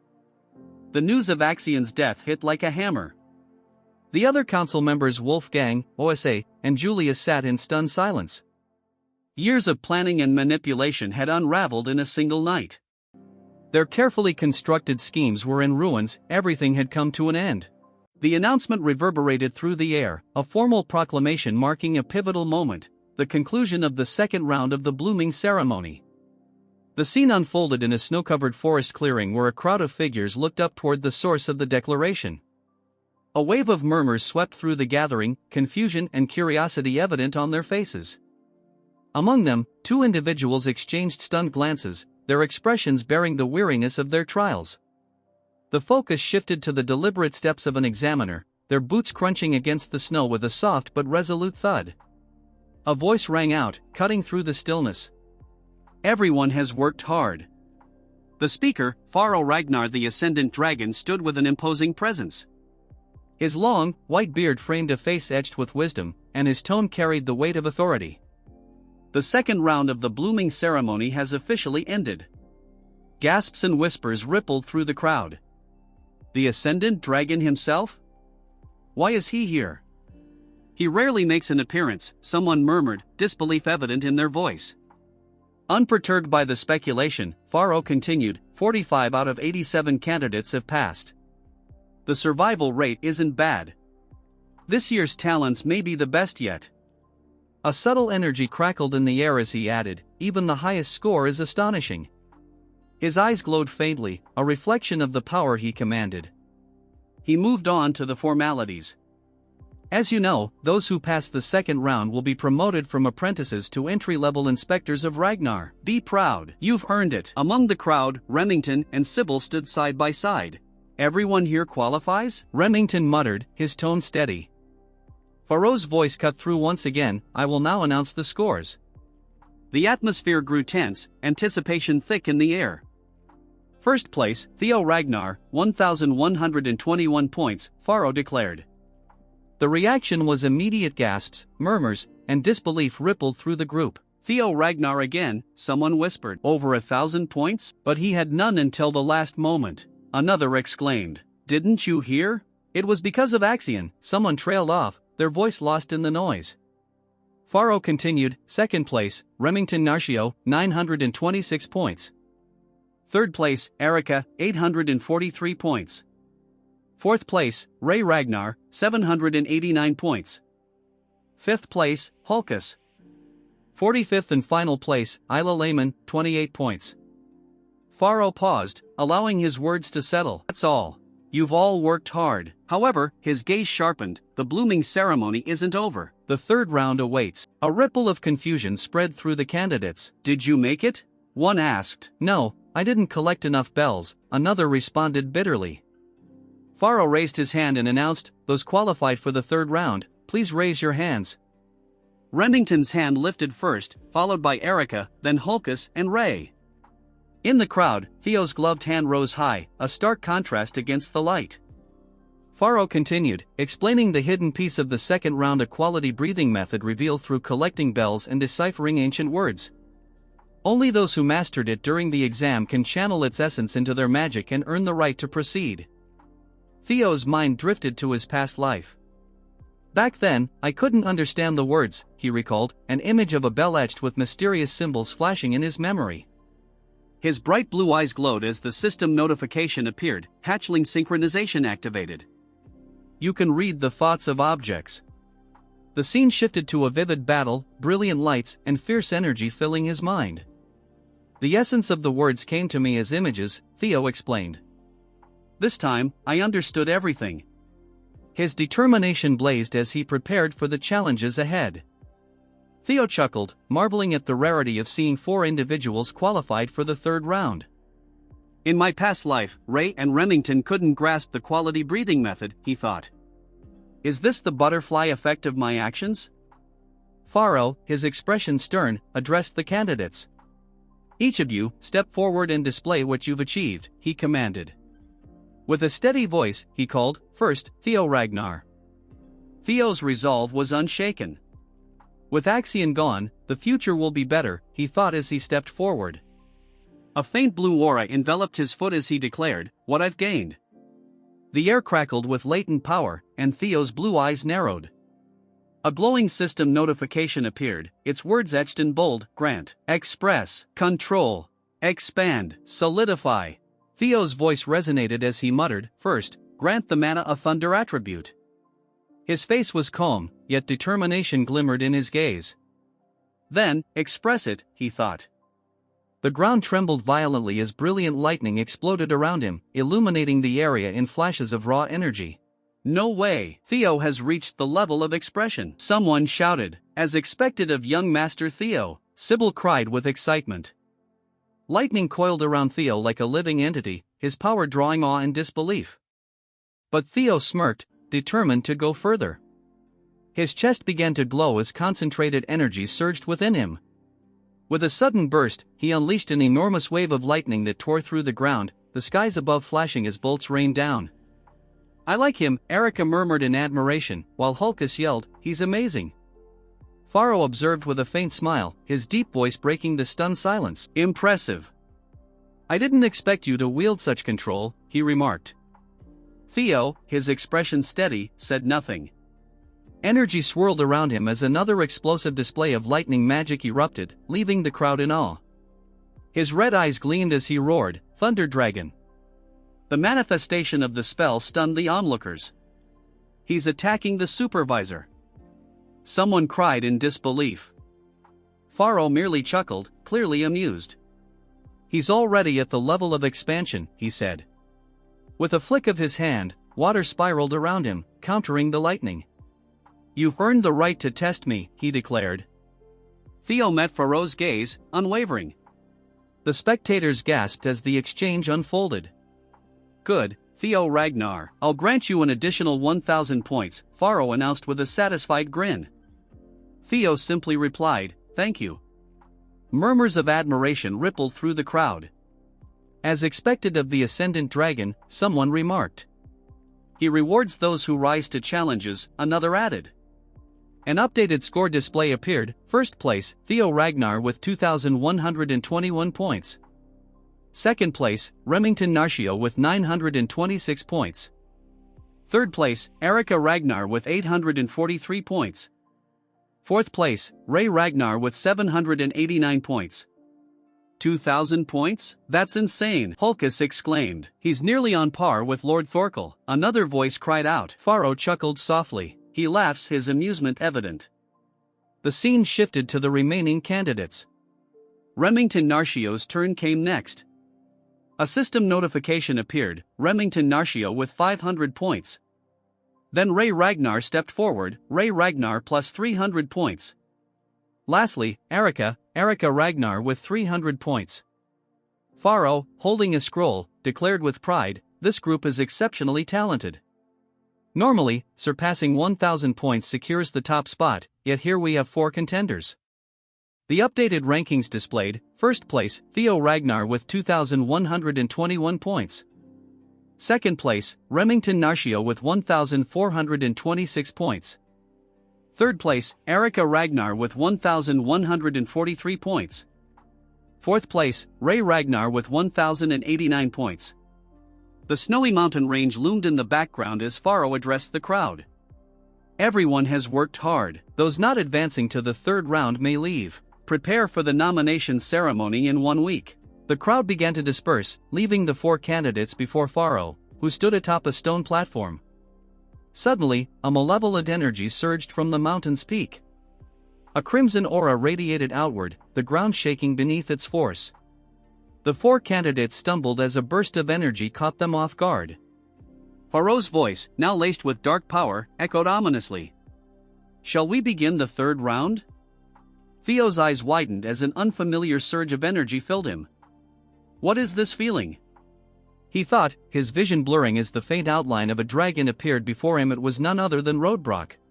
The third stage of the exam is to meet the clan head. Anything can happen during this meeting. It's an exam where everything is up to the clan head. This meeting dictates whether or not one will be nominated for the clan head's manor. As each of the 5 major candidates has previously served in the clan herd's manor, being nominated for the clan head's manor is an acknowledgement of being a promising successor candidate. Theo thinks to himself that the one waiting for us at the top should be the clan head. But Theo cannot understand because he is sensing Lodbrok's energy. That's when he realizes that the one who might have taken Lodbrok's heart is no one other than his father. Moving on, the old man orders them to break through the dragon fear and greet the clan head. The pressure intensifies so much that they fall to their knees, barely holding themselves together. Under the pressure, Erica asks the instructor how they can make it to the top in this state. Theo tells her that he would give up on overcoming it with brute force. He explains that the only way they can advance is by matching the mana's wavelength.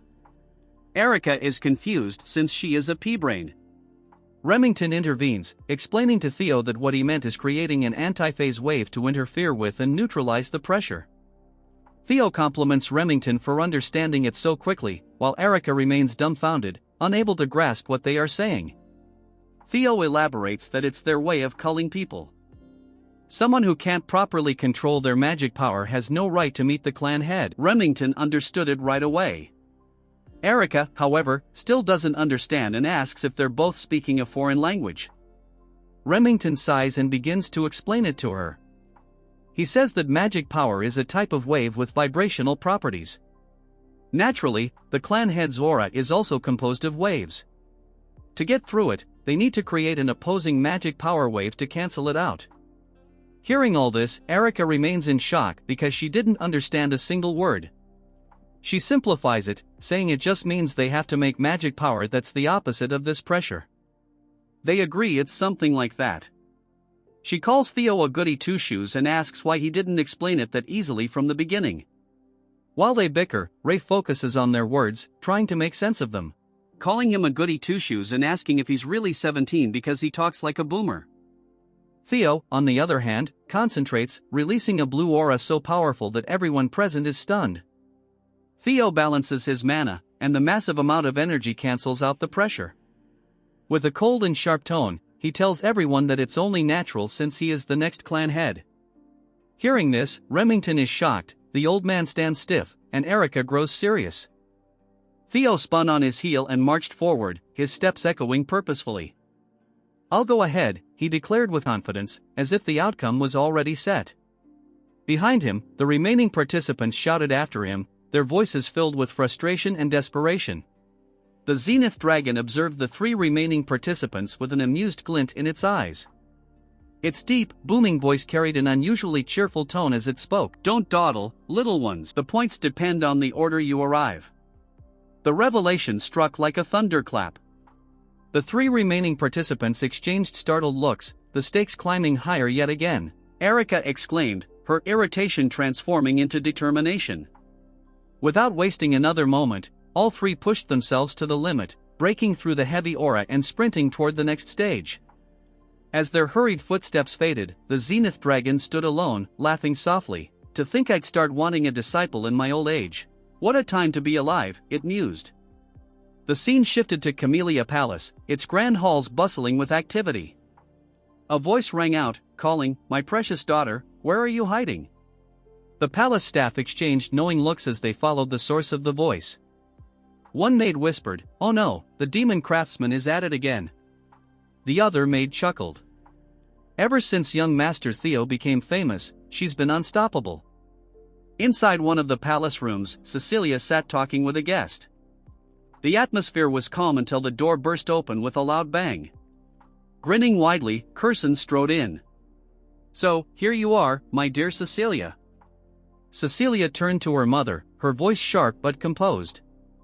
"Mother, please act with decorum inside the palace."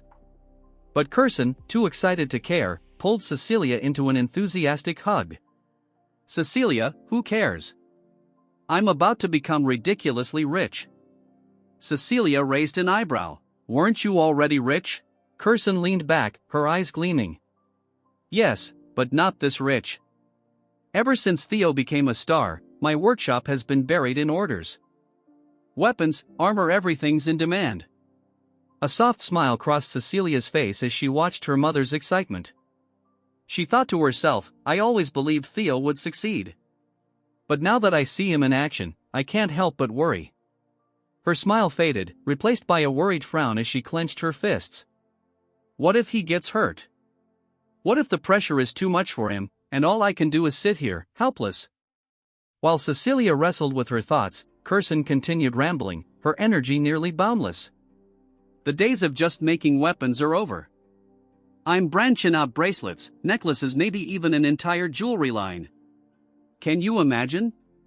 Curson's declaration suddenly sparked an idea in Cecilia. Her expression sharpened as inspiration struck.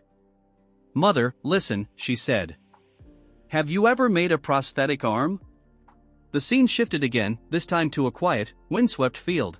Kyle Ragnar, the head of the clan, sat amidst the graveyard of swords, his deep laughter resonating through the tranquil space. The next clan head, perched on his shoulder, was a crow, its sharp eyes gleaming with intelligence. The bird cawed softly, delivering updates on Theo's progress. Kyle's grin widened as he listened to the report. "I know what you're worried about," he said, his tone calm yet firm. "But even a parent has no right to stand in the way of their child's dreams." He reached for the hilt of his sword, its blade old but still sturdy. Around him, the swords seemed to whisper of battles fought and aspirations pursued. "It's impossible to extinguish the fire of youth," he reflected. "Even we were like that in our prime, weren't we?" He gestured to the countless swords surrounding him. "This place is proof of it, the graveyard of swords. Each one stands for a dream, a challenge, a legacy." The crow let out a sharp, disapproving squawk, as though questioning Kyle's confidence. He chuckled but remained steadfast. "I told you, don't worry.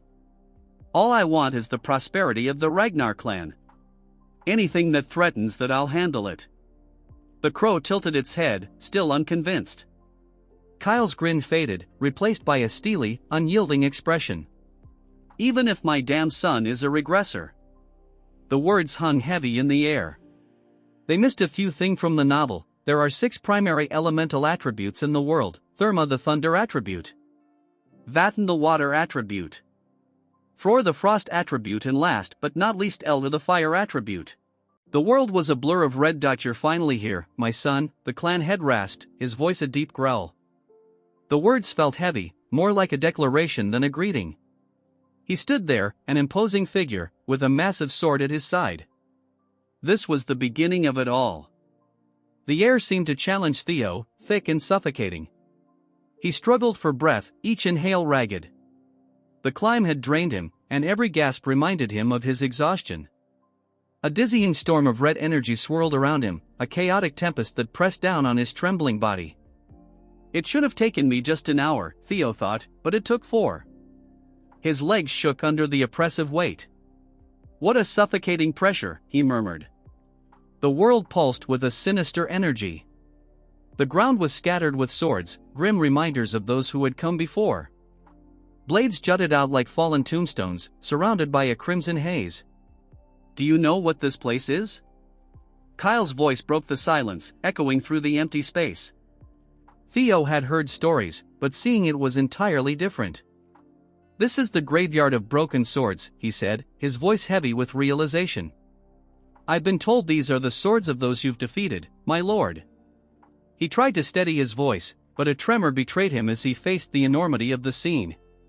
Kyle's tone was sharp, cutting like a blade. "Correct. That is the position of the clan head," he said. "It's a role where you must stand alone against endless threats and challenges, a position where you can never truly rely on anyone." He paused, letting the words sink in like a harsh truth. His greatsword shimmered with a menacing glow. "It's a position that follows the rule of the strong," Kyle continued, his voice ringing with authority. "You must rise above everyone else with your own power. Do you think you have the right to claim such a position?" His tone dropped, dangerously low. "Yes," Theo replied, the word firm but quiet, a small act of defiance. Kyle's gaze darkened, his displeasure evident. "Don't answer lightly," he snapped. "I've killed thousands to stand here," he growled, his voice heavy with the weight of bloodshed. "Can you do the same? Can you bear their hatred?" Before Theo could answer, the air crackled with violent energy. Ghostly blue figures appeared, their voices a mix of rage and sorrow. "Kyle, Kyle, I curse you for eternity," they roared. "How dare you commit such atrocities?" The spirits of those Kyle had slain materialized, their faces twisted with anger and pain. Their hatred was so intense it felt like a physical force. "I'll destroy you," they screamed, their voices filled with venom. Despite the storm of hatred, Theo stood firm. The chaos raged around him, but his resolve was unshaken. "My resolve is unchanged," he declared. "Why is that?" Kyle asked, his tone sharp. "To avenge my past life," Theo replied. "To become the clan head and put an end to this cursed battle for the throne." He clenched his fists around his sword, his determination unwavering. "I'll face any challenge to achieve my mission." But doubt flickered in Theo's mind. "I know that's not the answer he wants," he thought. With a sharp movement, Theo raised his sword, his voice ringing with determination. "I'll answer with my blade." Kyle's lips curled into a cruel grin, a glimmer of excitement in his eyes. "Very well," he said, his voice laced with anticipation. From this moment on, I won't see you as my son but as a challenger." His gaze pierced through Theo. "Let's see what you've learned from her teachings." The mention of her startled Theo, confusion flashing across his face. But there was no time to dwell on it. He exclaimed in surprise, his mind racing as a dark thought began to take shape. Did he just say her? Theo wondered to himself. Drawing his blade, Theo's face hardened with grim understanding. His eyes widened in realization, but there was barely time to react. A sharp gasp escaped his lips as the world around him exploded into chaos. "Am I dead?" Theo questioned, his vision blurring. He felt disconnected, as though his body no longer belonged to him. Then, suddenly, a shocking surge of power erupted. His heart raced as Kyle unleashed a devastating attack. Kyle's expression shifted from cruel amusement to one of disinterest. A black bird appeared, perched beside him. "Are you worried that our little prodigy might die?" Kyle asked, addressing the bird. The bird chirped twice, its glowing eyes locked on the unfolding scene. Kyle nodded at the bird's response, his gaze growing serious. "You're right," he said, his tone firm. "Only those with an unyielding will and determination can escape the heartsword." His voice carried a strange mix of pride and uncertainty. Kyle's demeanor grew colder. "It's a harsh test for someone so inexperienced, especially in the middle of the awakening ceremony," he muttered. His voice hardened, turning icy and calculating. "But if his resolve isn't strong enough, it's better for him to die here as nothing more than a wandering soul." He clenched his fist. "I don't need a regressor who will only bring ruin to the clan." The world around Theo dimmed, consumed by a suffocating darkness that seemed to seep into his very being. "I'm dead," Theo thought, his consciousness slipping away. "I guess it's only natural since I was struck down by father," he reflected. His thoughts felt strangely detached, almost clinical, as he observed his own demise. "I have no regrets," he told himself, a strange peace washing over him. Reviewing the events of his life like a series of fragmented memories, he recalled his past deeds. "I stole Camellia Palace. I killed Rendan and Axion," he noted, his mind heavy with the weight of his sins. "Everything was just a stroke of luck," he admitted, his thoughts fading into the growing void. The truth hit Theo like a physical blow as he observed it, but as his life flashed before his eyes, a strange calmness settled over him. "This life was happier than my previous one," he realized, his face softening into a serene smile. "That's right," he said softly, "my time has come. It's time for me to go now." His thoughts began to fade into nothingness, the edges of his consciousness blurring. "Rest peacefully," a distant, hollow voice echoed as his awareness slipped further away. The last thing he saw was a swirling darkness that soon dissolved into oblivion. But then, a harsh, guttural voice shattered the silence, startling him. It was loud and clear, and it didn't seem to be meant for him. Out of the shadows emerged a magnificent beast, a creature woven from light and darkness. "Enough already! Get up!" it commanded, its voice brimming with authority. "If you were going to sulk like this, you should have just let me devour you." A small spark appeared, faint but powerful. It grew rapidly, flames licking at the edges of the void. "You're right." "Thanks," Theo thought, a newfound strength surging through him. He felt alive again, the icy grip of death retreating as his determination rekindled. "I can't let it end like this," he resolved, his consciousness stirring. "I swore it to myself." Lifting his head, Theo's eyes shone with a fierce inner light. His mind was sharp and focused. Drawing his sword, he felt a surge of power flow through him. "I may break," he thought, his body stretched to its limits, "but I will never yield." He roared, his voice a raw challenge to the encroaching darkness. His body moved instinctively, a symphony of power and precision. His sword became a blur of light, unleashing a devastating attack that shattered the darkness into countless fragments. As the chaos subsided, Theo stood dazed, his vision clearing. The shattered world around him began to reform as he lunged forward, his sword glowing with a brilliant blue light. The air vibrated with a violent energy, but Theo had survived. Kyle lowered his gaze, his expression unreadable. His eyes were shadowed beneath his dark brows. "You pass," Kyle declared, his words starkly different from his earlier cruelty. Though his tone was still sharp, there was an edge of pride. He had been pushed to his absolute limits but had prevailed. 1 week later, the clan headquarters buzzed with activity. The day of the nomination ceremony had arrived, and the air was thick with anticipation. The grand hall was alive with murmurs, the tension almost tangible. Hulkus stood beside Erica, visibly uneasy. "There are way too many people here," he muttered, his voice tight with nervousness. "It's making me anxious." Erica rolled her eyes, a teasing smirk playing on her lips. "How can someone so big be so timid?" she asked, her tone mocking yet playful. Hulkus bristled, his voice defensive. "I'm not timid. You're just too bold," he shot back. Erica shrugged, her smirk widening. "Look around, Hulkus. Commanders of every unit, the 9 dragons, the former clan head, and the current one, so many heroes are here," she said, her voice deliberately exaggerated. Hulkus glanced nervously around the room, his voice rising with each name Erica mentioned. "That's exactly the problem. All these important people are here," he exclaimed in a rush. "You're such a baby," Erica muttered. "No one's going to care about someone who couldn't even master elemental breathing," she said, her voice dripping with mockery. "What was that?" Hulkus sputtered, his eyes wide in disbelief. His face twisted in frustration and embarrassment, his lips pulled into a deep frown.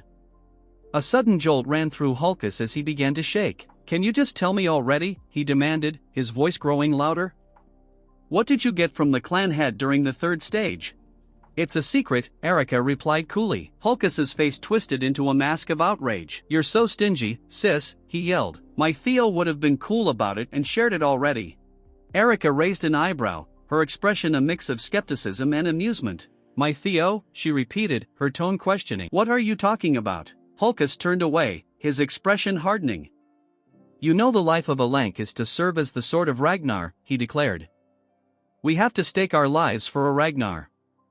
He thought back to the power of a dragon, a majestic creature of bone and fire, surrounded by a horde of bears. "In that case, I want someone cool and strong. Someone who has it all, power, character, and ambition," he decided. "And that's Theo. I want to dedicate myself to him." Hulkus's voice grew firm, a strange light shining in his eyes. "That's why he's my Theo." "And he agreed to this?" Erica asked, her tone sharp. Hulkus paused, furrowing his brow.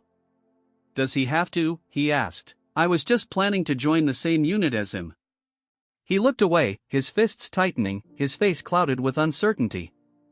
"I don't know why, but the clan head said he isn't taking Theo into the clan head's manor," he admitted, his voice low. Clenching his fists, determination flared in his eyes. "So I'll just have to follow him," he resolved. A steady thud of footsteps echoed through the grand hall, followed by the resonant clang of a staff striking stone. The sound carried across the courtyard, silencing the crowd. "Attention!" Vanna Ragnar announced, his voice booming. Holding his staff aloft, he continued, "The nomination ceremony shall now commence. Overall valedictorian, Theo Ragnar." The crowd erupted in cheers, their excitement filling the air. The sound reverberated through the hall as they chanted. Theo stepped forward, his features calm and composed, the sprawling headquarters behind him. The crowd cheered, their enthusiasm unwavering. "All eyes are on you, young Master Theo," a voice murmured from the crowd. "Where will you choose?" The words felt both like a challenge and a plea. Evelyn watched from the sidelines, a hint of longing in her eyes. "I'd love it if he joined the white-armored dragon cavalry," she thought wistfully, "but that's just wishful thinking." Theo stood alone in the courtyard's center. "Congratulations on being the overall valedictorian, Theo Ragnar," Vanna declared. "Your excellence in every category was truly inspiring." A sharp sound interrupted him, drawing everyone's attention. Vanna's face shifted to shock, his eyes wide. Ed, the director of the Central Intelligence Bureau, stepped into view, his expression unreadable and his eyes obscured by shadows. "Sky Dragon," someone whispered, the murmurs quickly spreading through the crowd. "Is he here to avenge Axion?" one man speculated nervously. "No way," another responded, eyes darting to the 9 dragons and the clan head, who were observing silently. Vanna's voice was strained as he addressed Ed, director. "I don't know what your intentions are, but please sit back down," he commanded. Ignoring him, Ed spoke with calm authority. "Theo Ragnar," he began, his voice cutting through the tense atmosphere. "The Central Intelligence Bureau," Theo thought, narrowing his eyes. He recognized Ed as the Sky Dragon. He must still be angry about Axion's death, Theo reasoned. But even he wouldn't dare disrupt a nomination ceremony. Ed extended a hand, a charming smile on his lips. "I'd like to offer you the position of deputy director," he announced. Theo's eyes narrowed further, his face a mask of suspicion. He didn't trust Ed, not even a little. Theo's valedictorian status carried profound significance, symbolizing his remarkable journey as a Ragnar who had begun at the very bottom. A cracked dark egg nestled among twigs represented his humble origins, while a silhouette of a majestic dragon soaring across a radiant sky embodied his triumphant rise. Whispers rippled through the crowd. "I knew he became strong, but to think he'd defeat Ashian?" One voice murmured. Another added, "I heard he nearly killed a proctor before being stopped." Theo's tale of ascending from ridicule to greatness resonated deeply with aspiring swordsmen, shifting perceptions from scorn to admiration. The once dismissed imbecile of Ragnar had transformed into a figure of awe. A notification flashed before Theo: "You have become the overall valedictorian of the awakening ceremony." Another alert followed: "Congratulations! You have completed scenario quest number 3, Victor of the Awakening Ceremony. You have obtained an ether core as a reward." The item had been stored in his inventory. Theo blinked at the message. Ether core? He wondered. Considering how long this quest took, it must be something valuable. His gaze shifted to Ed Trovan, who stood among the crowd. The Central Intelligence Bureau? Theo's eyes narrowed in suspicion.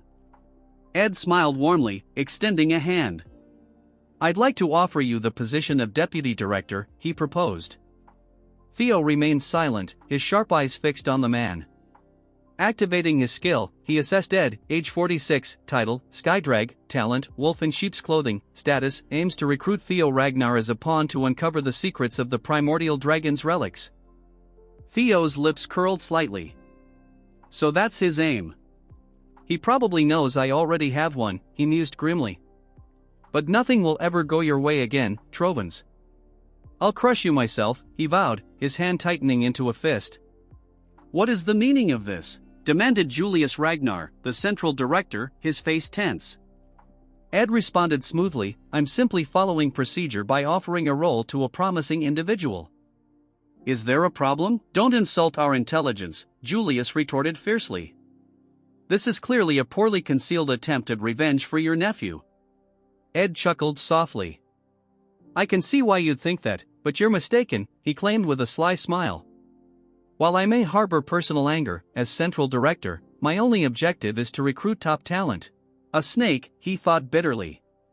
He cares about nothing but his mission, even after his nephew's death. Vanna Ragnar intervened, stepping forward. "I understand the desire for skilled individuals, but we've yet to officially begin the proceedings." "Hold your horses." Turning to Theo, he asked, "Theo Ragnar, have you made up your mind?" "Not entirely," Theo admitted. "That's why I'd like to hear what offers there are." His gaze swept across the grand hall until Osa Ragnar stepped forward.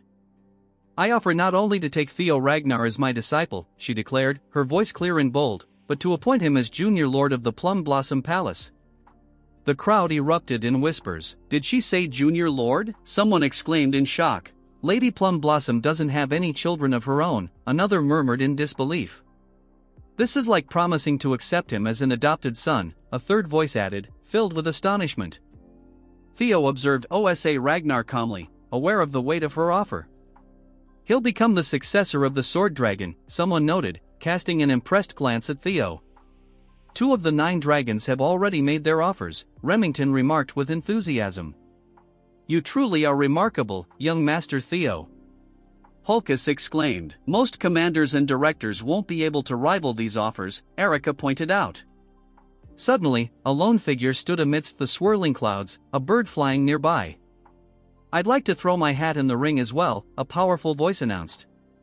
A tremendous force crashed down, shaking the very foundations of the hall. With a thunderous impact, a figure descended, his form cloaked in dark energy. As the figure landed, he revealed himself as a man with long white hair and a face partially hidden by a dark mask. Gasps echoed throughout the hall. "The Black Dragon, Robert Ragnar!" someone exclaimed in shock. "Even he's getting involved?" Robert's piercing gaze settled on Theo. "Theo Ragnar, I've been watching you throughout the awakening ceremony," he declared. Theo returned his gaze with unwavering focus. "He's been observing me," Theo realized. "Come to Black Snow," Robert invited. "I'll offer you the rank of Null Snow." Null Snow, the highest rank in the Black Snow Intelligence Agency, allowed agents to maintain public personas and gain both fame and honor. Theo recalled his previous life, where attaining that rank had always been beyond his reach. To think I could obtain it so easily now. Pharaoh Ragnar cleared his throat, drawing attention. Theo Ragnar, you left a lasting impression during the third stage, he said with a warm smile. I hope you won't forget about Zenith Academy. The Zenith Dragon? Aaron, the supervisor who had once saved Theo, exclaimed in disbelief. That's 4 out of the 9 dragons, Evelyn chimed in. Let's not forget there's still one more. Our commander, Aaron whispered. The demon dragon, Evelyn added with admiration. Julius Ragnar, commander of the White Armored Dragon Cavalry, stepped forward. The White Armored Dragon Cavalry will not offer any special treatment to Theo Ragnar, Julius announced firmly. He's sticking to his principles now? Aaron exclaimed in surprise. As expected of our commander, Evelyn said proudly. Julius's expression remained resolute. Honor is earned through one's own merit. Although I wish to recruit Theo greatly, I cannot show favoritism. It wouldn't be fair to other recruits. The only promise I can make is my full support for his growth and the pride of being a dragon. His unwavering gaze settled on Theo. Standing in the center of the hall, Theo took a deep breath, his eyes briefly closing. When he opened them, a determined gleam burned within. With a confident smirk, he declared, I will choose. Suddenly, a sharp voice laced with an enigmatic power sliced through the air. You're a regressor, aren't you? Theo's eyes widened in shock as he whipped around, searching for the source. His gaze locked on a woman seated regally on a throne, Hilda, the former clan head. His throat went dry, and he swallowed hard. I have no idea what you mean, he replied, keeping his tone carefully neutral. Hilda's lips curled into a knowing smile. I don't know what kind of life you lived in your previous cycle, but your acting is impeccable, she said with amusement. Truly impressive. Cycle? What is she talking about? Is there a fixed number to regression? Theo's mind raced, trying to grasp the situation. Is something the matter? You don't look well, Vanna Ragnar asked, concern evident in his voice. Could I please have a moment to gather my thoughts? Theo requested, his voice strained. As you wish, Vanna replied with a nod. This is indeed an important decision, but don't take too long. Hilda leaned back, a smirk playing on her lips. There's no need to hide it.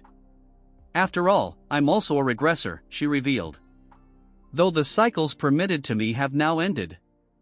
Theo's mind reeled. She said it again. Her words imply she's regressed multiple times. His eyes narrowed as questions flooded his thoughts. Could there be more regressors? How many? Realizing the quickest way was to ask directly, he said, by cycles, do you mean one can regress multiple times? Hilda's expression turned amused. Wait, you don't know? Kay must not have told you anything. I shouldn't be surprised Kyle hates regressors, she explained.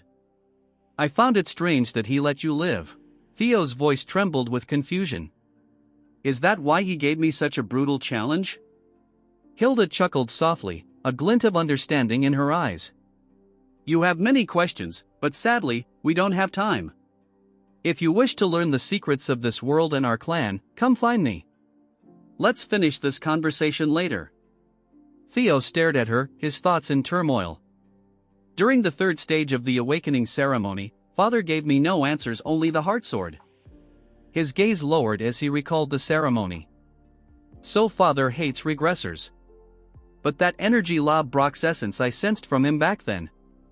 A realization dawned. The stolen heart of Lob Brock. Was it really Father who took it? Is it because Lob Brock, as an ancient dragon, welcomes regressors? A human defeating an ancient dragon seems impossible, but perhaps not for Father, who is called a demigod. He glanced toward Kyle Ragnar, seated on his throne, watching silently. To uncover the clan's secrets about regression, I have no choice. Vanna Ragnar's voice shattered his thoughts. Now then, Theo Ragnar, has your heart decided where you will go? Theo took a deep breath, his resolve firming. Yes, I have decided, he declared confidently, raising his voice. This part starts with Theo declaring which side he will choose, but it ends keeping the suspense. Remington chooses the Zenith Academy and directly becomes the Zenith Dragon's disciple. Theo thinks that he likely made this decision because they both used the water current breathing. past life, Remington returned to his Narshio clan to grow stronger. And he eventually started a rebellion against the Ragnar clan. But this time he did not leave the Ragnar clan. Theo is certain that this is another chance brought on by him. The buddies shake hands with each other, as Theo tells Remington to do their best and meet again once they are stronger. Remington tells him that he is looking forward to their reunion as they face each other with respect. As Theo had expected, Rey returned to the Daffodil Palace, where her mother the Ice Dragon is at, and it is the most suited place for her. Theo's minions also wanted to join him, but their grades were insufficient. He thinks that it is a shame that he had to part with his friends. As such, the ceremony ends and Theo looks up to the sky hoping that everyone will do their best. That's when a voice grabs his attention. It's Hulkus, as he didn't expect that they would choose the same unit. He is accompanied by our muscle waifu as they come towards him. Theo is glad that he has made new friends, telling them that it's nice to see them here, thanking them for helping him back at the second stage. Erika Shai tells him that he owes her one, thinking to herself that strong guys are the best. But like a sibling, Hulkus also thinks that strong guys are the best. As they bicker, Theo thinks to himself why they are into him all of a sudden. A supervisor tells them to pay attention as the commander is coming, but regardless, Theo thinks that he has achieved his goals joining the most honorable group. It is the perfect place for him to start his plans to become the clan head. It is the White Armored Dragon Cavalry, as the commander congratulates them on becoming a member of the White Armored Dragon Cavalry. Theo thinks that he will see Hilda later and clear his queries as we move on to the commander. He asks them to say their declaration as fresh recruits. Hulkus the Dumb tells everyone that he wants to become an awesome dragon. A turd shouts, telling everyone that he wants his name to be known far and wide. Erika tells everyone that she wants to become the strongest of her generation. As more people speak, every single person present looks towards our Chad waiting for his speech. Our Chad, before saying anything, thinks about how he has to prepare for the great war that comes 5 years from now. With resolve, he tells them that he will become the commander of the White Armored Dragon Cavalry within 5 years. The supervisor thinks that he has guts to say this on the commander's face. The muscle turd laughs like crazy, telling Theo that dreams should be grand and he has come to the right place. He tells everyone that whatever reason they may have for choosing this cavalry, there is only one thing they need to remember. Every drop of blood and sweat they spill will be immortalized in legend within the history of Ragnar. He says that today's hardship will become tomorrow's pride. Their shield does not break and sword does not yield. Their comrades will always have their back, and in return, they will always have their backs. He finishes with a smirk that waiting at the end of the road forged in blood and sweat is glory.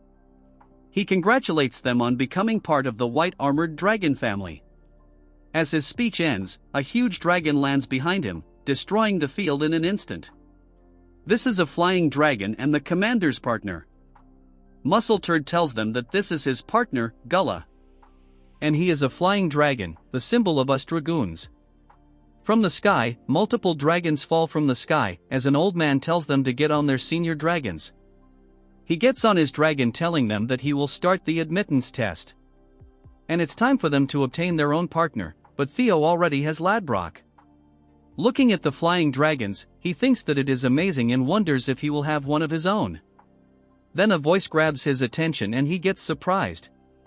It's Evelyn, as she is glad that he has joined the White Armored Dragon Cavalry.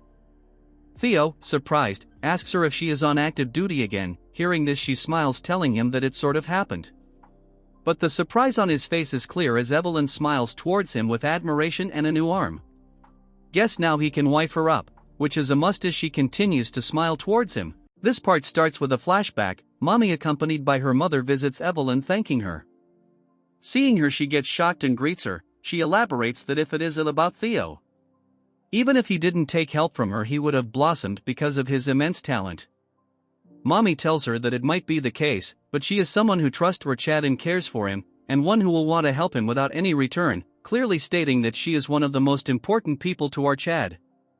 Hearing this, she gets stunned, telling her that she is only an one-armed trainer. Mommy elaborates, telling her that the light illuminates the way in the darkness. There are many times when they don't even know how bright they will shine.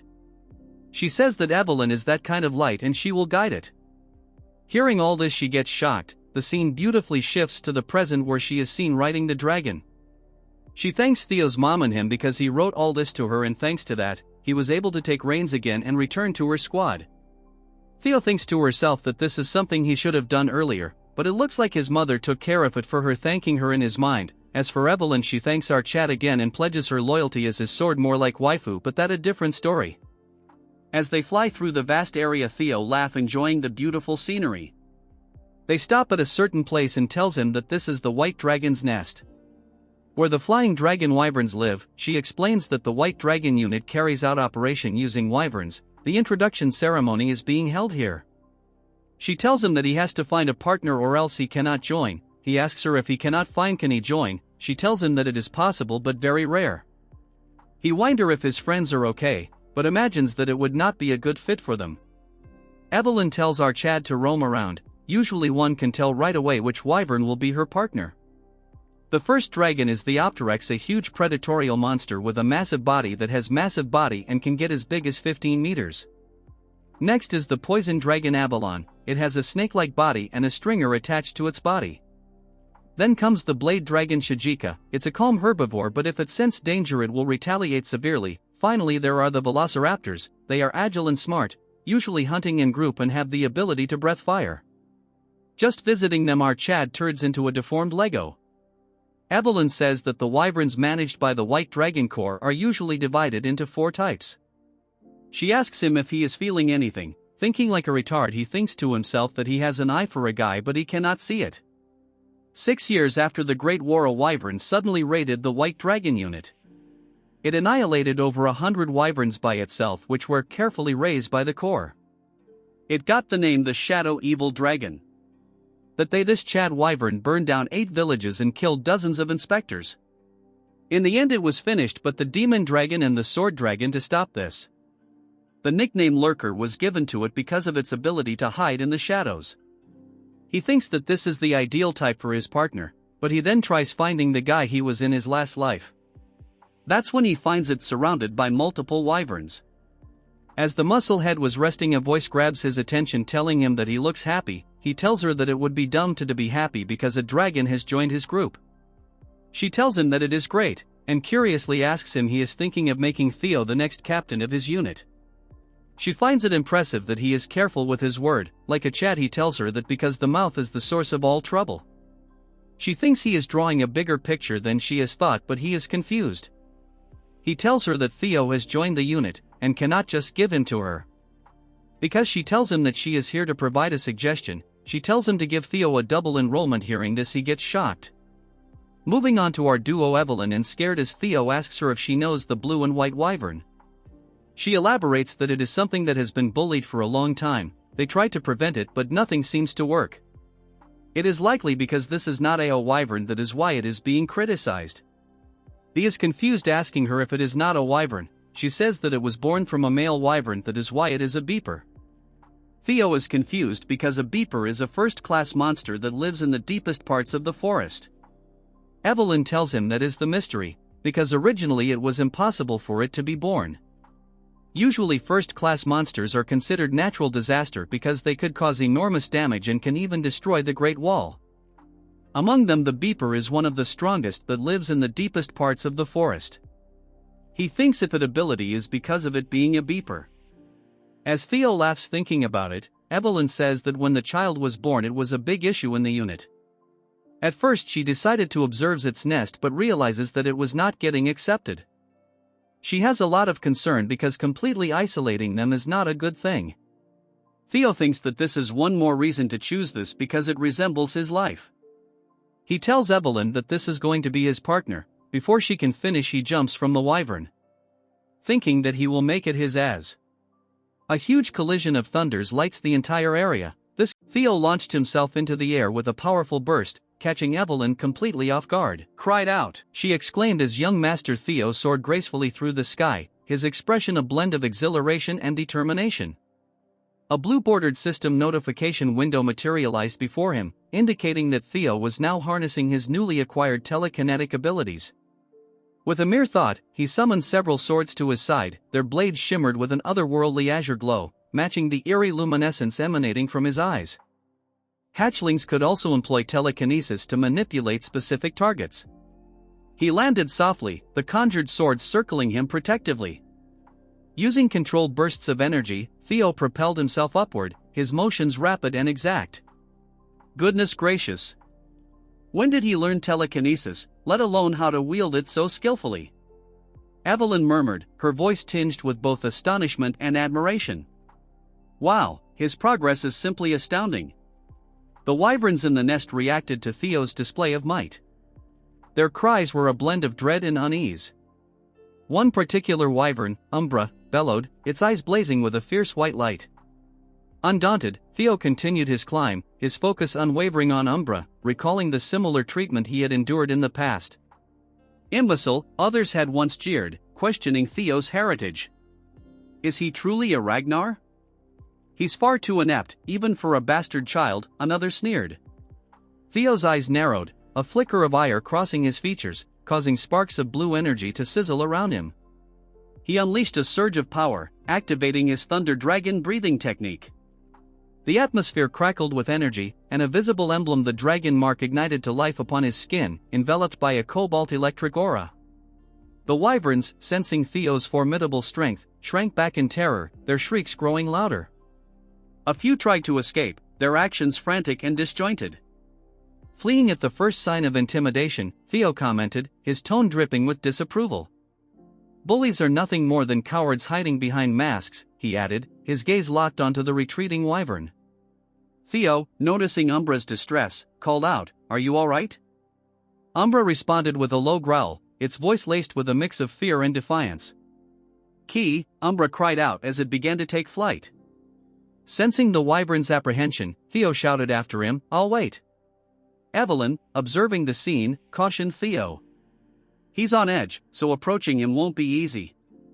You should give it time and try again later." However, Theo remained steadfast. "No, that's precisely why it's more crucial for me to be by his side right now," he countered. Turning his attention back to Umbra, his tone softened. "Why do you think he stays near the nest despite being shunned?" Theo mused aloud. "An emotional scar is far harder to endure than a physical one." Theo glanced at Evelyn with concern. "He's injured, he couldn't have gone far. Please help me find him." In a mountainous area, Umbra was spotted exhausted and startled. Theo approached a glowing rock, which illuminated brightly. Many had attempted to tame Umbra, but none succeeded. The commander, his gaze sharp and voice firm, remarked, "He's extremely wary of people. In his current state, it will be even more challenging." He then asked Evelyn if she could fetch something to feed him. "In the meantime," Theo said, "I'll try to understand him. After all, this is my admittance test." Theo unleashed his ability, Wyvern Fear, while Umbra countered with Drake Fear. Umbra let out a thunderous roar. Theo took a step forward, Umbra mirrored him. Theo advanced again, and so did Umbra. Using his abilities, Theo began to heal Umbra. Holding a vial of healing potion, he splashed it onto the wyvern. "How's that? The pain has lessened, hasn't it?" Theo asked gently. Umbra appeared bewildered. Theo pondered silently, "Perhaps it's because of the dragon heart, but I can sense Umbra's emotions, his fury toward the herd that cast him out, the conflicting sorrow and attachment, the longing to still belong, the prolonged and agonizing loneliness. His feelings for me are contradictory too. He's suspicious of me, someone who appeared out of nowhere offering kindness, yet at the same time, he hopes I won't abandon him." Theo reached out and touched Umbra's face. "Don't worry. I won't turn my back on you," he reassured him warmly. With that, Theo reached into his inventory. He knows how much he adores things like this. A gem materialized, catching Umbra's attention. The wyvern stared at the gem with a gleaming expression. Theo asked, "You want it?" Umbra, clearly captivated, reached out for the gem with an eager look. Theo handed it over, saying, "Here, it's a gift. If you follow me, there's plenty more where that came from." His eyes sparkling, Theo inquired, "What do you say?" Umbra was speechless. Theo extended his hand to Umbra. "I'll have to go raid some from Grandma Curson," he muttered, shivering at the thought. He couldn't shake the feeling that he was about to lose a fortune. Back with Theo and Umbra, Umbra responded with a thunderous roar and a firm nod. A blue system notification window appeared before Theo. New skill acquired: Wyvern Taming, rank C. Mastery, 1% higher.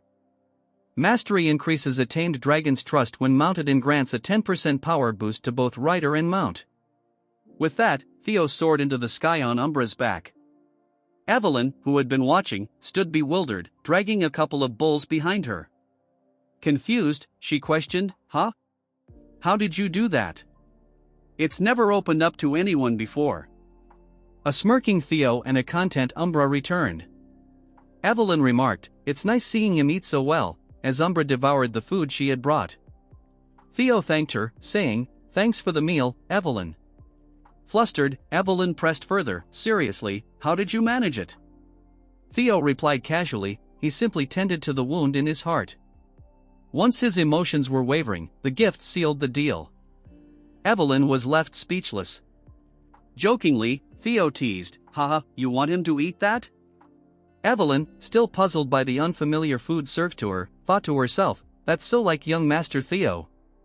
Not only is he skilled at charming people, but he can even win over a wyvern." Evelyn, now astonished, exclaimed, "Congratulations, young master. He's acknowledged you as his partner." She explained further, "A wyvern offering its neck and back is a sign of trust." Suddenly, panic struck her. "Wait, no, what are you doing all of a sudden?" she cried as Theo prepared to mount Umbra. Theo calmly reassured her, "It's fine, I've got this." Evelyn interjected, "Even if he's accepted you as his partner, you haven't received any flight training yet. Riding a dragon without reins and a saddle is extremely dangerous." Her expression turned frantic as she shouted, "Taking off like that is a one-way ticket to disaster." Theo, with a confident grin, assured her, "Relax, I've got plenty of tricks up my sleeve." A system window popped up, activating skill, Wyvern Taming to compensate for insufficient riding skills. With that, Theo and Umbra took to the skies. Evelyn watched in shock and concern as they flew gracefully. Theo, smiling, mused aloud, "I get it, he wants to show me something, right? Let's go together." As Umbra continued to glide through the air, Theo's thoughts drifted. Something's not right. How did a pure-hearted dragon like him turn into such a fearsome demon, earning the title Evil Shadow Dragon? The scene shifted to a waterfall, where black liquid seeped into the water below. A surge of pure energy radiated outward, a visible sign of the ancient ritual underway: purification and rebirth. The process removes impurities from the body and enhances one's ability to gather mana more efficiently. It is an ancient secret technique requiring multiple strong mana users and days of intense suffering to complete. The scene shifted to Theo, his body glowing with power, though it was noted that this method had only been effective on children under 5 years old. A sense of impossibility lingered in the air as a close-up revealed Theo's face, now marked by the swirling dark energy of the phantom dragon. This purification happening to Theo was the result of countless perfect coincidences. First, the deadly core poison that invaded his body. A skeletal figure with burning red eyes lunged at him, its chain form representing the poison. Second, the concentrated mana gathered from decades of consuming ghost shade, symbolized by ominous purplish-black flowers. Umbra, who had mastered neutralizing the poison, was shown alongside images of crystals, flowers, and leaves. Everything balanced precariously, depicted by a spectral image of Theo's body where light and dark energies intertwined. Instead of rejecting or being destroyed by the demonic poison, Theo absorbed its essence, transforming him completely. As the swirling vortex of dark energy faded, Theo gasped in shock and pain, feeling overwhelming power surge through him. Evelyn, her voice laced with worry and relief, asked, "Are you all right, young master?" Kneeling beside him, her hand hovered over his, concern etched on her face. "Theo," he whispered weakly, with a faint smile, he reassured her, "Sorry for making you worry." Evelyn appeared dazed but relieved as a blue-bordered system window appeared before Theo, showing his updated status: Theo Ragnar, 17 years old, male, title Flash Tiger, the greatest prodigy in a millennium, talents Ragnar player. Looking around the mystical cave, he remarked, "These crystals are condensed pure energy, their diluted toxicity acted like medicine instead."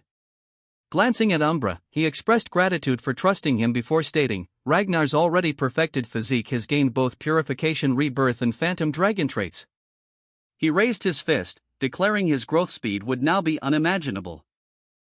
Taking a deep breath, Theo shifted his focus to a more urgent question: who was the old man?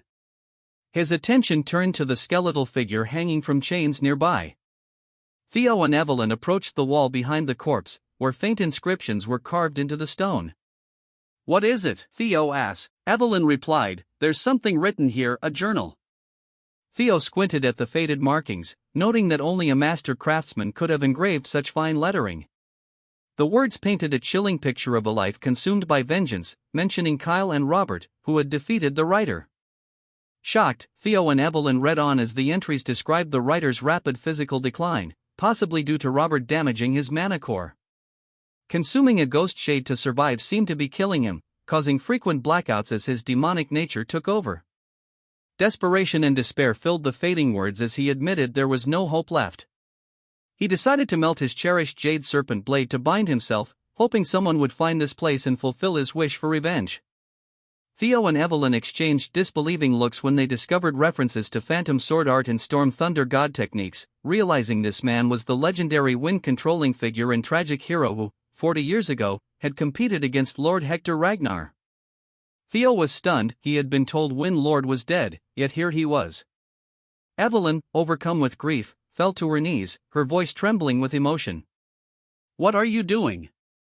Theo asked, concerned. Evelyn explained that harming Wind Lord, a rightful heir of the Ragnar bloodline, was a grave offense punishable by immediate execution. "Stop spouting nonsense," Theo said with a stoic expression. "The one you killed wasn't Ragnar, it was a madman. It was to save his life. Was there any other choice but the rules?" Evelyn argued that everything that happened here would remain a secret. Theo reached out to Evelyn. "If it still bothers you, take Wind Lord's secret techniques," he said. Evelyn was surprised. Wind Lord's secret techniques rivaled even the Nine Dragons' techniques. She questioned, "Why are you giving them to me?" Theo replied, "Become the successor of Wind Lord and grow stronger. Carry on his legacy." Evelyn, on her knees, was shocked. Theo said, "Now that you are his disciple, Wind Lord can finally rest in peace." "No one can call a crime." Evelyn was confused. "Didn't you say you would become his sword?" she asked. Evelyn realized what was happening. Evelyn, the senior swordsman of Ragnar, pledged his loyalty to Lord Theo as his vassal. He humbly asked his great and noble lord to accept the oath of his humble vassal. Theo smiled at this and said, "You truly are a rigid rule follower." Theo extended his hand towards Evelyn. "Theo Ragnar accepts Nerville's oath, engraving it upon his heart and soul. For our long journey ahead, he vows to make you his first sword." Theo smiled to Evelyn. Suddenly, the sounds of wind rushing and whistling filled the air. The scene shifted as the camera panned across a vast, bustling training yard. It was the headquarters of the White Armored Dragon Corps, a place of rigorous discipline and relentless training. Hulkus, his voice booming with characteristic enthusiasm, shouted, "Huh? That Theo still hasn't arrived yet.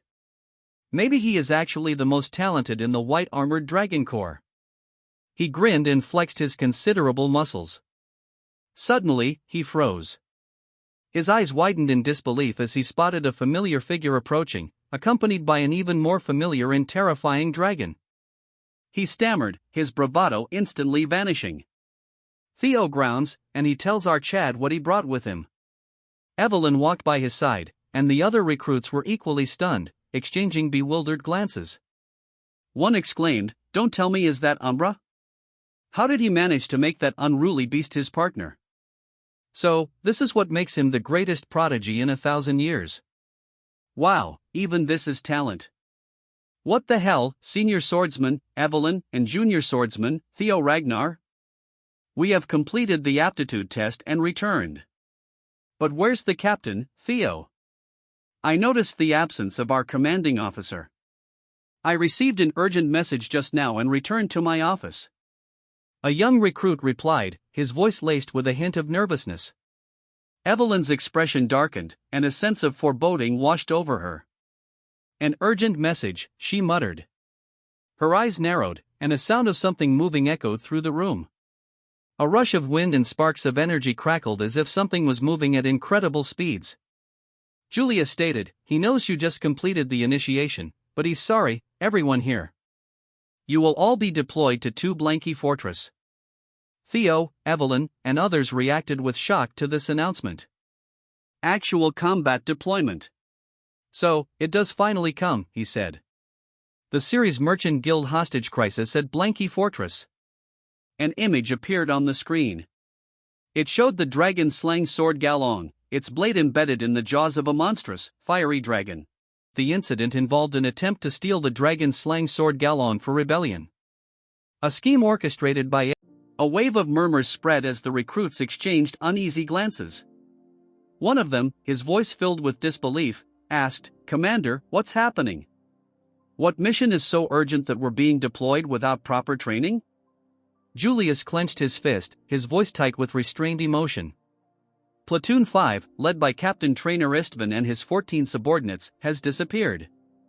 Theo's eyes widened in shock, a cold dread settling in his chest. Trainer Istvan, the oldest knight in the white-armored dragon cavalry, was highly respected. Even Julius sought his advice. He was not someone to fall easily. A chilling thought crossed Theo's mind. Could this be the result of the butterfly effect I caused? A bead of sweat rolled down his temple. Julius continued, his voice heavy with determination.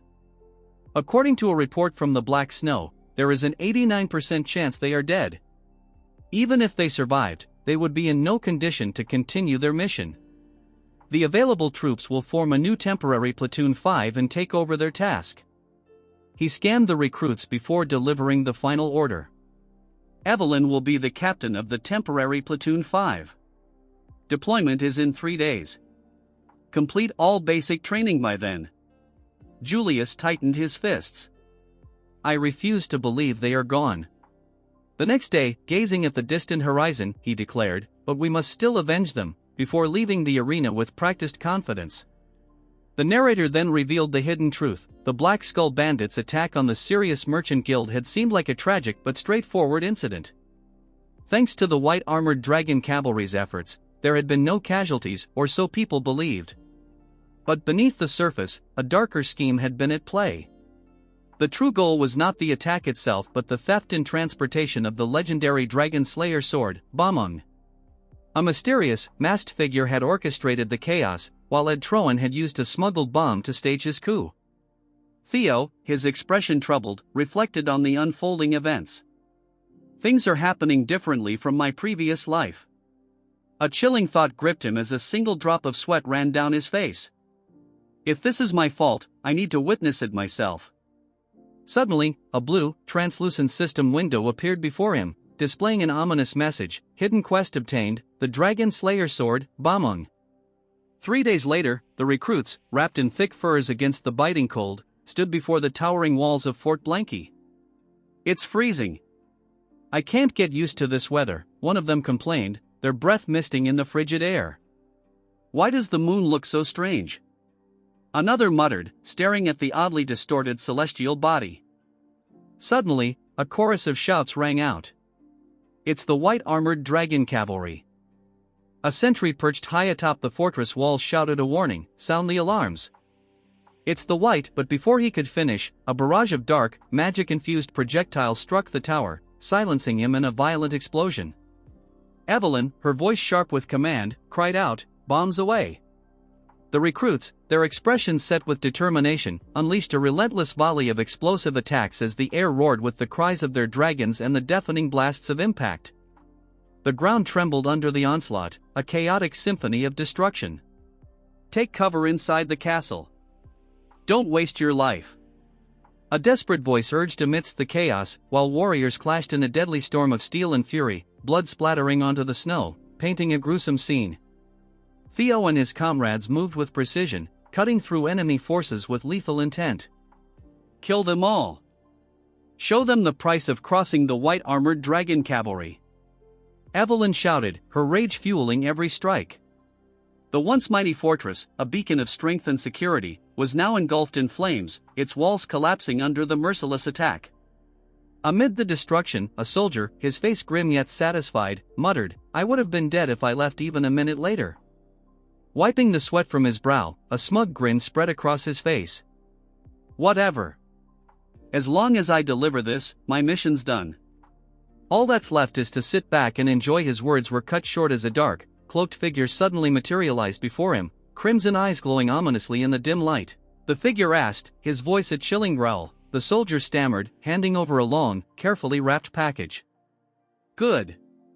It's the right item, the figure confirmed, his tone devoid of emotion. We have what we came for. Prepare for the next phase of the plan, he ordered, his voice echoing across the snowy battlefield. Yes, sir, came the synchronized response of multiple voices.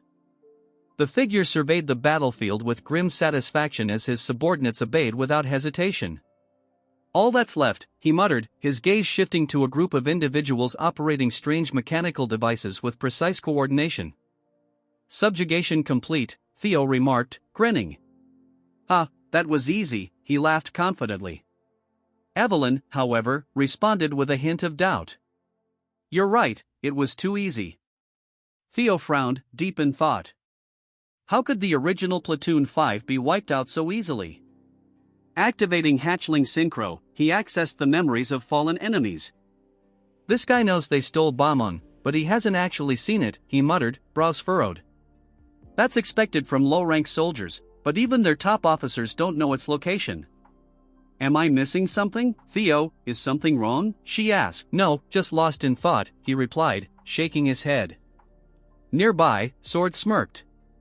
You may be the Flash Tiger, but a newbie is still a newbie. Just admit you were nervous for your first mission, Aaron teased.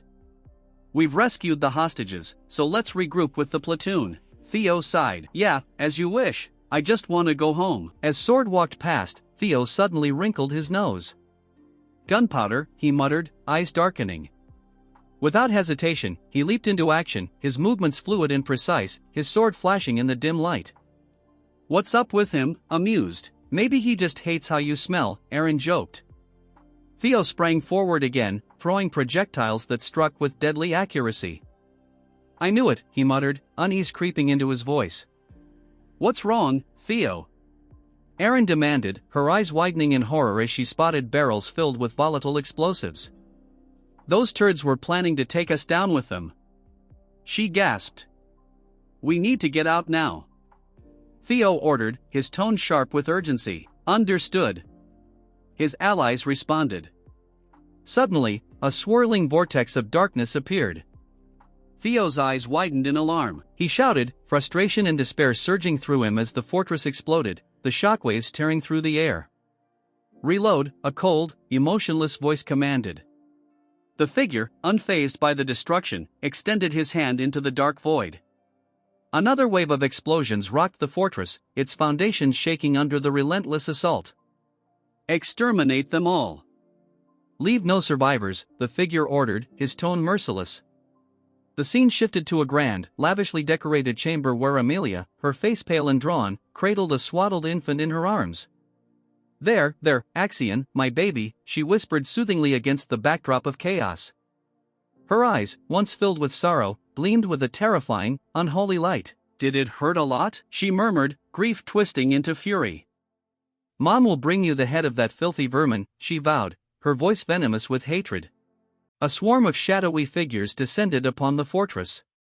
Their movements were swift and silent, like wraiths in the night. Evelyn, her sword drawn and her stance firm, prepared to meet the attackers head-on. Don't let anyone escape, she commanded, her voice echoing through the chaos. Yes, a chorus of voices responded as they launched themselves into the fray.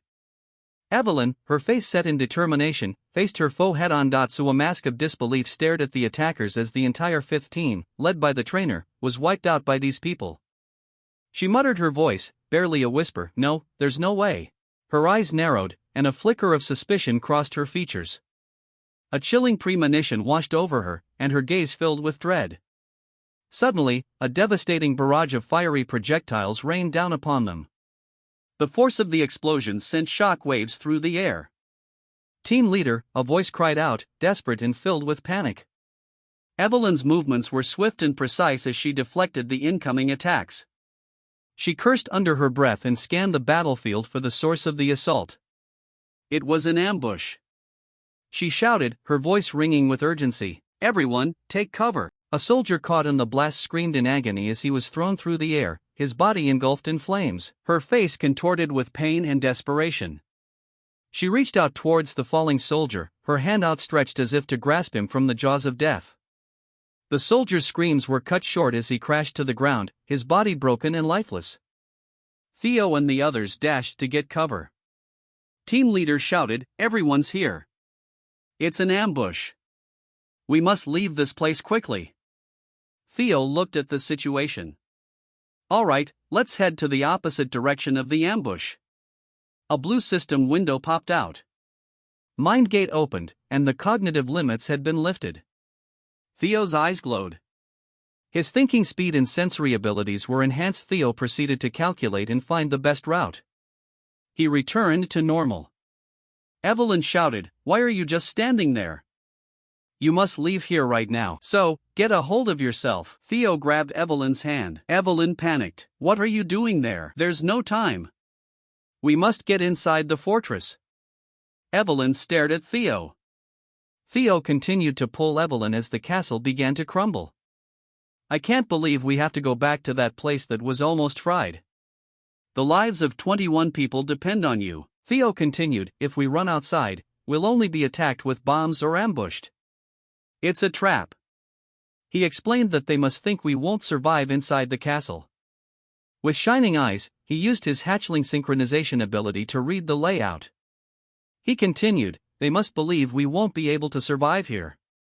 Using his abilities, he noticed that there was gunpowder buried on the left and cannonballs on the right. They must head to the stairs ahead. The group ran through the stairs, but Evelyn noticed something was wrong. It was a dead end. The soldiers looked betrayed. "Hey, you told us to trust and follow you," Evelyn said. "What's the plan?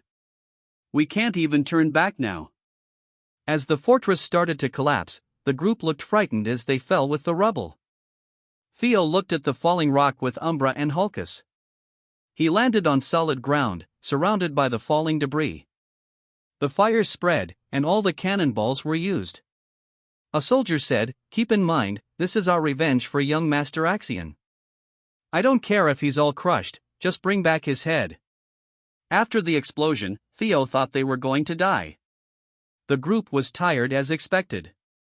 Theo had his plans, and he managed to think of breaking the floor in a split second. As the group spoke, the enemy appeared behind them.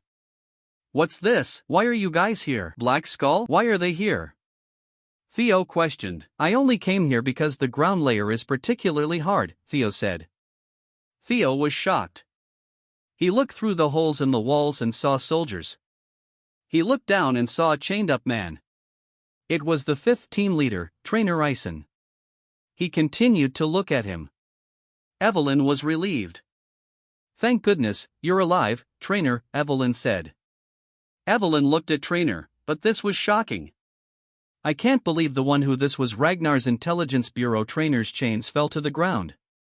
The trainer fell to the ground and asked, "I guessed it wouldn't be possible to do an ambush like this without an insider, but how can one point a sword at a family member?" The other replied, "This is clearly treason." "That's right, we must pay back the trainer." He stopped the other donkey. "Don't even think about it. It's better to not rush about it. They planned all this to catch us from the start. It will be hard for us to face them with our current numbers. We should go outside and inform the Black Pillar." Theo looked down. "That's not possible. Seeing that there's no backup from the Black Pillar right now means that the Black Pillar members who were ambushing them were also trapped. That's why I brought us inside the castle. However, there's a chance of winning those guys. They even buried their men underground. They must intend to cover up this incident. They will definitely come to check our dead bodies once they're sure of their victory and come to confirm it. We can ambush them back while hiding in the ruins and win." Isvan looked at Theo. "He's opened the mind gate at that age. I even gave up in such a situation. I think the new recruits were chosen very well this time." Isvan jumped up. "You're right, the White Dragon Squad can't be beaten up. The plan is as you've heard just now. White Dragon Squad, prepare to fight. This part starts at the bloodied battlefield under the crimson light. Let's stop here. I didn't know my scriptwriters were writing such trash. I fired most of them." After the battle, the minions flocked together to search for the bodies, more like getting themselves killed. As they looked through the bodies, they found bodies of their allies and one of them was alive, but instead of saving him, this ugly Barbie kills the man. He asks his lackey if he found the bodies. The trash tells the Barbie that they have yet to find any bodies. They are done searching the western side of the fortress, and now they will look around the eastern side. The Barbie thinks that the results were negative from the ambush team as well. As this Barbie goes around catwalking, he thinks to himself that the bodies of the white-armored dragon cavalry are the only ones missing. He tells his guys to stop and asks them if he has seen any member who are from the white-armored dragon cavalry. From the rubbles a sword flies out aimed directs towards the Barbie's ugly face. He barely manages to dodge the attack, clearing some distance. But as he was about to counter, Evelyn kicks his chest, dodging the attack effortlessly. As she lands gracefully, the disfigured Barbie shouts, telling his minions that the white-armored dragon chivalry have ambushed them, ordering them to change formations, but before they can do anything, most of them get killed by our Chad squad members. Evenly tell Barbie that she hoped it would not be the Central Intelligence Bureau, so by the laws of Ragnar they will all be executed for treason. As bloodlust fills the eyes of our beautiful waifu. As the battle continues between the Barbie and our waifu, they are evenly matched. The Barbie thinks to himself how they were able to avoid the bombardment. He uses his full strength to overpower Evelyn. As she is in a tight spot, she pulls a hidden weapon from her artificial hand. The Barbie barely manages to dodge the attack, but giving him no room to breathe, she launches another attack aimed directly towards his neck. Although he blocked it, he gets severely injured, falling on his knees. Evelyn shouts that the Central Intelligence Bureau has been surrounded and any further resistance is futile. Since the moment their ambush succeeded, they had no chance of winning. If they were to willingly surrender, at least they will be able to save their lives. Out of nowhere, this attention-seeking Barbie shouts, telling his minions that they can now use the secret technique. Hearing this, everyone stands still, wondering what secret technique he is talking about. From behind, the minion starts transforming. Guess they got upgraded to level 2. The minion who was scared of Theo charges towards him, veins popping from his face as if he has constipation. Theo realizes that the technique he is using is the reverse blood surge technique. It a forbidden technique that drains one's life force. He has gone so strong that he manages to push back our Chad, who was overthinking like you guys. Theo notices that multiple minions are charging towards him when he is off balance. But before it lands, our Chad, one of the captured members, uses his body to block all the attacks. As he falls to the ground, he tells our Chad to leave this area with his life. Useless sacrifice, since our Chad is stronger than him. Seeing the guy fall tot, he ground. Theo gets angered as he starts using his real power. Using the Thunder Claw technique, our Chad lands such a strong attack that it raises all the minions in a second. Then Theo activates his mind gate, and in a matter of seconds he breaks in between everyone duel and finishes the minions off effortlessly. Since they are large in numbers, Theo uses the triple Thunder Claw, a move so powerful that it raises the entire battlefield, killing almost all of the minions present. The power behind the attack was so great that it pushed back everyone present in the battlefield. The battlefield had formed patterns of the sword strikes our Chad lost. The Barbie managed to survive, but he cannot believe that our Chad dealt so easily with their secret technique. As such, he cannot let an anomaly like our Chad live. The other members cannot believe that our Chad pulled of such a technique. Glasses thinks that they will have to work harder to reach his level. As for Theo, he is vomiting blood because he sued the mind gate to raise his powers, and because of that his body has received a penalty. Since the power he executed was too much for his current self. The Barbie rushes towards Ken, telling our Chad that since he is going to die, he will at least take him to hell with him. Theo realizes that there might be something wrong with this mana core. Then he realizes that this ugly Barbie is trying to blow himself up with our Chad. But Evelyn comes in front of her future husband and uses the powers of the God Tempest. This is the technique Theo gave her. Using the first move Squall, she throws him afar and then rushes towards him, and uses its powers to attack him. Wait a minute, where are you looking, perverts? Anyways, the technique Maelstrom directly hits his mana core. Theo is shocked to see that the mana hall explosion has been stopped. The attack was so strong that he gets shocked into the ground, causing a huge eruption of energy. The attack was so strong that the Barbie won't last another chapter. Rest in peace, you will not be remembered. A voice call for Theo. as Hulkus shouts that he was right to choose Theo as the Lord and he is certainly his first sword. Bad luck man Evelyn already took that place. They thank our Chad for saving them, seeing their earnest gratitude our Chad laughs, and he gets up with their help. The other asks our Chad and Evelyn where they managed to learn skills of this caliber. Theo tells him that knowing will only hurt them as his partners jump on him to celebrate. The old man looks at the sky telling everyone that a long night has passed and a bright new dawn has greeted them. The new part starts at the Rose Palace, where the ugly turd is on the ground foaming. Look at her, she looks like she has consumed some kind of poison, if you know you know. In reality is Ed choking her using his strength. Then he throws this turd on the ground, barking at her like a dog. Telling her that where she got the guts to pull something like this without knowing her place. The stewards tell him to calm down, while he cannot understand that she used his seal, and ordered his private army to go kill Theo Ragnar and the White Dragon Armor Unit. As he throws the paper on the ground, he says that she has meddled into the grand plan of the Troibans. Since this chick has gone crazy, she acts weirdly, then starts sobbing, telling her brother that she just wanted the head of Theo who killed her son. Then says that everyone who was affiliated with as well. She wants to tear them apart and burn them to satisfy her rage, to soothe her son's soul.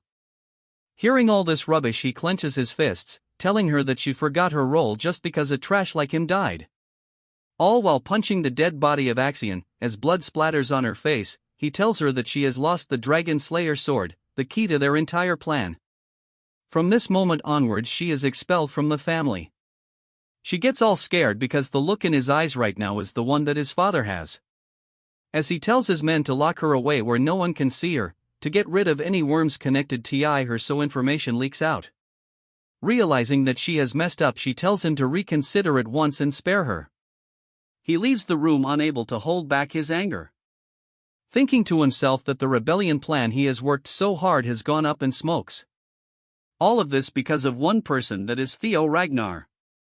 He swears to himself that he will kill our Chad by himself. Next we move on to our Chad as he pulls out the great sword. A status window pops up showing that this sword is sealed, and will only unlock under certain conditions. Theo inspects the sword and infuses his aura. Only to see the sword react vigorously as it flies out of his hand. Theo realizes that it reacts vigorously with his hands as it even caused minor wounds. He had suspected earlier that he cannot use the sword without unlocking the mystery. A legacy from the ancient mythic age, like a phantom it's not easily grasped by human hands, but if one uncovers its secrets it grants my mystical powers like those of mythic heroes. A legendary item. In his past life Ed managed to unlock the mystery, so he recalls his movements from back then. After a while he smiles, thinking that only one place comes to his mind. He puts it back into the inventory since until he unlocks its secret, it nothing but a useless lump of metal. As he throws it into his inventory, someone knock on the door. It's Evelyn. She formally call our Chad, apologizing for disturbing him, wanting to have a moment with him. He says that the commander wishes to see him. Moving to the commander, he is glad that his friend came back alive, but cannot understand why he is planning to retire. Old man says that it is embarrassing to say, but he has lost leg and his Drake in the last battle. Besides, his old body won't last much longer, so he plans to spend the rest of his life back home honoring his fallen comrades. The big bear knows that he cannot stop his stubborn bum, so he can do whatever he wants. As the man sips his tea, he says that is not a replacement, but he has something to say about the new recruitment Theo Ragnar. He says that at 5 his age he has unlocked his Thunder Gate. Big Bear finds it hard to believe that he has crossed the wall separating the ordinary from the superhuman. He was shocked to see it at first, since it is clear that he was not a prodigy born with it already open. It felt like him that he had forcefully opened it, but nonetheless his vessels have expanded. Compared to what he holds, it was absurdly vast. Hearing this, Big Bear gets excited, telling him that he has to fill the enlarged vessel. The old man says that's all he has to say for today. Moving to the night, the Big Bear confronts Theo, telling him that from now onwards he will have to learn and grow by his own. Hearing this, Theo is all tensed up. He then tells Theo that he heard our Chad played a huge role in the mission. Theo gracefully tells him that it not just him but his comrades also helped him. Big Bears tells him not be so modest and asks him how much his martial path has developed. Theo thinks that if he is talking about combat power, and says that he has become much easier compared to before. He tells our Chad that he is not talking about the level of his combat technique. With a cold stare, he asks him what sort life his sword is trying to express. Hearing this, Theo gets taken aback for a second, then he says that he is not entirely sure about it. Big Bear takes out his sword and tells him that he is trained with the sole desire to emulate the Patriarch's sword. He says that's how everyone starts, and as he pulls out his sword the entire sky turns blue. Then the next second the sky falls apart, turning everything red. This is the magic dragon's glass realm. It is completely different from the glass realm that the sword dragon showed before the second awakening. He realizes that this is because this martial world might be shaped by one's personal martial art. As the pressure intensifies, the Big Bear says that his sword represents demon, forming a huge sword. Theo is overwhelmed by what he is seeing. As the Big Bear performs his martial moves, it creates a huge rift, forming a huge waves large enough to crush thousands. Waving his sword down, the waves become stagnant. He asks Theo if he saw the magic dragon's martial path. With a nervous look, he says that he saw power and destruction, but why does he look like a girl? Big Bear says that Theo is on point, and it is the very essence of demon, intuitive and direct. Even if it eventually breaks, it's a straight line that pierces and destroys everything it touches. Violence, destruction and strength, that is the very foundation of swordsmanship itself, or more like death itself. He asks Theo what he thinks about the Plum Blossom Palace Lord's sword. Theo says that it was beautiful and elegant. The Big Bears think about it being beautiful and says that the Plum Blossom Palace Lord's sword contains the essence of life, so it makes sense. It's like a seed sprouting, growing and blooming into a flower that represents life itself. It's slow yet gentle and ever-changing, yet it never stops growing outwards. Theo thinks that this is the martial path, and wonders that even among the 9 dragons, the interpretations of the sword differs greatly. Big Bears laughs and asks Theo if he thinks that life and death are completely opposite. Theo asks him if that's not the case, but Big Man won't answer, as he stops his martial realm. Then hands Theo a book. He asks what this is, and it shocks him. It's a dialogue between him and the Plum Lord about the truth of the sword. Hearing this, Theo gets shocked, and Big Man says that it's extremely rare, but Theo got it, since he is a joint member of both the Magic Dragon and Sword Dragon. Hearing this, he is finding it hard to comprehend, as the two instructors sit together in a secluded place. This scene has happened when they were completing the book. He thinks that she is very cruel since Theo belongs to him, yet she wants to share him as a joint disciple. She tells him to be not jealous, because at the end of the day, this is all for Theo's, and he cannot deny that. Since he should be aware that Theo has garnered expectations that rival the other successor candidates. His talents means that he is growing rapidly, so he will hit a wall much harder. When he does face that wall, this will help him a lot. Old Man says that it's all fine, but what if a time comes when our Chad becomes an enemy of Ragnar? Hearing this, she gets shocked, because she is also aware that those who grew rapidly like this meet an unfortunate end. He says that if history repeats itself, the teaching will return to them as blood spilled for Ragnar's. She finds it unexpected, because she thought that his head was full of love for him. But after hearing his concerns, she is now certain that he is the right person to hold on to this. She hands him the manuals and tells him that when he is worthy of being a Ragnar and can value every moment, he should pass it on to him only. Moving on to the present, he has handed Theo the manual. To Theo, he thinks that the 2 dragon number 1 and 2 swords of the clan. To become a joint disciple of both the Sword Dragon and the Sword Dragon and the Demon Dragon. Theo asks him if he is really worthy of all this. Hearing this, Old Man says there is no need to be this humble, since he thinks he is worthy of this. Theo remains quiet, thinking to himself that he was able to grow this much all because of them. Even though he has not done anything from them, they continue to help them. Theo says that from the first day he has helped him a lot, and he promises to repay him one day. Hearing this, he gets excited, telling him that he can repay it right now. Taking out his sword, he says that it's been a while since he had a new disciple. Since he cannot stand by, the real lesson will start right now. Hearing this, Theo thinks that the real lessons will start now. Evelyn takes this opportunity to run outside and lock the door. As Theo asks for her, she apologizes, holding the door. At night, with a satisfying look, she opened the door, only to get shocked seeing Theo sitting like a mean character. She asks him if he is okay, consoling him that the commander went a little overboard. He says that he not only went overboard, she tells him to leave this aside, telling him as per his orders, she has confined someone in the underground detention hall. She asks him if it is alright to leave him be, since he is not the type to spill any beans no matter what they do. Theo tells her that it's all part of his plan, telling her to get close, and he whispers something in her ear. Hearing this, she gets shocked. The scene shifts to the Plum Blossom Palace, precisely the palace training ground. Theo greets her and she tells him that she has been waiting for him, asking him if he got the present that the demon dragon and she prepared for him. Theo says that her present has been great help to him. She summons her sword gracefully, flying in the air as plum blossoms surround the entire ground, and she gracefully land to the ground. What a way of flexing. She plans to continue to teach our chat about the building blocks of the technique that one might easily overcome, which is the root of swordsmanship. She again flexes, telling him that she would love to discuss how to blossom life with the sword. So she asks our chat again if Theo would like to become her disciple. Theo says that before he answers this question, he has something to ask her, telling her she is asking this question as the Heaven Dragon Sword Master. Hearing this, she is surprised that he is aware of something that most people of the clan aren't aware of. She won't deny it, telling him that the Heaven Dragon School is a secret school that passes its teaching down through only one disciple, and she is its sole inheritor, asking if he wants to know her true intentions. Theo apologizes, telling him that she won't scold him, elaborating that she has no ulterior motives. From the Plum Blossom Sword technique to the Heaven Dragon Sword, she was going to pass all of it to him. Hearing this, Theo gets shocked, unable to speak a word. After some time, Theo exits the hall, when a nobody call for him, asking him if he is Theo, the new recruit of the White Dragon Cavalry. Hearing this, he asks him what if he is, and it's none of his business. This guy gets offended, calling Theo a curt for not even exchanging proper greetings.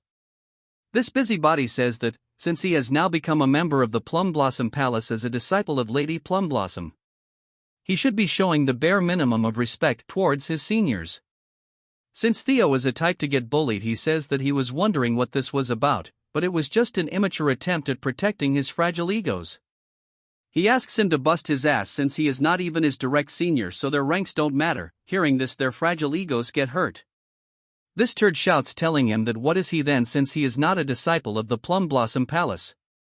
Before Theo leaves, he says that they are gravely mistaken. The lady offered him to become her disciple. Turning around with overflowing aura, he says that he rejected her. Hearing this, they get shocked. We move on to what happened before. Theo asked if she is serious about passing both techniques to her. She asks him if it's enticing, which obviously is.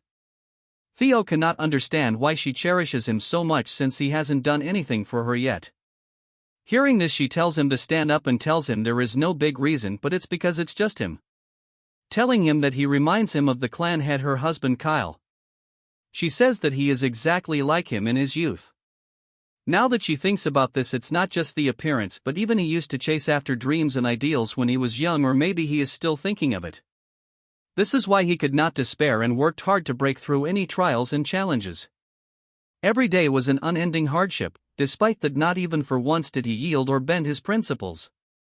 She has seen a side of him in Theo for which she fell in love with him, so she cannot stand by and remain still. She asks him if this answers his questions, so now it's his turn to reply. He tells her that although it's an attractive offer, he will have to decline. Hearing this, she asks him what the reason behind it is. He says that currently he has too many teachers, along with her, who has taught her many things. The demon commander Julius, his teammates, and his friends Hulkus and Erica, and even Ed and Axion, he considers them all his teachers. She gets shocked that he even considers Axion and the Sky Dragon teachers, since she heard they are on bad terms. Theo, in a nervous tone, says that because of the hardship they created is what built the current him. She remains quiet as he says that his sword has learned and changed because of everyone who has either loved or wronged him. For this very reason, he is not confident he will be able to uphold the school's tradition and pass it down to the next generation. She thinks it is regretful because his sword is ever changing, but Theo tells her that although he cannot become her disciple, he will gladly become her son. Hearing this, she seems genuinely shocked. Moving to the present, she is chilling in her garden, sipping wine, when her assistant asks her that she must have taken a liking to him, which she agrees while laughing. She says because the heavens didn't permit, she could not have her own child, yet a child just like her husband promised to become her son, so it's foolish if she is not happy. The assistant says that she is happy to know that she is delighted. She says that she should thank Theo for making her a mother, so she tells her to prepare a letter for her to send it to her husband. She asks him the contents and she says it's about his promotion exam. Hearing this, she gets shocked, telling her that Theo is rookie who just finished his awakening ceremony. If he garners too much attention at such a young age, she should better know what might happen than anyone else.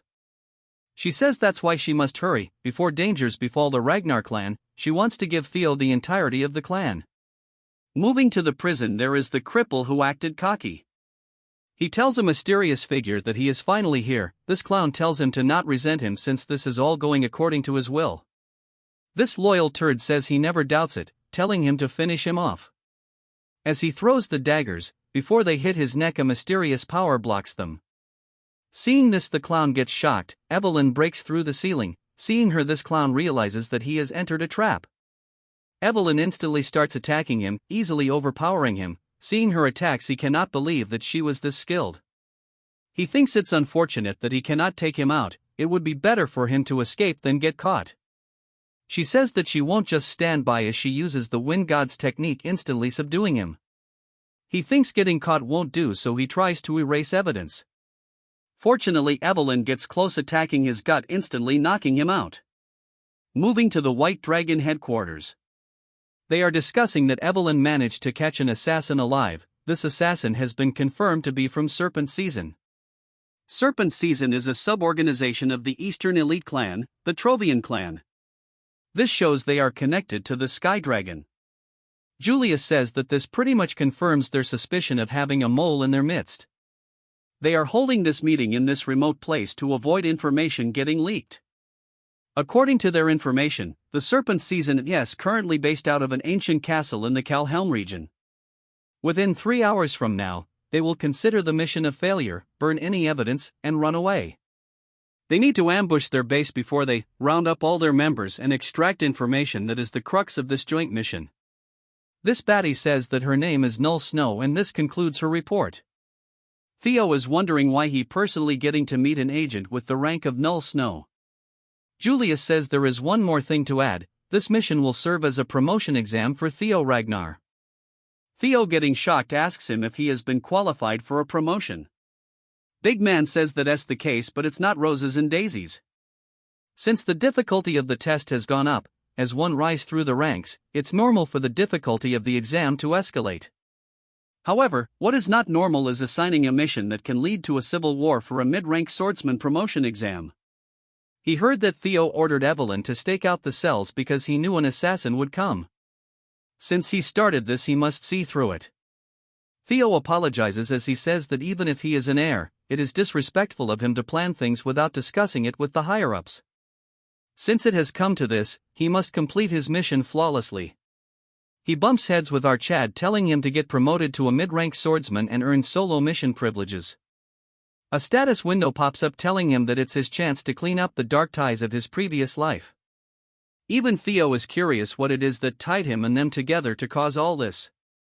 This baddie asks Theo if he has any problem. Theo says that no matter what he will complete it, no matter what. Old Man says that it concludes the meeting, and now it's time to start the snake extermination mission. This part starts deep in the forest. Pretty Mask tells them that there is a possibility of a mole, so they have limited this mission to 3 people. So including our couple, she herself is involved in this mission. She says that their target is an assassin organization. As swordsmen they should have the advantage in direct confrontation. However, there because disadvantages when it comes to numbers. She tells them that whatever is the case they should never let his guard down, and Theo agrees, ready to follow his orders. Moving to the office of Joker, 2 turds are discussing that they have taken care of the documents. They will leave as soon as someone they are expecting will return.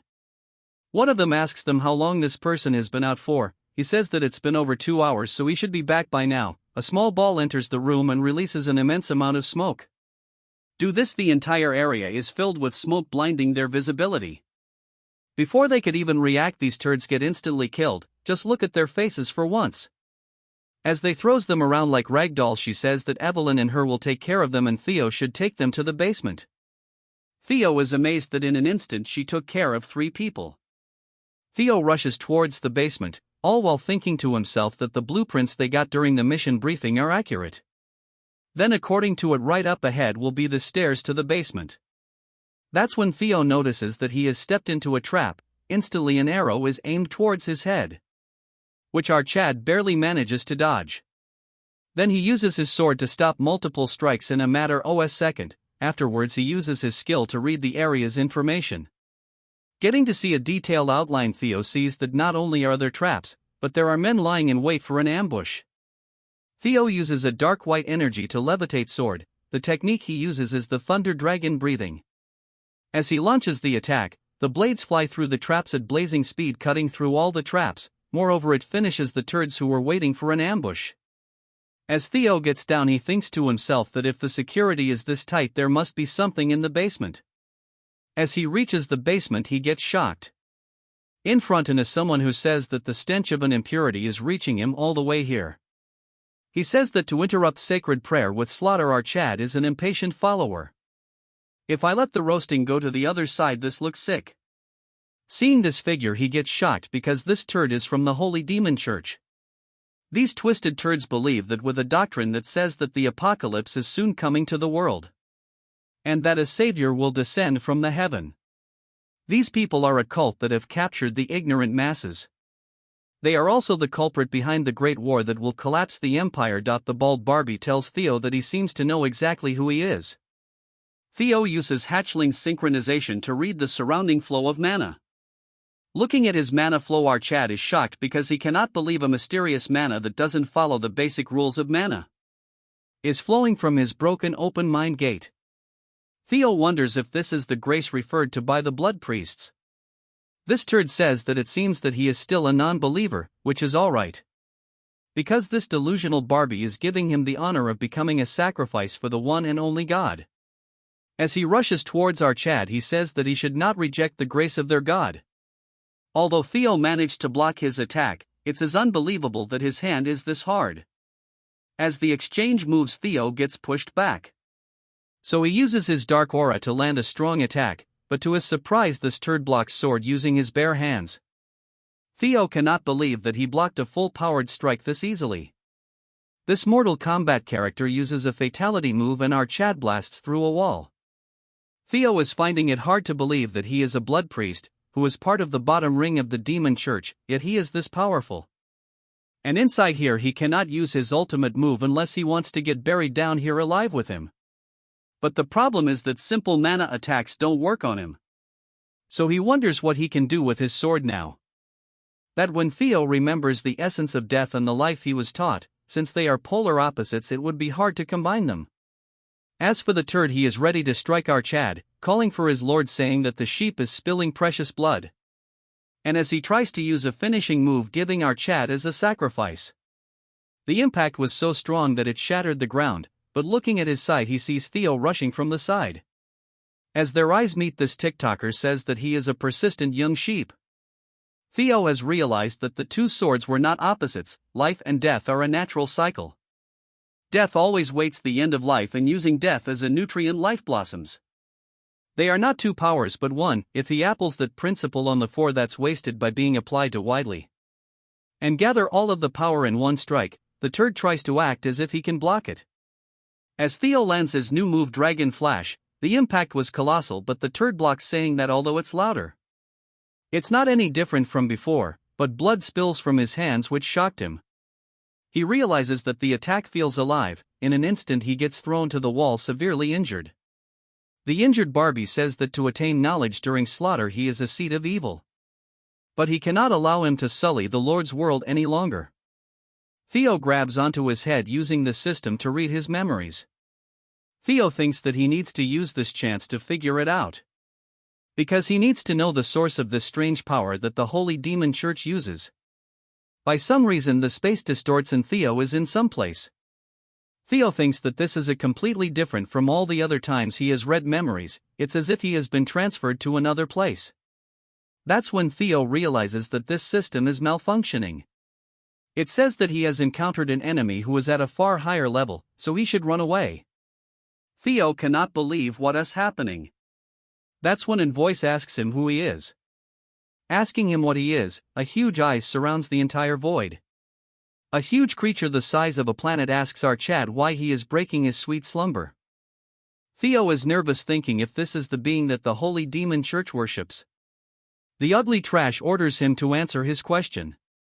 Theo thinks that if this is their god, at the grace that they are all on about. Our Chad is very nervous, as the ice comes closer, taking a look at our Chad. It recognizes him and call our Chad by his name.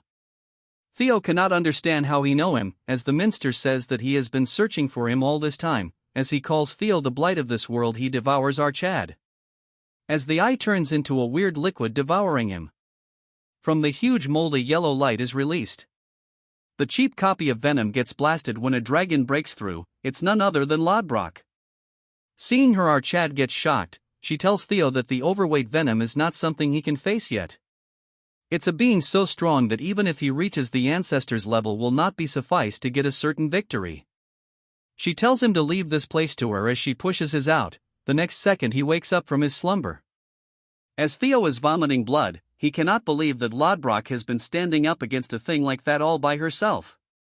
Then he notices the priest going crazy because a non-believer sought his lord, yet he who has dedicated his entire life didn't get a glimpse. As he goes crazy, Theo takes this opportunity to finish him off, telling him that a god like that is not something even he wants.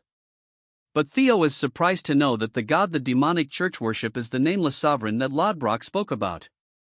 She had told him that for the past 1,000 years she has remained here, bound by the duty to protect the world from it. But because she has lost her heart, she won't last longer than 3 years. In 5 years, during the Great War breakout, which is centered around the demon church, the death of the guardian dragon and the rise of the holy demon church, the rebellion started by Ed Trovan. There is no way all this happened at the same time, so they all must be connected. Before Theo was about to faint, Evelyn grabs onto him, telling him that he has done a great job. Mommy Assassin thinks to herself that they hurried because one of the targets was a blood priest. But it's very surprising that our Chad managed to take one down by himself. She praised our Chad, saying that by defeating a blood priest alone he has proven himself. Moving back to base, she says she has collected the documents. All the evidence are circumstantial evidence, and nothing works as a smoking gun. Theo takes out a box and tells her to check it out. He discovered the box from the basement. Seeing the box, Evelyn is shocked because it is the object she has collected on behalf of Theo before the awakening ceremony. It is the secret trade logs between the Ceres Merchant Guild and the Trovian clan. She was wondering why he hadn't used it, but now she realizes that he has saw this far out. As she reads through the logs, it belongs to the Ceres Merchant Guild. There is even a trade logo with the Trovian's official seal. She is impressed, saying that he has done great work. With this they can prove that it was Ed Trovan planning the treason. And also the involvement of the Holy Demon Church. They now have sufficient information, and after submitting a quick report they will immediately strike the Ceres Guild. Theo thinks to himself the time for Ed to pay is knocking on the door. The scene moves to Big Man all angry on Ed, cursing him by saying that he knew he would betray one day. The masked man says that they cannot say for certain, though there are circumstantial evidence, so he is still a suspect. Julius says that he is not a fool. The fact that the mighty Black Dragon is sharing this information means that this has gone beyond suspicion. In response, he says him to not make any unnecessary assumptions. Julius says that judging by his response, it sounds like he was aware of it, yet he let it happen. He says Theo named shocking our big man. He elaborates that according to Cleve's report, he defeated a blood priest by himself. Julius tells him to not go there, as he tells him to hand Theo over since he is a very talented individual. He explains that Theo has excellent perception and deduction. The ability to see the bigger picture from the tiniest clues. These methods greatly resembles those of the Black Snow. It is as if he has personal experience. He tells him to get lost since he has called dibs on him, telling that he and OSA are both thieves. The Black Dragon is surprised that he has called him Big Brother. All four of them became sworn brother and sister centuries ago, trying to get emotional. Seeing this, he tells him to scram and he won't be getting Theo no matter what. He tells Julius that he has yet to realize something. In an instant he gets behind him and says that it is natural for a big brother to take from his little brother. He steals a few alcohol bottles, telling him to prepare something more expensive next time. As he was rushing out, he thinks to himself that he is relieved that there is no mole in the white armored dragon cavalry. Only a few places have stayed away from the sky dragon. He thinks it would not be bad to leave the mission to him, since they should be arriving soon. And as he leaves, he thinks it would be interesting to face the Ceres Guild / moving to the Ceres Merchant Guild Central Branch. Nobody introduces himself as if I have time today it. Anyway, an overweight Baldy, which is the guild master, says that he is formally requesting a betrothal between the two clans. He will be entangled with the fourth daughter of their clan. From now onwards, the Ceres family and the Bacchus clan will be connected by blood. As the fat turd thinks to himself that it is within his grasp, they have entangled themselves with Ignoble. And it won't be long before they make the Ragnars pay for looking down in them. Just look at that smile, and he should brush his teeth. As this part continues, the leader is very pissed because a mere merchant mentioned his family name before the Bacchus family, which is one of the 6 pillars. But he is holding himself because he can save his family with the dowry from this marriage. Since it doesn't matter what's going to happen to an illegitimate child.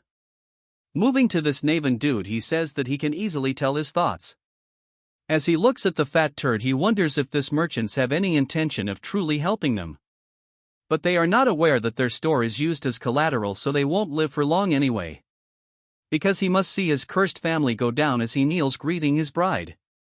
He promises to treat her well as their son-in-law and her husband. Hearing this, she shocks him, saying he can prove it. He tells her that it looked to him that she wants something, but his family is bankrupt right now. So much so that even he is being sold right now. The old man gets shocked when he says that as his bride wants something, he can give her his family seal. As for the old man, he continues to curse him. As she starts taking her overcoat off, she goes crazy, telling him to bring the head of Theo Ragnar, since he is the one who cut off one of her arms. Naven thinks that since she is openly telling him to assassinate a family heir, she is not a normal woman. Hearing this, everyone is talking among themselves. Fatso calms her down, telling her not to say such things in public. That's when his voice gains their attention, as this turd says that since his bride wants it, he will bring his head over. Outside, the public are seeing wyverns flying in the sky, as 3 figures jump from the sky. They get shocked when they see the Ragnar insignia. Assassin waifu tells them that from now on, with Ragnar's name, they will enforce justice. They have discovered that the one who attacked Ragnar has close ties to the Ceres merchant group. She elaborates that they have discovered that the one who attacked Ragnar has close ties to the Ceres merchant group. With that, they will search to analyze the traces of treason. If anyone dares to interfere or stops them, they will be judged to be taking part in treason, thus killed on spot. She shouts, saying that if they are innocent, they should allow the investigation by the Ragnars. The fatso is stuck because they have been caught. He tells himself that he must remain strong right now. The old man asks him just what is he saying. Pretty Mask asks him to come out right now, as the fatso is burning fat, as his subordinate asks him not to mess around. He barks, telling her not to mess around since a small piece of paper can be fabricated easily. And it's very clear that someone is trying to frame them, so no matter what, they are playing dirty. This turd says that the Ceres family will prove their loyalty to Ragnar. So he orders his soldier to exterminate the ones that are looking down on Ragnar. The old man says that what he is saying is that he won't cooperate with their investigation. So this marriage won't be happening. The fatso says that he is not going down alone, and he is going to go down with them, since the crime is treason. As a member of the 6 pillars, he should be aware what treason means.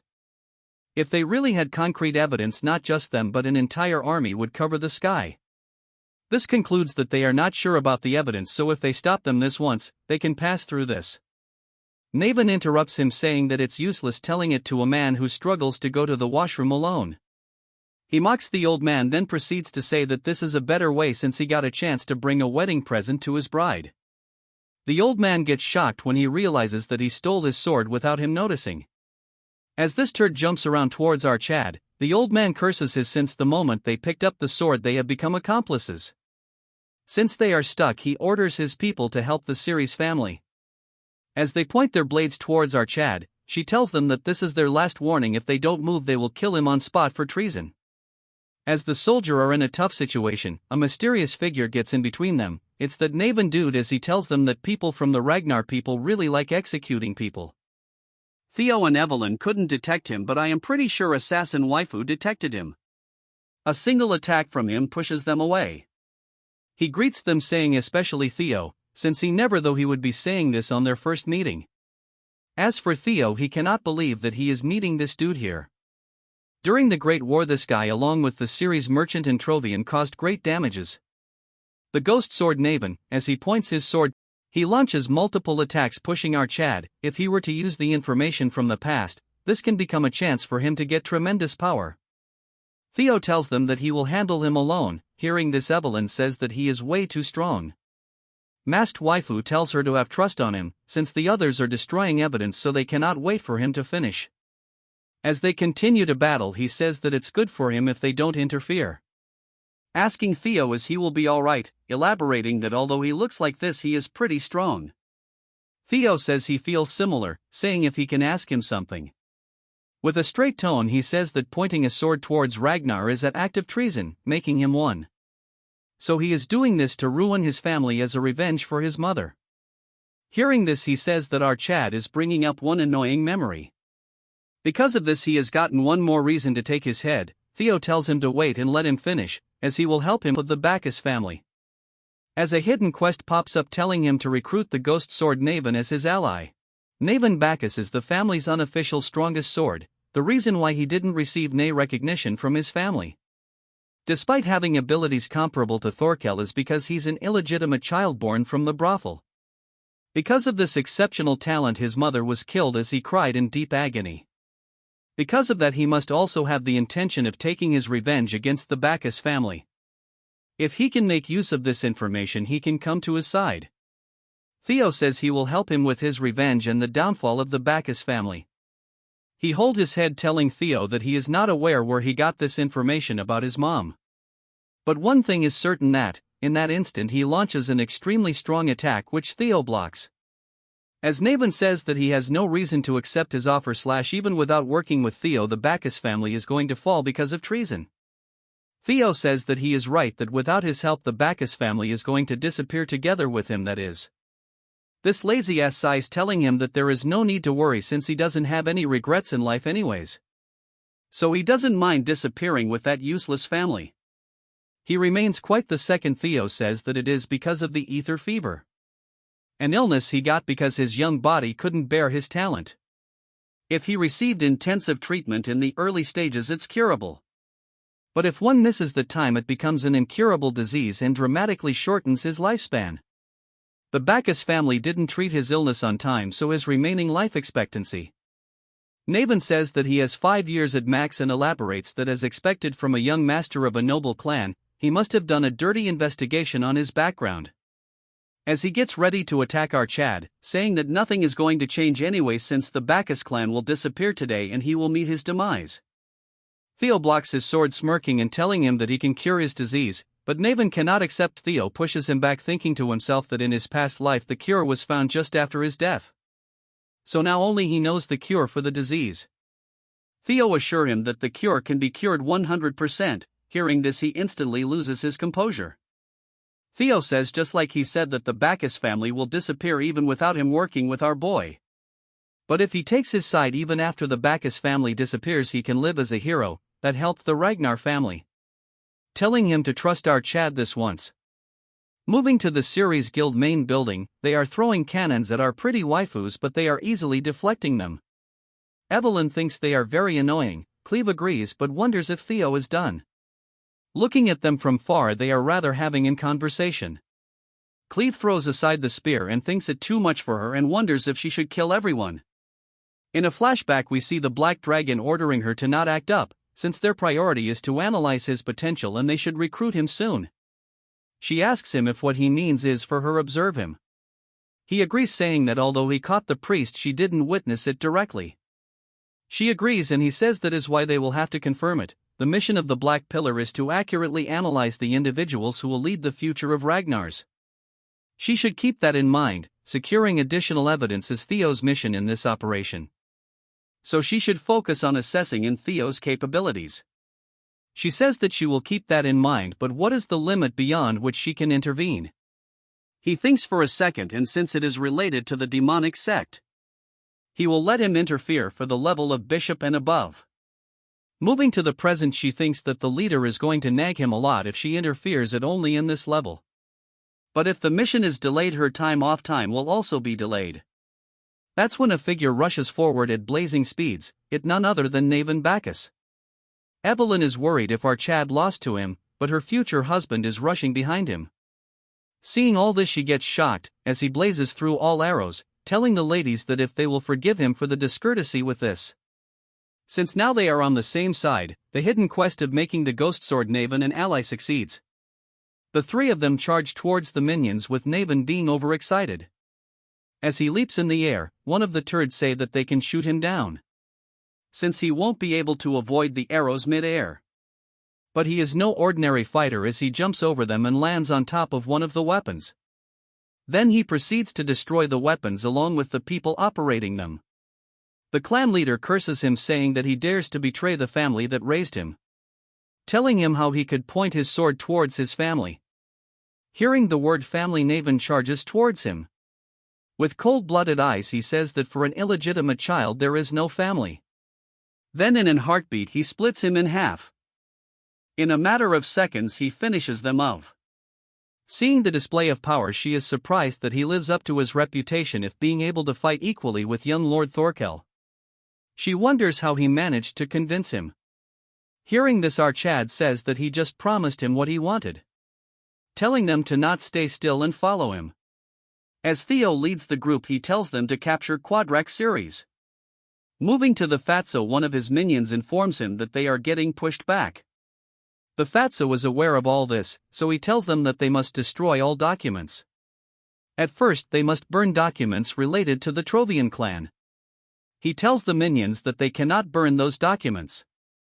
He tells Fatso to think rationally, or else there will be unnecessary casualties. This side-eyed pig says that if they burn those, how will they get back their investment? Asking him if he is going to give up on that money just because of these turds. A figure enters the scene, telling the pig that he cannot think far because he is drunk on his greed. With a frightened look, he says that he is here and require his help. There are two shadowy figures. As for Theo, he is charging straight towards the castle. In an instant he neutralizes the minions guarding the door. But the door opened by itself, and a huge figure followed by his minions say that it is time for his believers to rejoice. This concludes this video. Make sure to like and subscribe for another part, or you are gay.